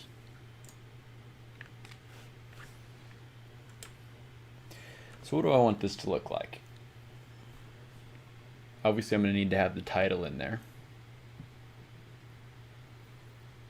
I'm just going to work off a black background for now, but I'll probably end up putting some kind of the cyberpunk kind of city in there when I get to it. So let's see how things look when I use the classic Turbo Makes Games font.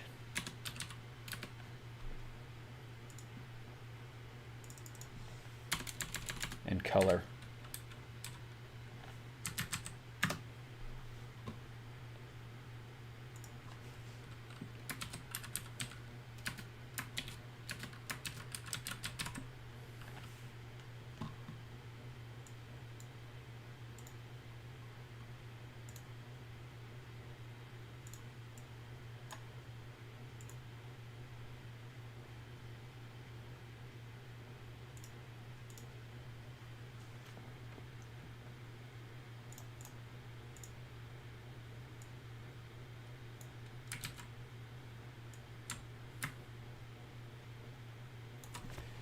Alright, so I think the font looks good, but instead of a solid color like this, I think I want to do a gradient.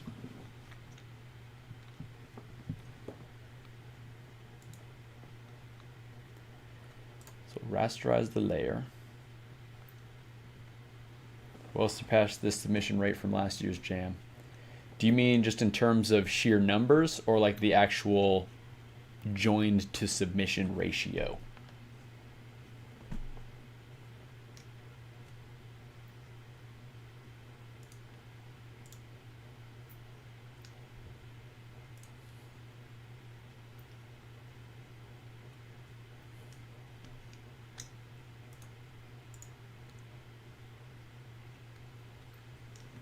How many lines of code did you write during the jam?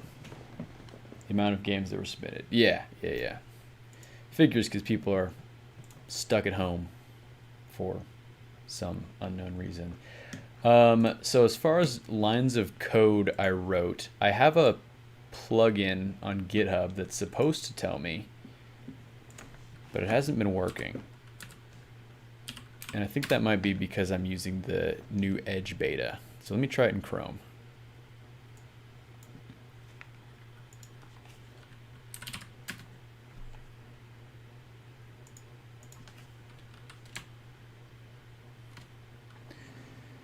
$2616 submissions.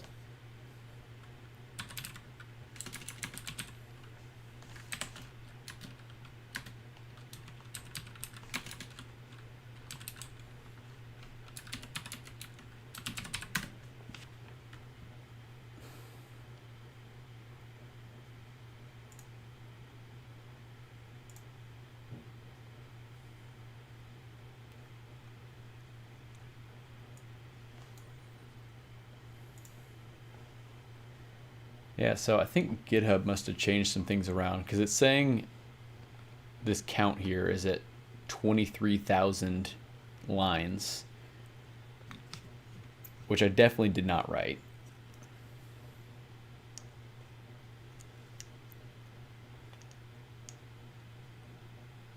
Can't wait for next year. Already looking forward to the next one. I mean, there'll be other game jams in between. Let me check. I know we're kind of bouncing around, but Ludum Dare. The next Ludum Dare jam is October 2nd to 5th, 2020. I'm going to put that down on my calendar right now.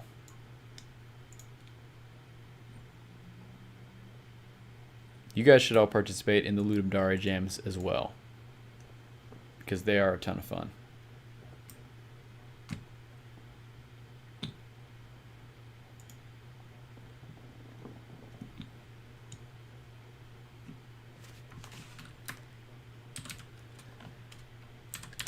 LD47.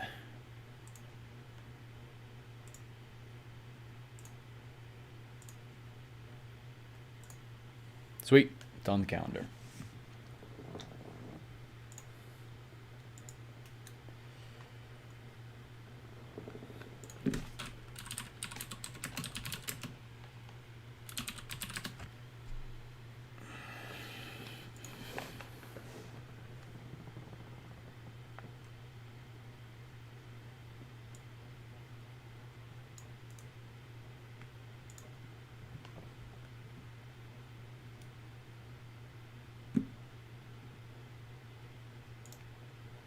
Don't want to do that right now. Wrote 508 lines of code, a bit more than I thought. That's pretty good. Did you use Unity? I can't remember if you said.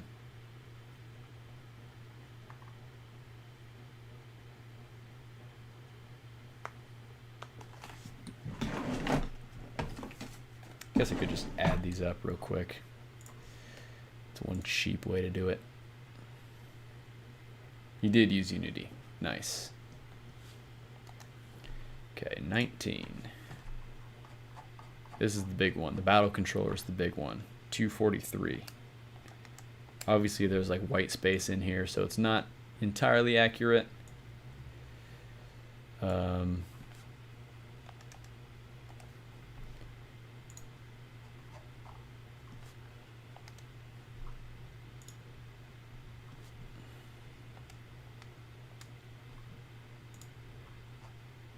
I'm not going to include the test classes, but the test classes were 52 and 50, so that's about 100 lines of test code.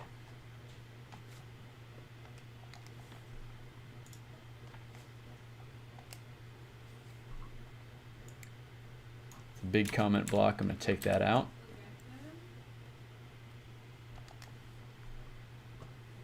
It's my second jam. I think I did well. Well, congratulations on finishing your game.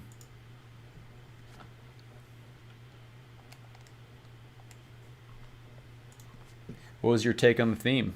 Do you want to share? Or do you want to let that be a surprise for the live stream on Tuesday?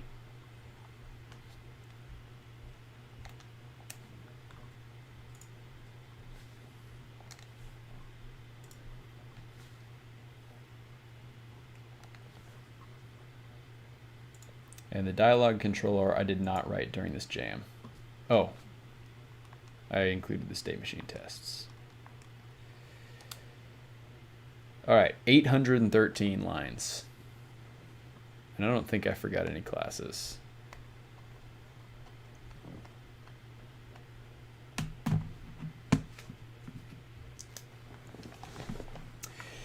Yeah. So real quickly, let me kind of explain what the take on the game was. So basically, the idea is kind of using control as a resource. So you'll see that the player and the enemy, they both have this, control stat, control meter.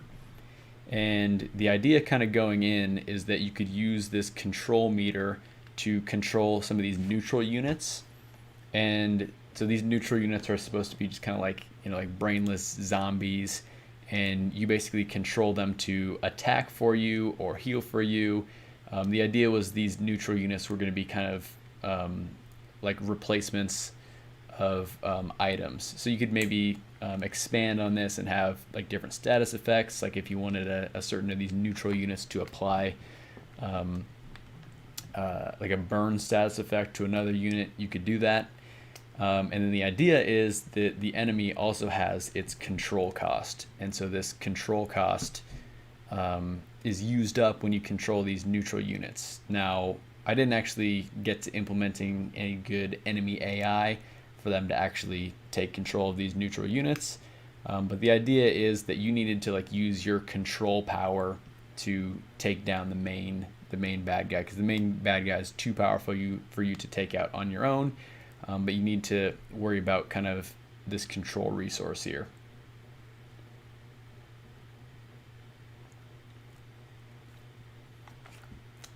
So that's kind of the game.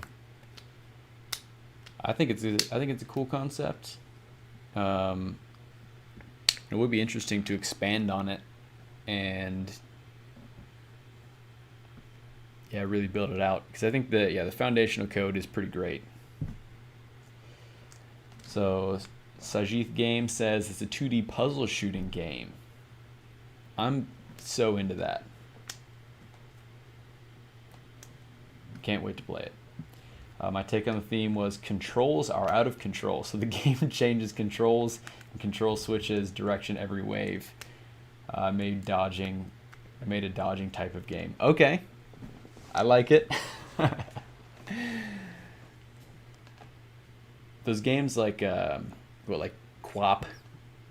QWOP, and what's the one I'm thinking of? The Octodad, where the controls are all wonky and everything. Those are always super silly games. Out of control controls.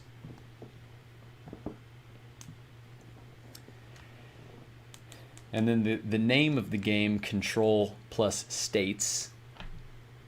I mean, the crafters basically came up with the name. I just kind of stylized it to Control plus States.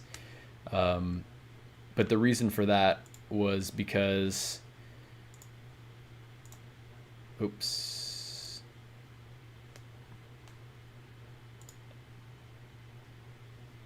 Okay, I think we're still live. But the reason for that was because I made a state machine to keep track of the state that the game was in. And it was kind of a joke that I kept adding in like all these states and all these states. When I started, I only had like 3 states in my state machine, and Gary in the chat was saying by the end you'll probably have like 20 states. And then we started getting more and more and more and more states, and then eventually it just kind of became as like a little joke. So then I put this counter. You'll see that I have the counter on the screen for battle state machine counts. So we got up to 17. I didn't even think we were going to get anywhere close to 20, but we got 17 states.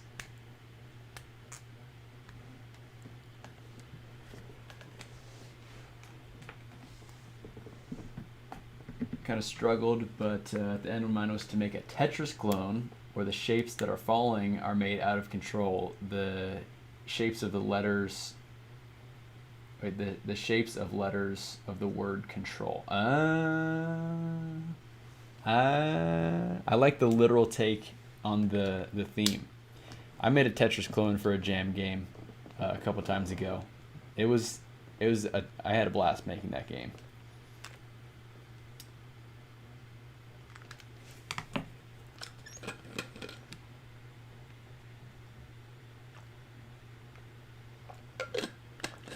That's also kind of similar to another jam game I made. The theme was start with nothing, and it was kind of like a card game, kind of similar to like Uno, and the letters you start with were NOTHING. So you start with nothing. And yep, workflow. I did submit my game to the jam. Ba-ba-da-ba-bum. Here it is, the final game. It is submitted to the jam. There's a lot more that could be done on it, but I think it's pretty good. I'm super happy with the code. I learned so much this weekend. Did you submit yours?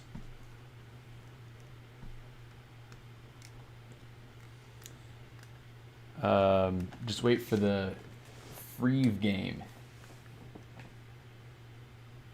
Jeez, it's good. What's that?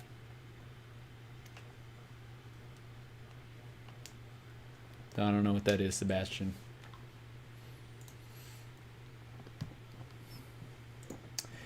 So anyways, I'm trying to make a cover art for my game.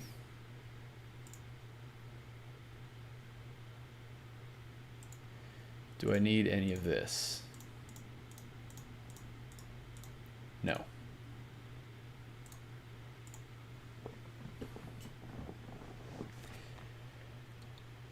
So I kind of want to go kind of with this cyberpunky type colors, so we can kind of do a gradient from this dark purple to some of this orange here.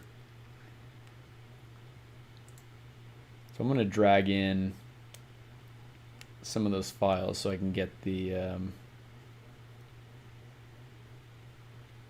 exact colors from them.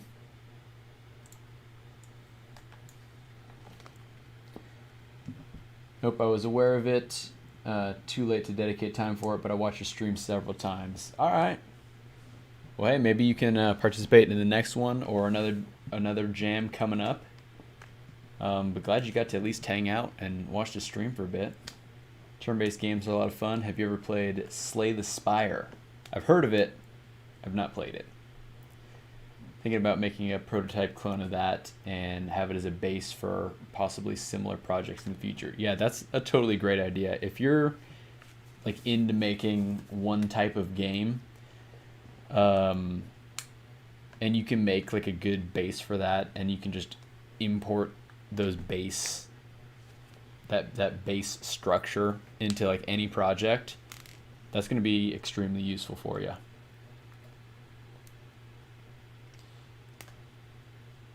On Discord, and I sent in a channel. Nice. My H name is free. Oh, okay. I gotcha.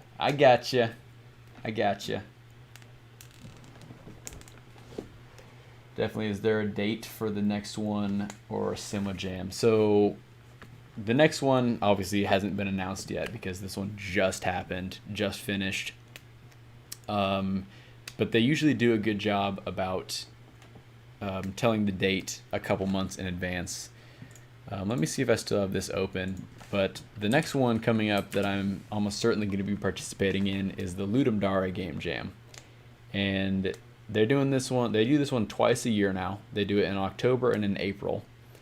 So it's going to be the weekend of October 2nd to 5th. So that's just a really, really big game jam if you want to be a part of that. Otherwise, if you just want to participate in any game jam,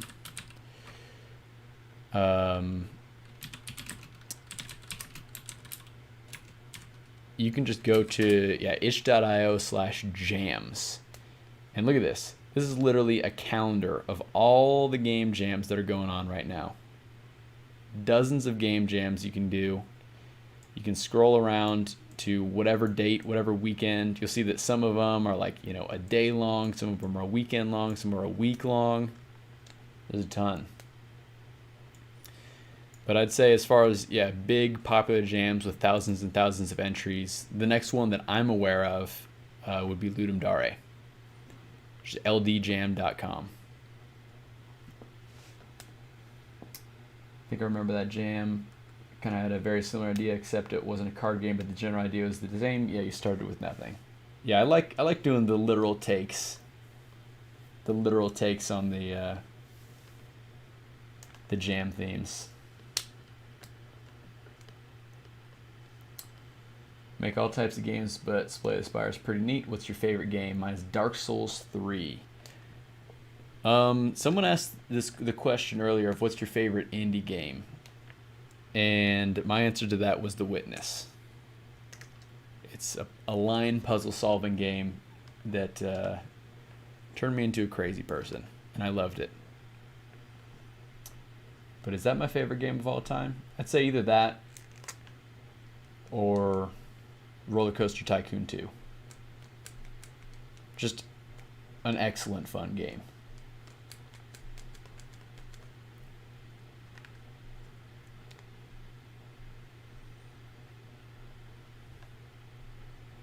Atop the fourth wall? What do you mean by that? Maxa MMO 22? Maximo?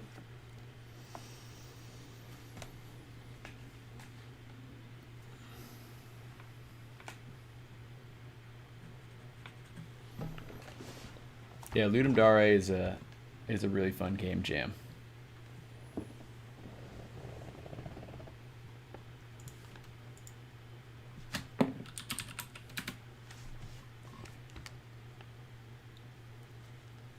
So here's a bunch of the jam games and other games I've made in the past. So yeah, for example, if we're talking about like literal takes on the themes, here's one that I made called Edge Runner. The theme was running out of space. So I decided to take a literal approach on the theme where you literally are a guy who's running out of space. Like physically running with your legs.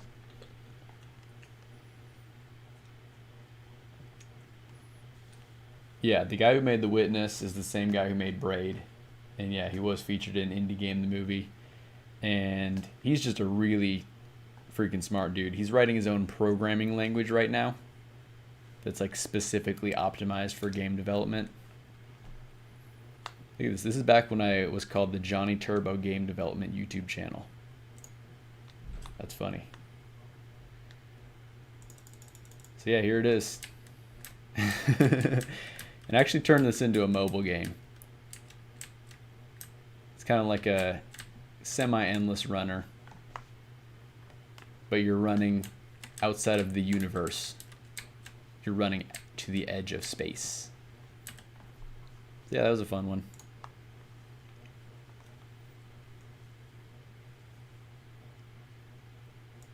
Atop the fourth wall. Hey, a circle dude. Yep. That's some hardcore programmer art right there.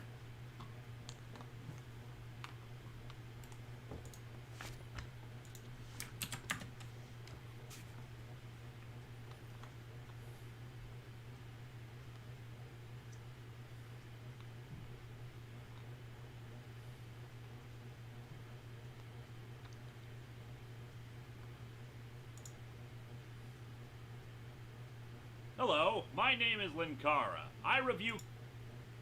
It's Mr. Top the fourth wall here.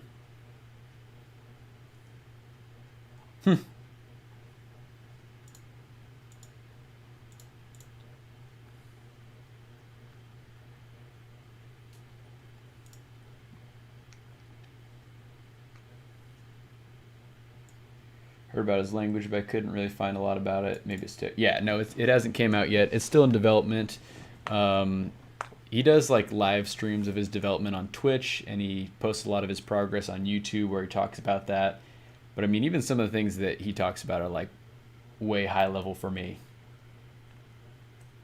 or low level, I guess you could say. Just like, you know, when you're talking about like making your own programming language compiler, you know, it's a lot different than what I'm even doing about, you know, creating state machines and, oh, let's instantiate an enemy. It's different. And I believe the language is JAI. I don't know what that stands for or means. What do you mean, what's Search Explorer?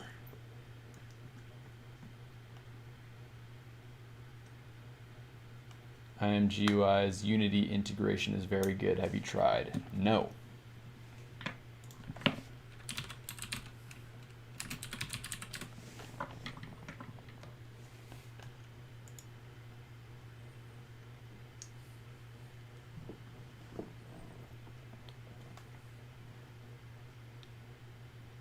Is this what you're talking about?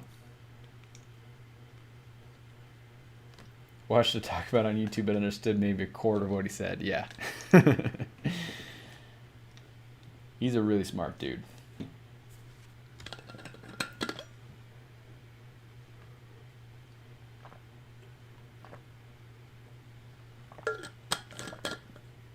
Yeah, this is kind of like the old school Unity GUI. If you're back in like using Unity version 4.0.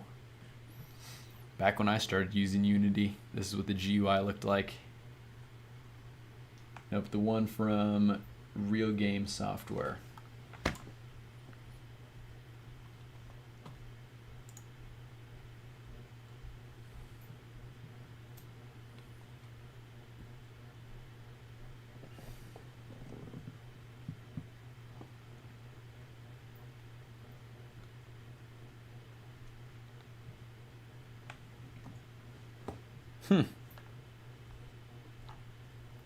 All right. I'll check it out. Anyways, I want to get this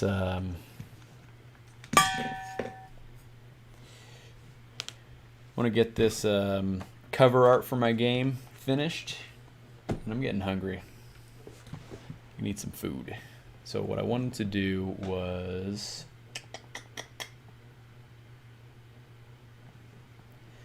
no need to make your own programming language and game engine when we have game engines such as Unity, Unreal, GameMaker, etc. But if you want to do more level, just use OpenGL with C++ or whatever. Yeah, or if you're Jonathan Blow and you're like, okay, C++, OpenGL, that's cool. I can do better. And he's someone who can. Someone like me, no, I'm going to use tools that are out there because they're way better than what I could make.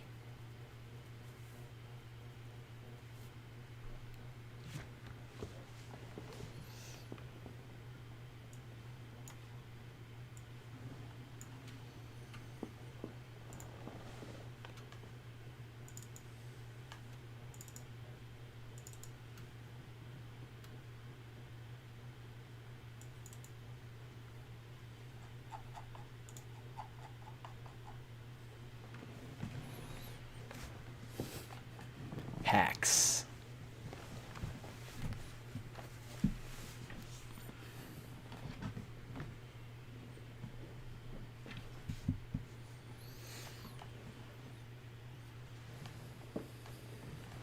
Heaps hacks.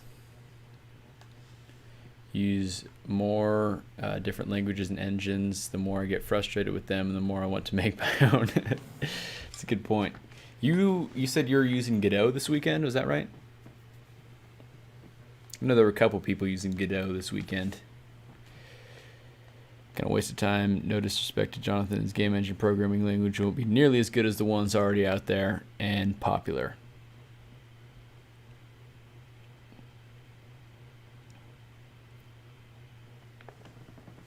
I don't know.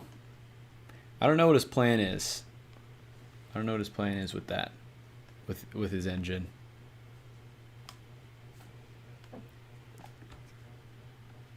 I mean, if you can make an engine and you can license it and basically just take a percentage of the sales from games that were made with that engine, it could make you a pretty penny.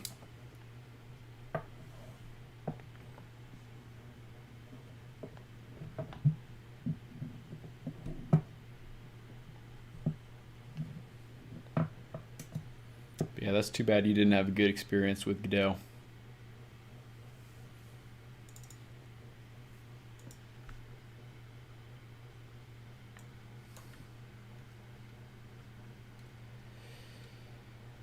Alright, so I'm kind of just bringing this in here to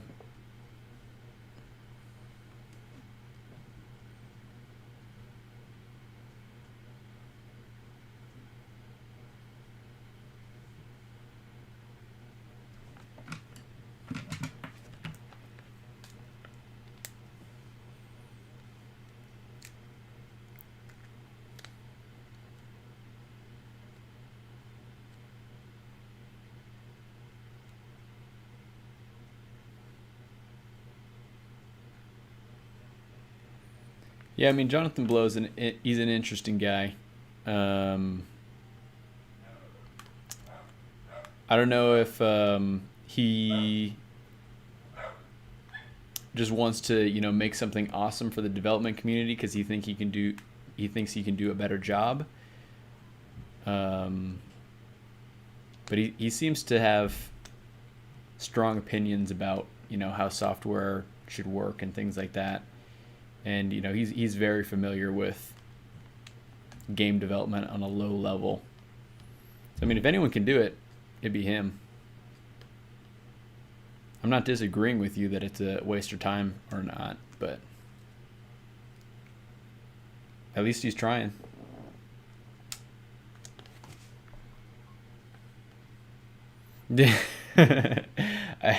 I've heard of the beef programming language. Talking about Jonathan Blow, the developer of the game Braid and The Witness.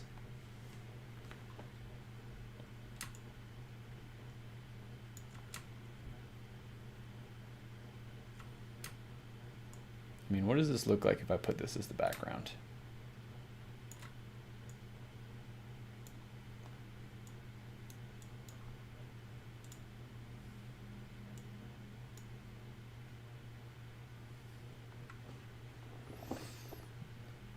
You know, when I resized it, it kind of unintentionally got blurred, but I think that looks kind of cool.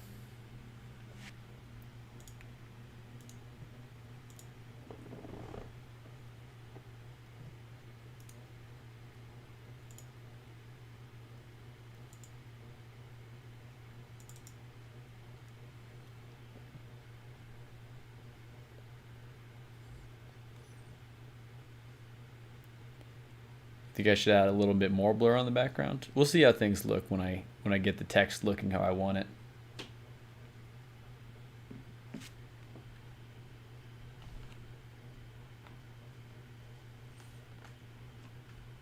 Yeah.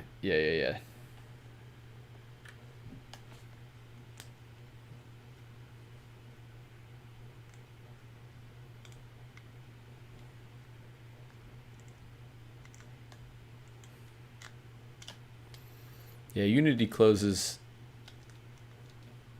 a lot of those things off to you. It sounds like with dots, I think things are becoming a little bit more open sourced. I think I heard that. Non-Euclidean Worlds Engine. I feel like I came across that at one point.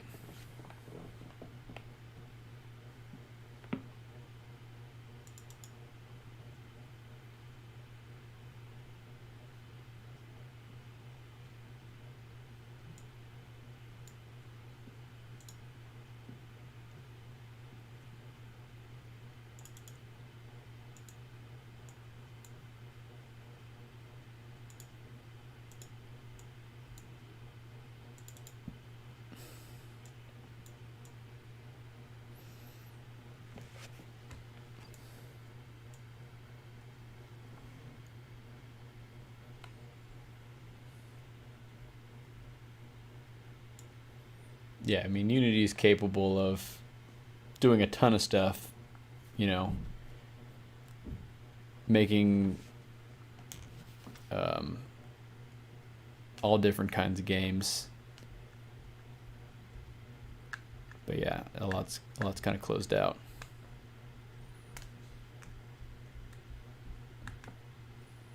Yep.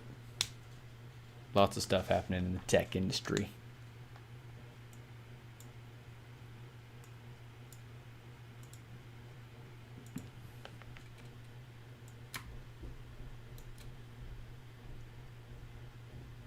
That doesn't look that good.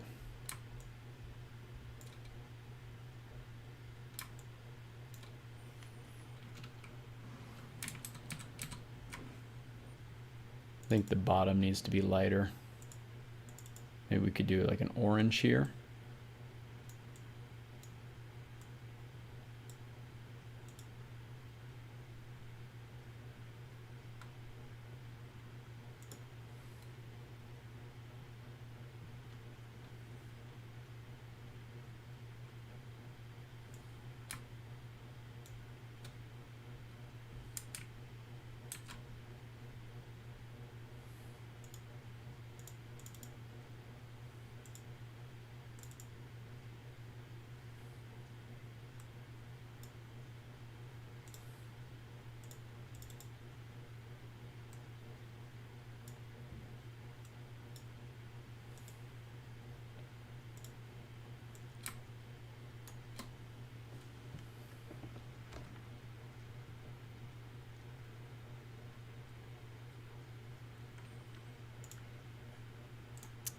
See how that looks with a little bit of a border.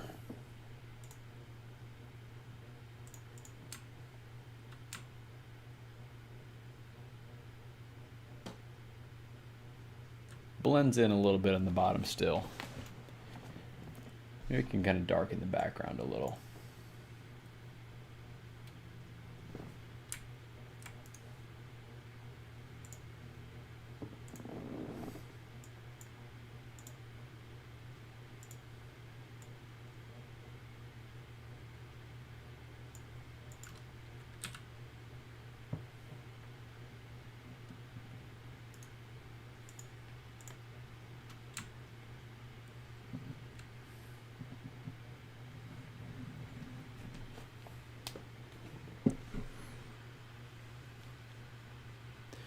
Maybe make the text blue in contrast to the red and orange background.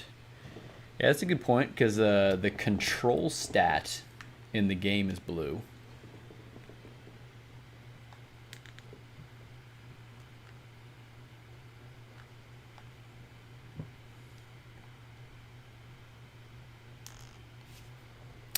I don't think you're actually allowed to change your game submission once you have it submitted. That's at least what Crafters was saying. He said you can edit the page for the jam, which is what I'm doing right now. I'm basically just getting the like the title image, because I don't have a title image for my game. But I don't think you can actually make any edits to your actual game. Again, this is the first jam that I've ever done that was hosted on itch.io, so I don't know exactly how it works.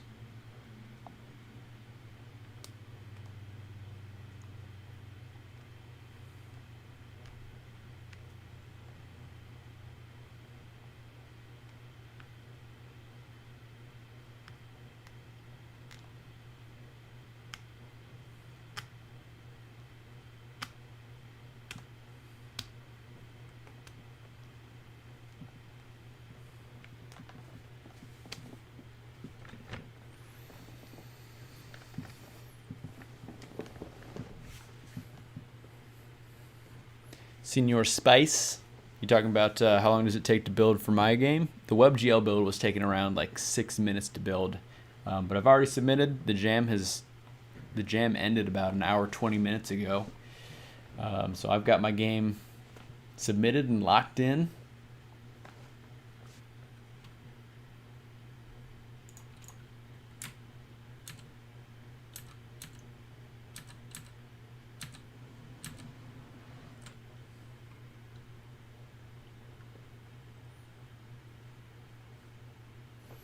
So let's see if we can kind of come up with some cool blue gradient.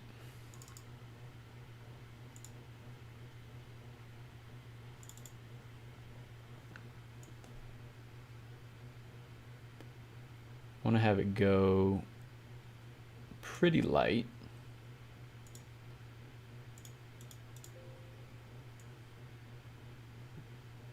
What if we have it come from like a purple? Probably closer to blue.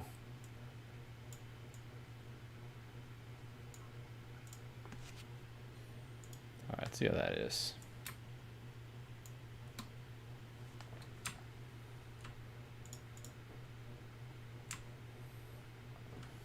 I don't think the dark at the bottom works that well.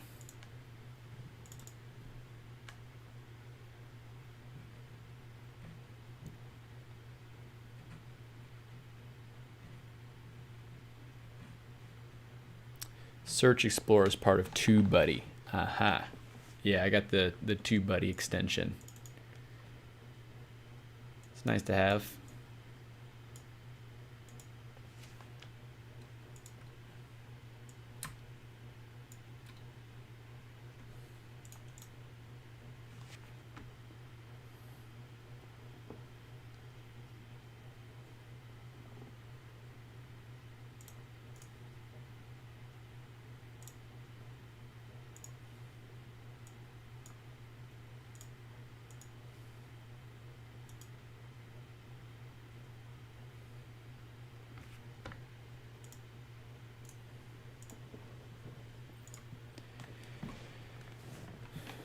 All right, Script Wolf, thanks for stopping by. Yeah, congratulations again on completing your game. That's super awesome. I can't wait to play it. Again, I'm going to be playing anyone who's submitted their games to me through the link that I have running across the top or down in the description below. I'm going to be playing those all on a live stream on Tuesday morning at 9 a.m. Pacific time, so make sure you stop by for that. But yeah, we're just kind of hanging out right here after the jam, just kind of chilling out, relaxing. I'm finishing making a little bit of artwork for the cover art, and so we're just kind of hanging out, and I'm probably going to drop off a little bit after I finish this up. But how's everyone doing? What's going on with everybody?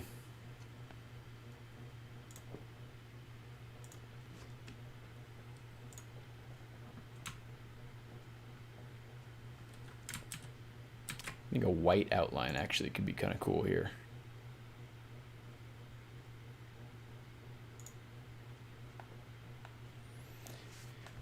Good, good. Frederick's good. All right, sounds good workflow. Great to see you. I don't know how much longer I'll be on for, but if I'm back, come hang out. Hey, I'm glad you had a good time over this weekend. This was a blast.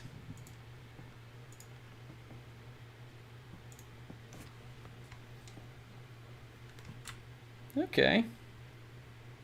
I kind of don't hate that.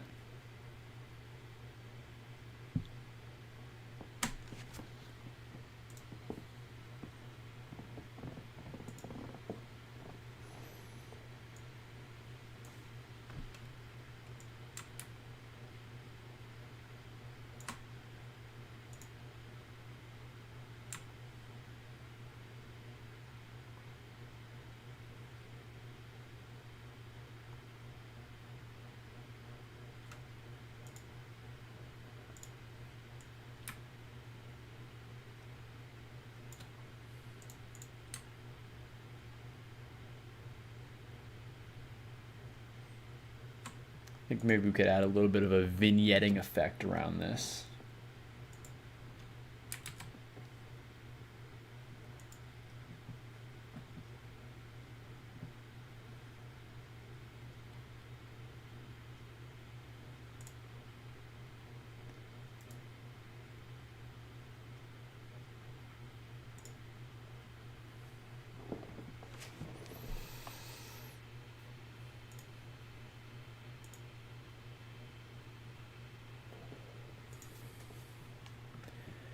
Where is, I have to look this up.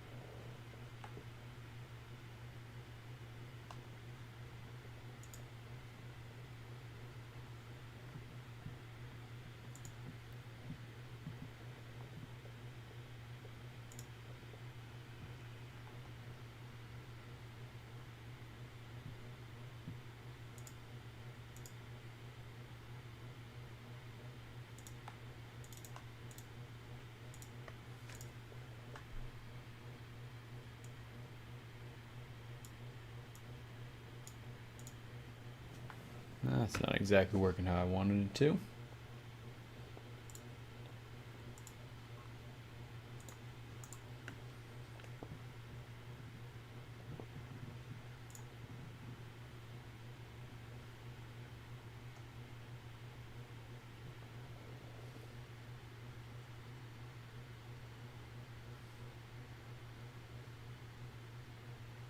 Interesting.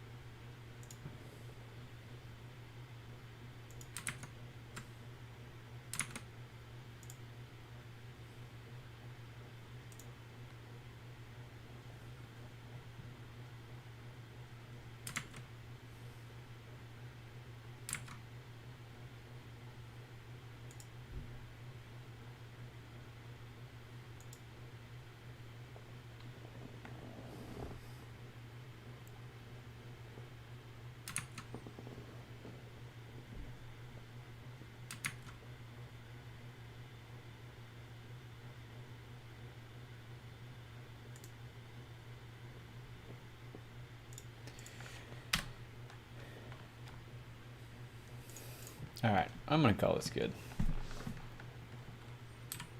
Actually, maybe I can just do a brush.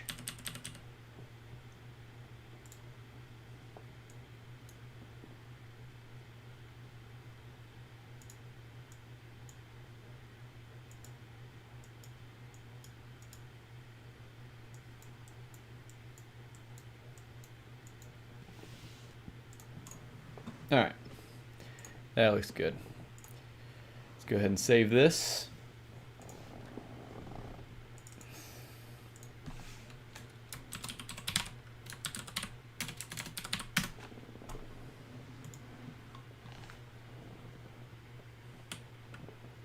Oh yeah, add some blur on the background.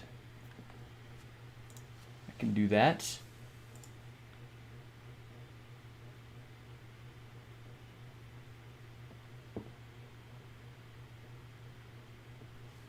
I mean, how does this look at 100% size? Yeah, I could use a little blur.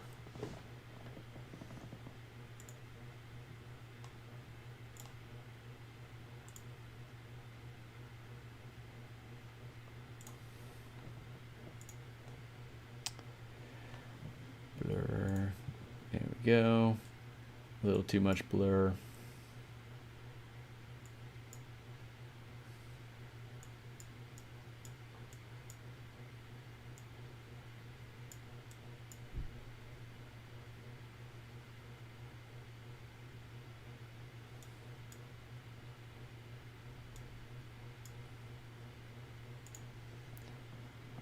And then I'm going to do the same thing, but a little bit more blur on the back ones.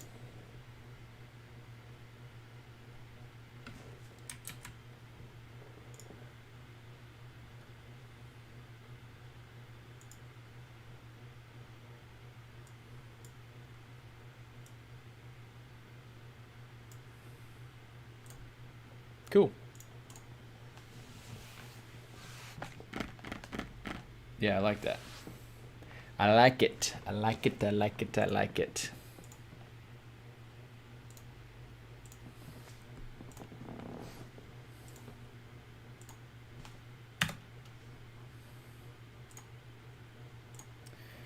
All right.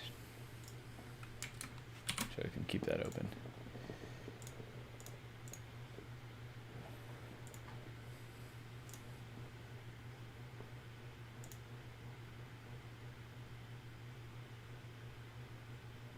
Yeah, okay. So yeah, uploads are temporarily disabled because the voting is still in progress. You'll be able to make changes after the jam is over. Cool. What's happening here? We are just wrapping up. We made a game this weekend, and I'm just uploading some cover art for my game. Just kind of, you know, putting the final little touches on it.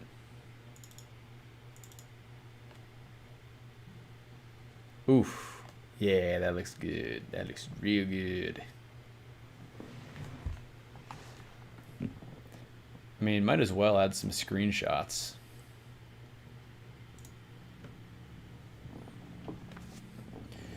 So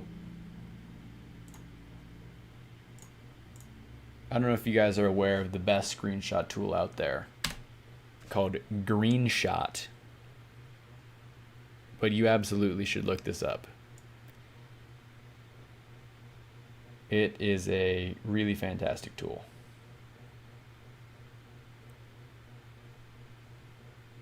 It's like integrated. It's got integrations with a bunch of different other apps. I'm a fan.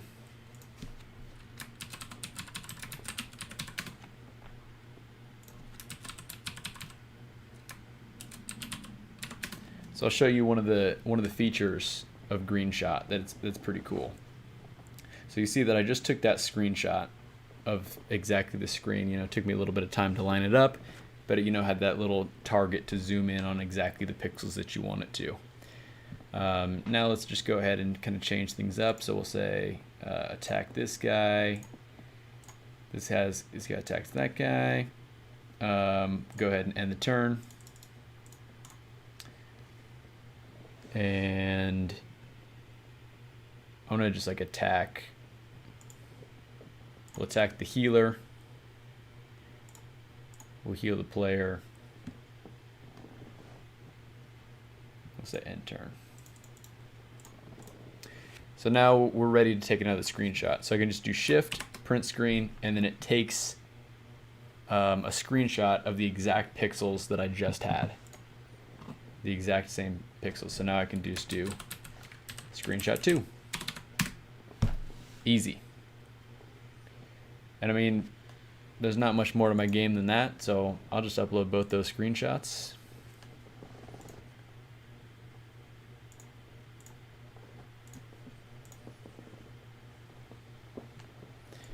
Put screenshots in the screenshots folder.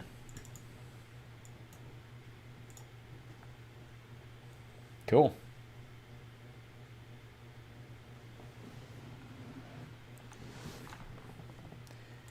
It's gonna save it. All right. So we've been live for 5 hours. We made a game in 48 hours. And I'm very happy with the result that we came up with. Using light shot for a while. Yeah, I'm a big fan of GreenShot. So one last time, this is the game that I made. Go check it out over on itch.io. I'll have a link to this game in the description. But anyways, I think that's going to be it for me today. I really hope you all enjoyed the stream over the course of the weekend. I had a total blast creating this game alongside all of you. And yeah, I'm super glad that all of you guys were able to hang out for as long as you could, popping in and out. And yeah, I'm super proud with what we created, and I can't wait to see y'all guys on Tuesday morning at 9 a.m. We're going to be doing a live stream playing through all of your submissions. If you participated in the GMTK Game Jam, don't forget to submit it. I'll have links down in the description of this. Anyways, see you later, Vesk. Yeah, had a great time. Long live the algorithm. Glad YouTube linked us up together. See you later, Frederick. Scansquito. Take care. I'll see you guys.